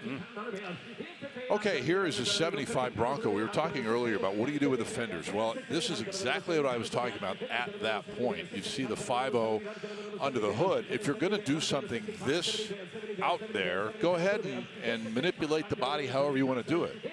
This is a perfect example of that.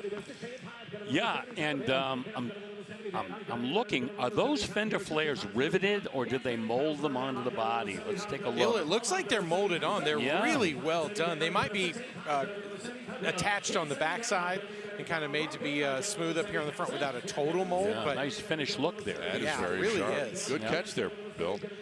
Coyote Power, 5-liter Coyote automatic transmission. Two-tone white and cream interior. Like that contrast with that copper outside. This is not a cheap build. No. No way.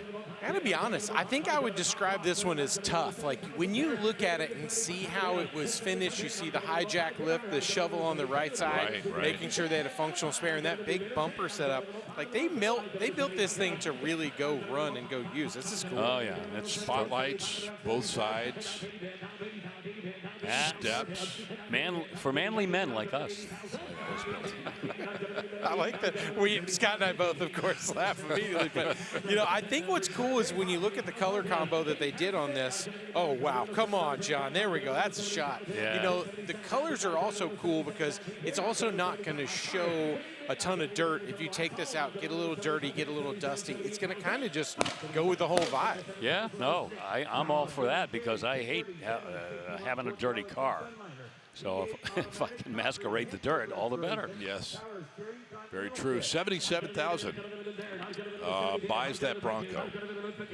All right, so we'll move ahead to a 61 Galaxy Sunliner this time around. Monte Carlo red interior with a black soft top hiding under there. I got to tell you, back in 1961, this was probably the most expensive Galaxy that you could buy. This would have been the V8 power, 352 FE engine with automatic transmission. You mentioned the paint, the color scheme. That's the power convertible top, power steering, Continental kit, chrome wire wheels. That would have been probably right up at the top of the food chain for a 61 Ford back in that time zone. Skirts. See that chrome molding along the rear quarter panels there. It's a time period where chrome, that was the secret sauce for a lot of full-size cars.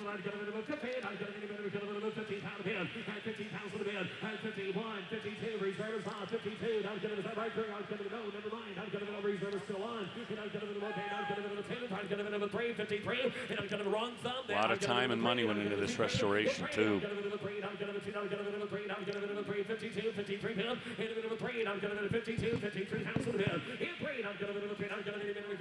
Americans were proudly driving these cars on the highways of America, and people in Europe were looking at us and saying, why do they need cars that big? I'm driving my little Hillman Minx. And they've got these mastodons over there. And we loved them. Watching this drive by me just a second ago, y'all, it's so big, it's hard to really put into words. When we say land yacht, this is the kind of thing I think we're visualizing, but man, what a beautiful, beautiful restoration. Lower, longer, wider. That was the mantra from Detroit for full-size automobiles. Scott, if this had been one you were going to choose, would you go for the red like that? Is that the kind of statement you'd want to go with? Probably not. I tend to go toward a darker color. Sure. Pink. Not pink. Okay. No, my favorite color is blue all the way around. So if I could get something in a deep navy with this, that'd be cool. Yeah. Keep the and I would even go for navy with a red interior. How about that? There we go. That red interior was gorgeous. Yes. Well, it's sold. New owner. Okay, here is Ferrari, a 599 GTB Fiorano from 2008 that gives us cause to remind everybody about the vast numbers of Ferraris that are here. Headlined by the Bianco Speciale Yes, sir. and the Bachmann collection of 46 prancing horses. 130,000 already for this one. Well, during this time period, every time Ferrari came out with a new model, it was faster than the one that preceded it. That was a tradition with Ferrari, and no exception here. This is an Enzo-derived 4-cam 6-liter, 612 horsepower V12 with 448 pound-feet of torque and an F1 super fast 6-speed automatic gearbox, 0 to 60 in about 3 seconds. And a top speed of over 200 miles an hour. And around the Fiorano test track, these cars set new street car records for the Ferrari brand. Oh, yep. $130,000. Got to be a little stronger than that. Maybe a lot more strong than that. Back with more in a moment.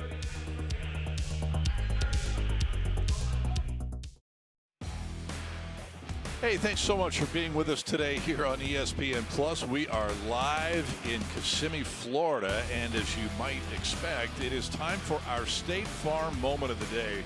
The first of what we hope will be many State Farm moments here at Mecum Kissimmee this year. We're going to rewind back a little while ago to when this 2012 C6 Corvette came across the block. That's blade silver, ebony interior. 6.2-liter V8, 430 horse, backed up by an automatic transmission. And it rang the bell for $28,000, much to the delight of the couple that is right about now preparing to drive that thing home. Very nicely done. I pointed it out at the time. I'll say it again. The guy with the Need for Speed t-shirt on today. And that is our State Farm moment of the day. Like a good neighbor, State Farm is there. Here is the 1949 Hudson Commodore that Danielle previewed a while back for us. This is a cutie. Oh, yes, it is. It's a prom queen. Oh. 262 cubic inch, straight 6, 121 horsepower, 3-speed manual. Color scheme says it all, too. Look at that. Kind of looks like a nice, what is it, white chocolate truffle. Oh, okay, yeah. And a lot of extras, too. Power-operated convertible top with a boot cover, AM radio, power windows. And the Hudson, again, one of those manufacturers, like so many others in America, that tried to compete against the big three. And boy, that was an awful, difficult challenge. Eventually, they can just win the war of attrition when it comes to sales, and that's what happened. I believe that sold for $57,000. Oh, good price. I believe. In any case, let's move to a 72 C10, selling at no reserve. A little 6-cylinder in this one. There, you got a good look at it right there. 3-speed manual, 3 on the tree. Might not be on the tree, might be on the floor. Hang on, let me open the door for you. Okay, it is on the tree. On the tree. Yeah. Front disc brakes, original medium olive paint on that. Original paint job, looks really good. Got a lot of paperwork with it, buyer's invoice, protected plate, owner's manual, warranty book. And the miscellaneous registration, inspection receipts. I like to see people do that. It's kind of like a little mini history book of any vehicle to have all that stuff ready. $26,000. Sold it. Matt Morvek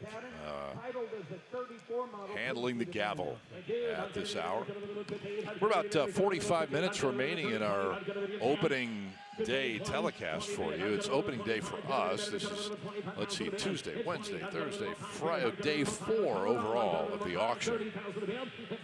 And here's another 32 Ford Highboy, Brother Bill. Another one, and each one seems to be just a little bit more breathtaking than the one before. Look at this, violet pearl, that's your color. And for power, it's a crate motor, a 350, 700 R4 automatic transmission, and a Ford 9-inch rear end. A lot of chrome, a lot of polishing. Even the chassis and some of the running gear, it's been all detailed. You see the wheels right there. Yeah, beautiful job everywhere. Very carefully planned and constructed. Very nice. Yeah. Good tunes, too. They've got 6x9s in this and a single 10-inch subwoofer in there. That'll shake, rattle, and roll you. Yep, wake up the neighborhood. No doubt. $28,000. And they're continuing to work on this car. Y'all know I love purple. It's my favorite color. It looks so good on that one. I mean, that is well done. Yeah. And, you know, again, purple may not be for everybody. That'd be hard to say you don't like it. It's just that well done. I said it earlier. I love the deep, dark Scott Hoke blue, but purple and like an emerald green are a close 2A and 2B. Yeah, and you can tell that that's been sanded and buffed and just brought all of the sheen out of that clear coat paint. Okay, make a rule. $40,000. Closes at 34, takes $40,000. Once, twice, 3 times the lady. 34. Gonna close it at 34. That's going to be it. Close it at 34. Takes All right, so we'll let that high boy go to the bid goes on desk while we check in with Chris Jacobs. Thanks, Scott. If there was ever a perfect car for a perfect restoration, this is it. 1970 Chevelle SS, and that is the mighty LS6 454 under the hood, putting out so much horsepower and torque that GM actually had to fudge the numbers. Now, we hear a lot about the 454, the 2 versions of it, the LS5, the LS6. What exactly is the difference? Well, the LS6, the more powerful version, featured solid lifter cams, while the LS5 454 had hydraulic lifters in them, and there was a difference of about 100 horsepower or so between the two, but the LS6 was definitely king of the mountain. And when I said this is a perfect restoration, it absolutely is. There is not a flaw on this car, and that's why it has gotten the honor of being inside the Crystal Palace, and it is going across the block next Friday right here in Kissimmee. There's going to be a lot of eyeballs on the legendary 1-year-only LS6.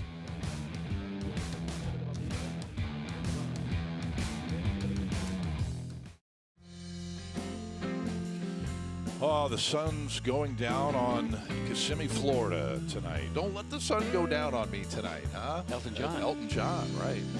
It's been a terrific day. We still have, 35, 36 minutes with you today.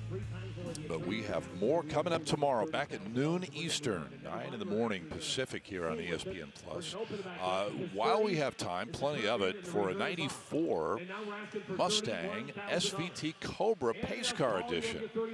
Yeah, this was a part of that whole performance revolution from Ford. They had the SVO program, Special Vehicle Operations.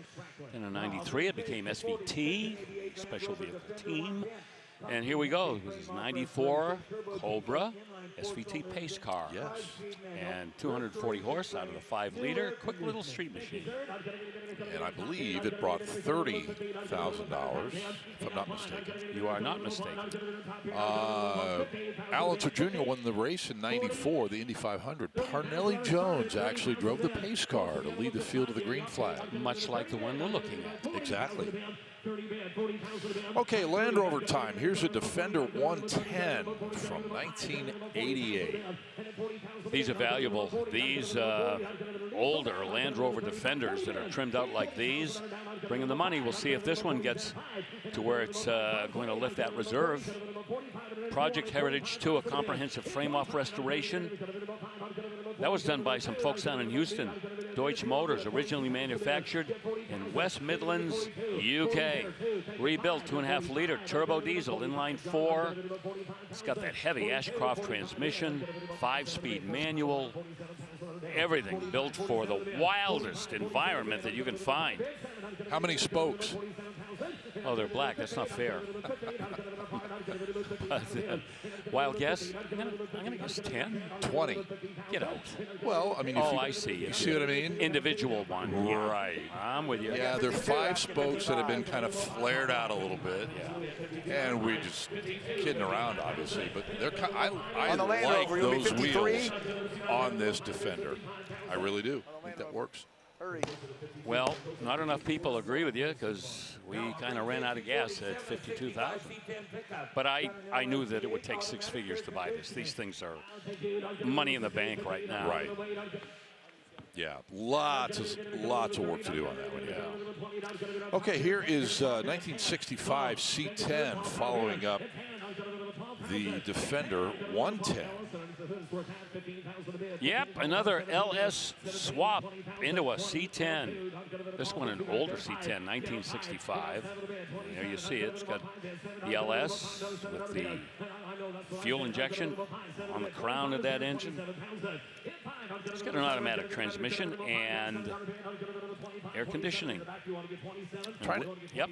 Well, I was just going to say, I'm trying to figure out if this is an original condition body. They've done the engine swap, or maybe they've just patinaed it on purpose, or maybe a combination of both. I'm thinking that's real. That's a real rust. Yeah, I don't think that was applied with a spray gun, and thus we're not going to see big money on this. Oh no. Yeah. Willwood brakes. That's a good add-on. Digital gauges and centerline wheels. And all of that stuff with the engine swap makes me think that maybe they did some exterior trickery. I don't know. Boy, that tailgate's pretty convincing to me. Right. Well, if the tailgate matched the bed sides, I feel like you would feel differently. So maybe they decided to really accentuate that part. Or maybe the tailgate was missing. Everything else was together. True. So they did their best to kind of match it. Yeah. But hey, you know what? This adds credence to the saying that there's a story behind every car or truck. Absolutely. And you know what's wild is that more people would stop and talk to them about that tailgate, the fenders, than if this thing was painted a perfect yellow. Right. Because they want to know the story. They want to know, where'd you find this? How did it come to be here? Yeah. Hey, and it could be as simple as they got the rest of the truck done last week and they didn't have time to do the tailgate. Great point. Great point. That thing's cool. Yeah, 31.5, and you've got a cool pickup truck. All right, kids. Here's another Ferrari. This is 2021 Roma. 3.9 liter, 612 horsepower. V8 with the 8-speed dual-clutch Formula 1 style automatic transmission with paddle shifters. And whenever you order a Ferrari new, let me tell you something. Everything that you order on top of what is standard is going to cost you money. Some of these cars have $25,000, $30,000, $40,000 in extras in them. And when this one was new, well, we're talking about the fender shields, we're talking about the leather interior, power adjustable seats, the foldable rear seat, the dual zone climate control and digital instrument cluster and digital audio system and LED headlights, 4-wheel disc brakes, 20-inch wheels, the automatic rear spoiler that goes up and down based on the speed you're traveling. So yeah, they checked off quite a few extras for this Ferrari. And right now, we may not sell it. I was thinking maybe somewhere in this neighborhood we'd see the gavel finish off the sale, but not this time. Right, 150. So that is still available. And the next vehicle, I believe, is going to be our first generation, aka C1 Corvette that we've had today from 1960. Yeah, no engine swaps here, no Resto-mod treatment. Nope, nothing to go outside the box on this Corvette. Matching numbers 283. And there you see it's got the 4-barrel carburetor, so that's just got a little bit over 220, 230 horsepower.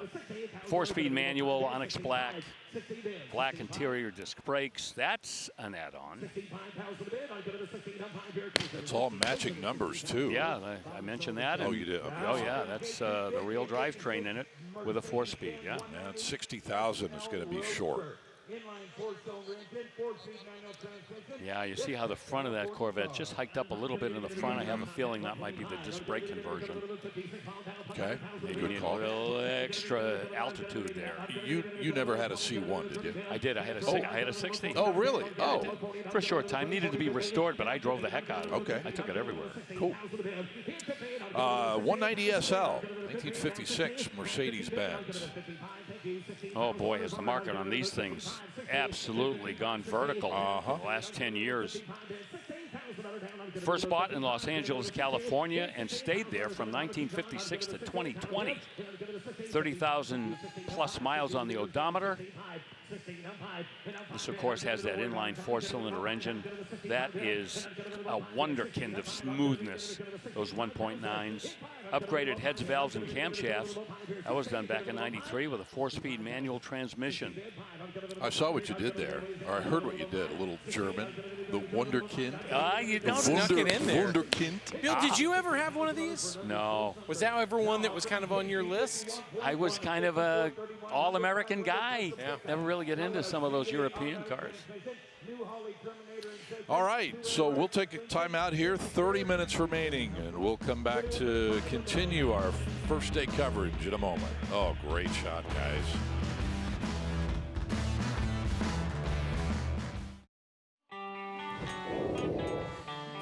Oh, that is a look inside one of the heavy hitter tents, one of the glass houses here. Bill, I think you called it the Gazillion Pavilion once, or twice. It is.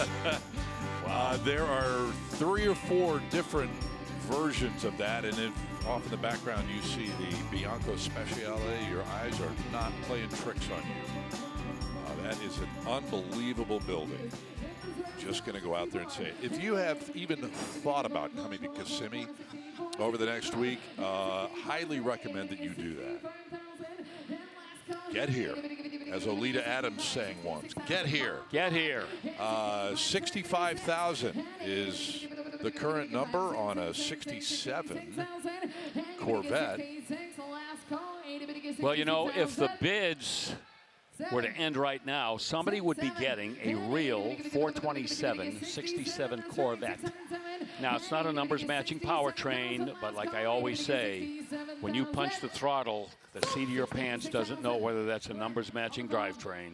You will feel every bit of that power. 4-speed, ermine white exterior. It's got the power brake package. And for $66,000, you just got a big block 427 67 Corvette convertible. What's going on with the front end there, Bill? Did they do some body work or tuck those wheels in a little tighter, smaller wheels, or what? Which could explain why the bidding may have been soft. There may have been modifications done. But sharp eye there, Scott. Yeah, the ride height in the front definitely higher than the rear. Okay. All right. All right, so we'll move to 58 Star Chief from Pontiac. Oh boy, do I really like these cars. The 58 Pontiac, that heralded in a period of time for Pontiac when Bunky Knudsen said, hey, let's just forget about all of the Indian hood ornaments and all of the old nomenclatures and all that stuff. Let's take on a whole new image. Performance, appearance, accessories, and that really got up to speed in 57 and then through 1958. And this Star Chief is just an indication of how much they wanted that Pontiac image to go up market. This is the 370 cubic inch V8. For 3 consecutive years, the displacement of those Pontiac V8s increased as they really wanted to take on the other performance manufacturers, especially for full-size cars. All the chrome parts during the restoration were re-chromed on this Pontiac. All the stainless was polished. That color is redwood copper and patina ivory. Have you seen a color combo quite like that before? It's again it's a greenish white. It's a little green in there with that copper. I mean that really sticks out, Scott. I like it. I don't see the green from here. But you're wearing glasses. I'm not. It's so subtle.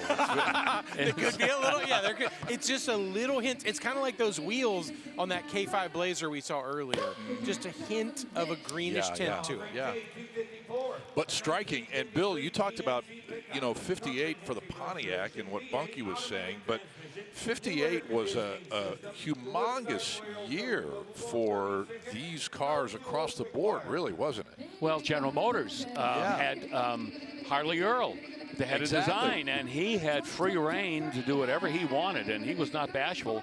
And you'll remember the 1958 General Motors lineup went to the double headlights and the extra chrome, and even the Corvette got a little bit of that. So, yeah, that was a landmark time for General Motors. Okay, moving on to a 53 GMC pickup truck. Love, love, love this truck. Oh, why not? Custom all the way, 350 crate motor, dual exhaust. Oh, and look at all the detailing on this. Look at that plaid, Bill. Oh, I know. I mean, is that a striking interior for a 5-window truck? Oh, I think I see the hair on your arm sticking up there, Rutledge. So excited. It's a color that Scott loves. It's got the interior that I like. This feels like we could create a partnership here. Oh, dude, yeah. And you're the king of partnerships. I mean, I'll keep it during the summer.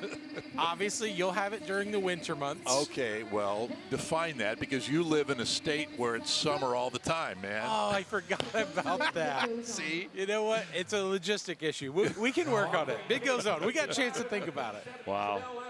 All right. Yeah, a lot of work done on this, too. I mean, I'm a little bit disappointed it didn't sell. It's got 4-link suspension in it, so much other really clever upgrades and modifications on it. So heck, we could talk about this truck till the top of the hour. I know, it's special. There's so much to go over there. Yeah.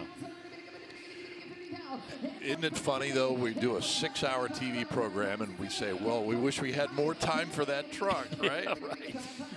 Hey, but it's all good. 70 Chevelle Super Sport coming up. Yeah, L78 block is included. It is not an L78 396 sitting in it right now, but the block for an L78 will go with this car. That is a 396 in there. Non-numbers matching, comprehensive restoration, and a 4-speed. Look at that. Manual, bucket seats, console, and Cortez silver with parchment inside. That 4-speed just puts a smile on your face in this thing, because you know that's a big boy. That's a big boy. You're gonna be rowing. Yeah. You're gonna be rowing through those gears. Just smile on your face. Yeah, but you know what, Rutledge?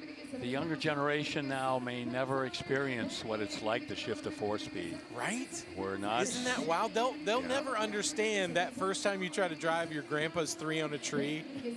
You're completely confused where first or reverse is. Grinding those gears. Just, I mean, no. Imagine driving a manual and no synchros. They would be completely lost then. You are correct. For a long time, first gear was a non-synchro gear. Does make a great theft deterrent, they say, though. Yes, that's true. Yeah. 1980 Ferrari 308. 67,000, the high bid for that Chevelle. 1980 Ferrari 308 GTB-I. Yeah, the 308 series, that went for a while. Sold a lot of them. Ferrari certainly did. Of course, these always get compared to the one that Magnum drove in the TV series. You can't escape that. This is one of 494 GTB-I models. That would be the injected car, but this one is a turbo kit from Koenig on that 2.9-liter V8. 5-speed manual with that gated shifter. We'll see what this sells for. This is not going to be a big money Ferrari by any stretch. And if you've always wanted one and didn't think you could get into one, well, this car could make you a liar. Yep. I tell you what, when you consider the level of Ferraris at this event, 47,000 is pocket change compared to some of the cars you'll see.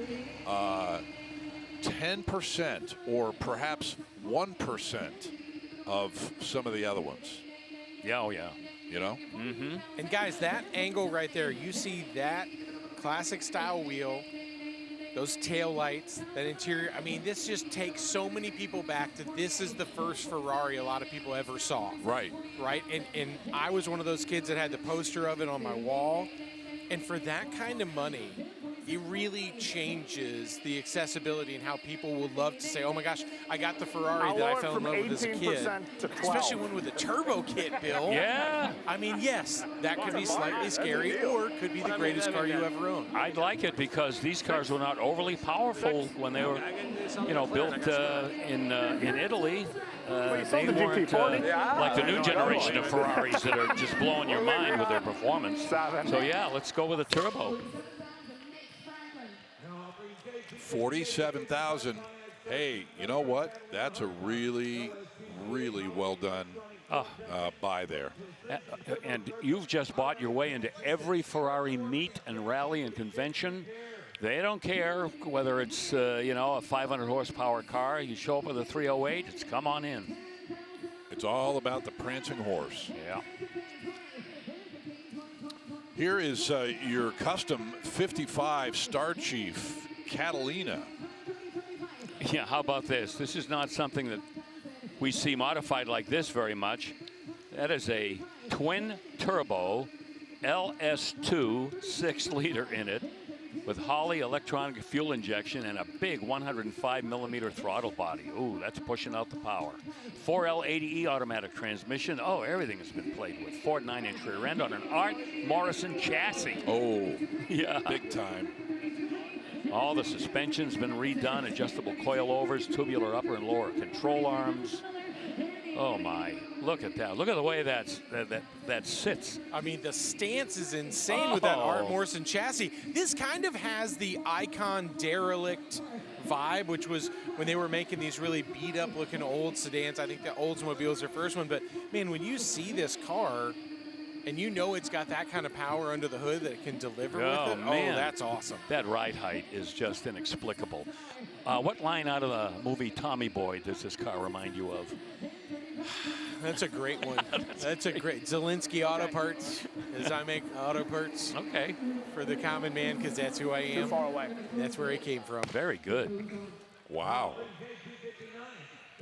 He did it. I think that's the most impressive thing he's done all day. Thanks? Question mark? That was a compliment, sort of. Thank you, sir. Okay. Cool car, no matter how you look at it. Very nice.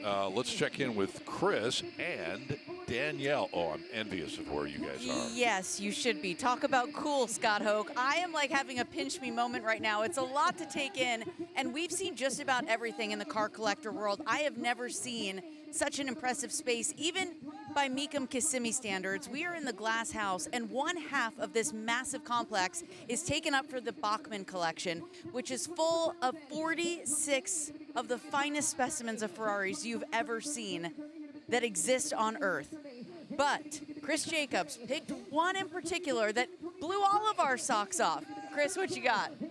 Our socks, our shoes, our hats, everything else. I mean, it's hard to pick just one from the Bachmann collection, but a lot of people would certainly land on this 2017 La Ferrari Aperta. Aperta is Italian for top, and that's why the top comes off right here. Only 210 were produced, and this is the very last one. There's a plaque installed in that F1-inspired steering wheel that says exactly that, last one produced. Now, Phil Bachmann worked with the Ferrari factory to order this car, and he got one very special touch that he requested.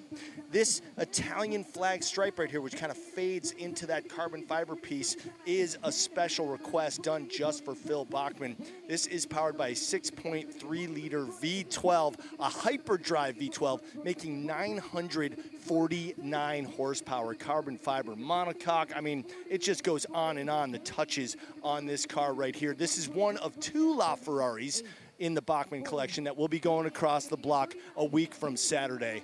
And man, there are going to be so many eyeballs on this car. Oh yeah, did I also mention that this is a 70th anniversary of Ferrari, as indicated by this right here, 1947 to 2017. Cool, doesn't even begin to describe this. Stick around, last little bit today, coming up.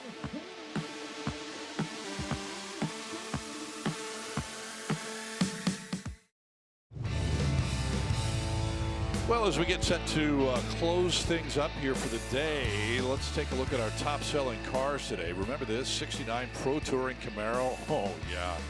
Deep Amethyst Pearl, 533 horse, 6.2-liter V8. 5-speed manual backing it up, all kinds of cool pro touring touches, all added up to a $120,000 price tag. The 2005 Ferrari F430 Spider gaveled for $132,500, $31,000 in factory options alone. In traditional Rosso Corsa beige interior. Our number one car today, though, that big horse, big cube, 435 horse, 427, Goodwood green, 1967 Corvette.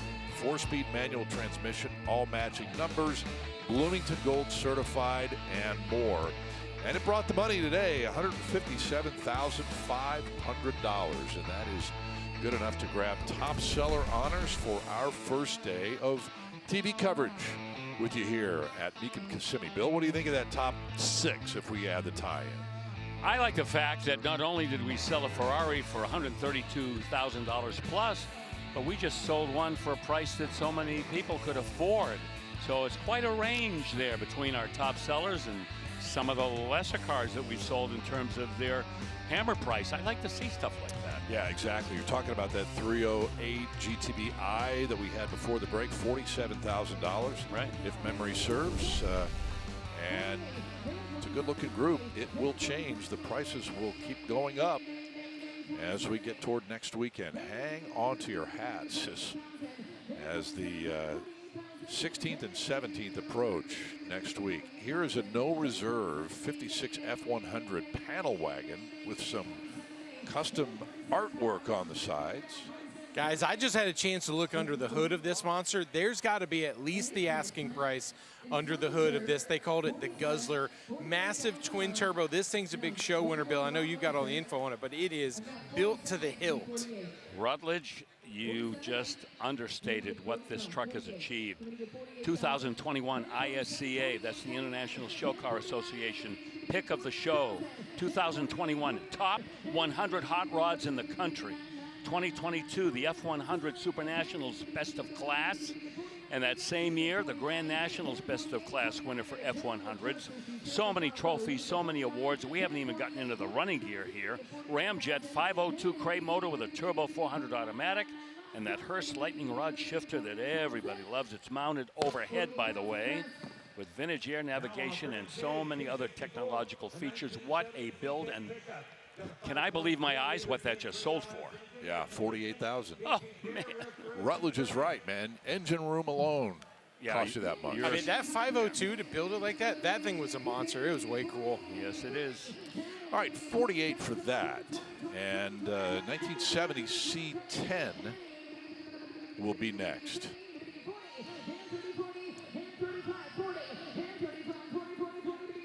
Yep. Gen 3 LS, another LS swap.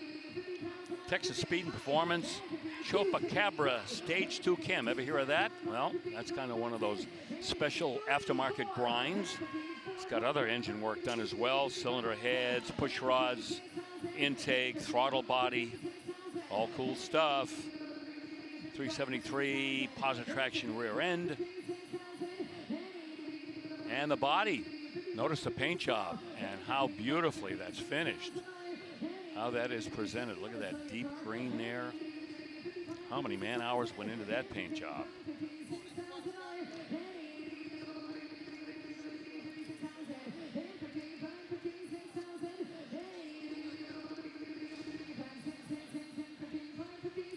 Got some billet pieces in there, chrome and powder coated. Stuff's polished. Piece by piece by piece. Boy, how about those wheels, man? Speaking of polish, they nailed that. Wow, they are just grabbing your retinas. How about the 60? And I like the color match bed liner. I think, again, you know, we see a lot of people do different treatments with the bed, but sometimes I think your less is more kind of approach really does pull off some fine touches on these rides. Yeah, that looks like a color match bed liner. I've got 57.5. I got no gripes about that. On that. Got 57.5. Gentleman raised his own bid and everything. I think that looks a lot better than if they had just done like a black spray in bed liner. Oh, yeah. I think that color match and that extra step really does pay off. Uh-huh, I'm with you. Got 57.5 bid. Got 57.5 bid.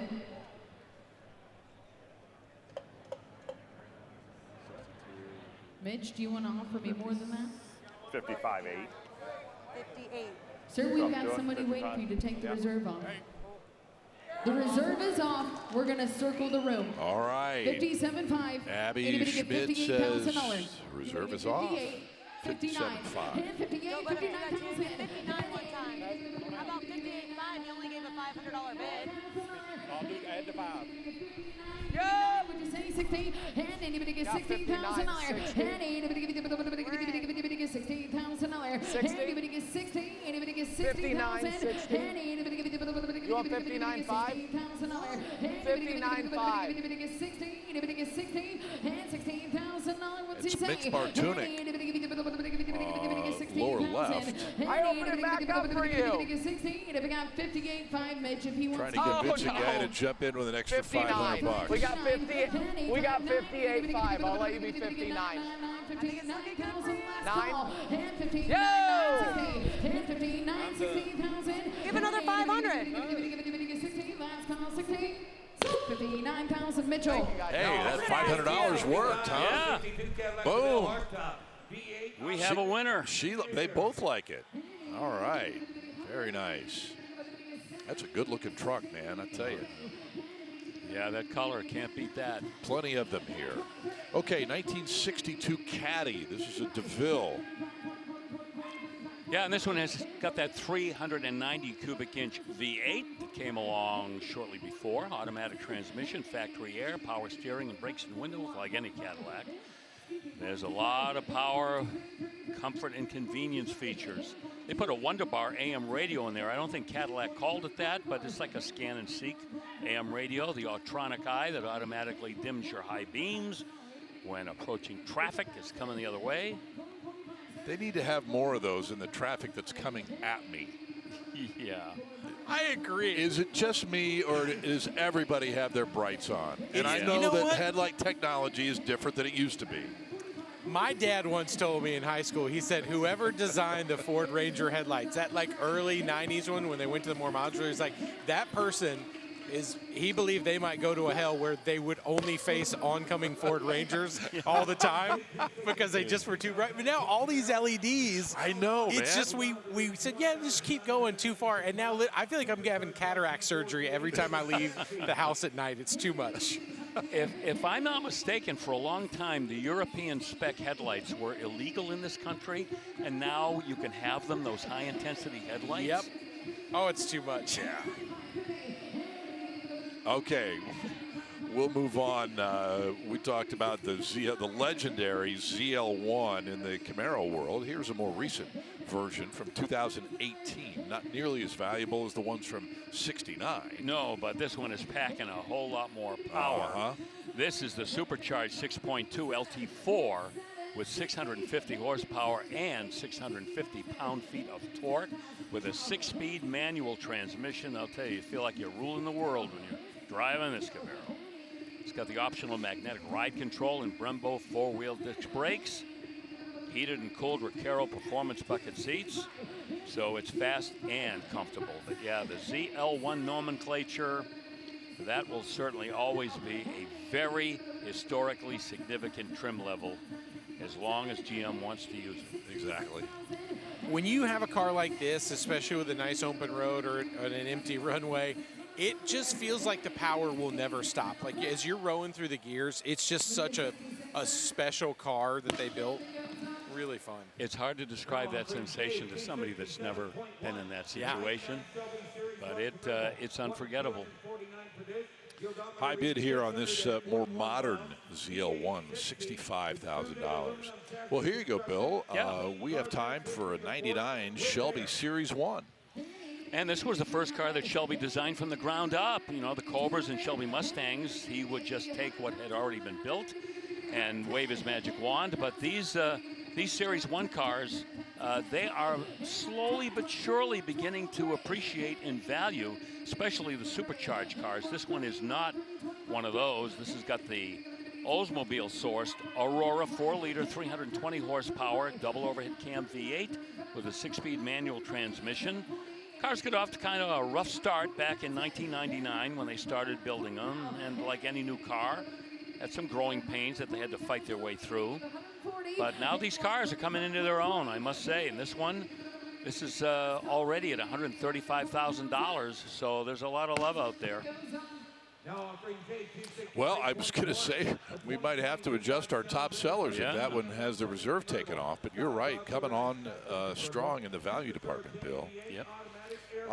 Next up, going to be our final car of the day today, and it's a good one. The 2023 Challenger SRT Demon 170. Yeah, these cars right here, again, you don't talk about a legendary trim level. The D170, oh, you're going to be seeing these for quite a while. With that crazy Hemi engine there. You know, we've talked about that before, 1,000 horsepower and all of the things that these cars are capable of doing, even in the hands of somebody who's not a professional driver. I mean, you could certainly impress your friends with this car just by hitting the gas. $140,000 the current bid rather. And I think I met the owners of this car earlier this afternoon out in the staging lanes. What a cool ride, guys. Yeah. It really is, and as I mentioned, it's going to be our final car, $140,000. Abby waiting to see if the reserve is going to come off. We'll keep you posted. You can find out on the web as well. And our first weekend coverage will continue tomorrow at noon Eastern, 9 a.m. out on the West Coast here on ESPN+. It's JK Day tomorrow as we honor our longtime colleague and friend John Craman, who we lost 1 year ago, this coming Monday. That'll wrap up today's festivities. We look forward to seeing you back here tomorrow from Mecum Kissimmee. For the entire gang, I'm Scott Hoke. Good night from Central Florida.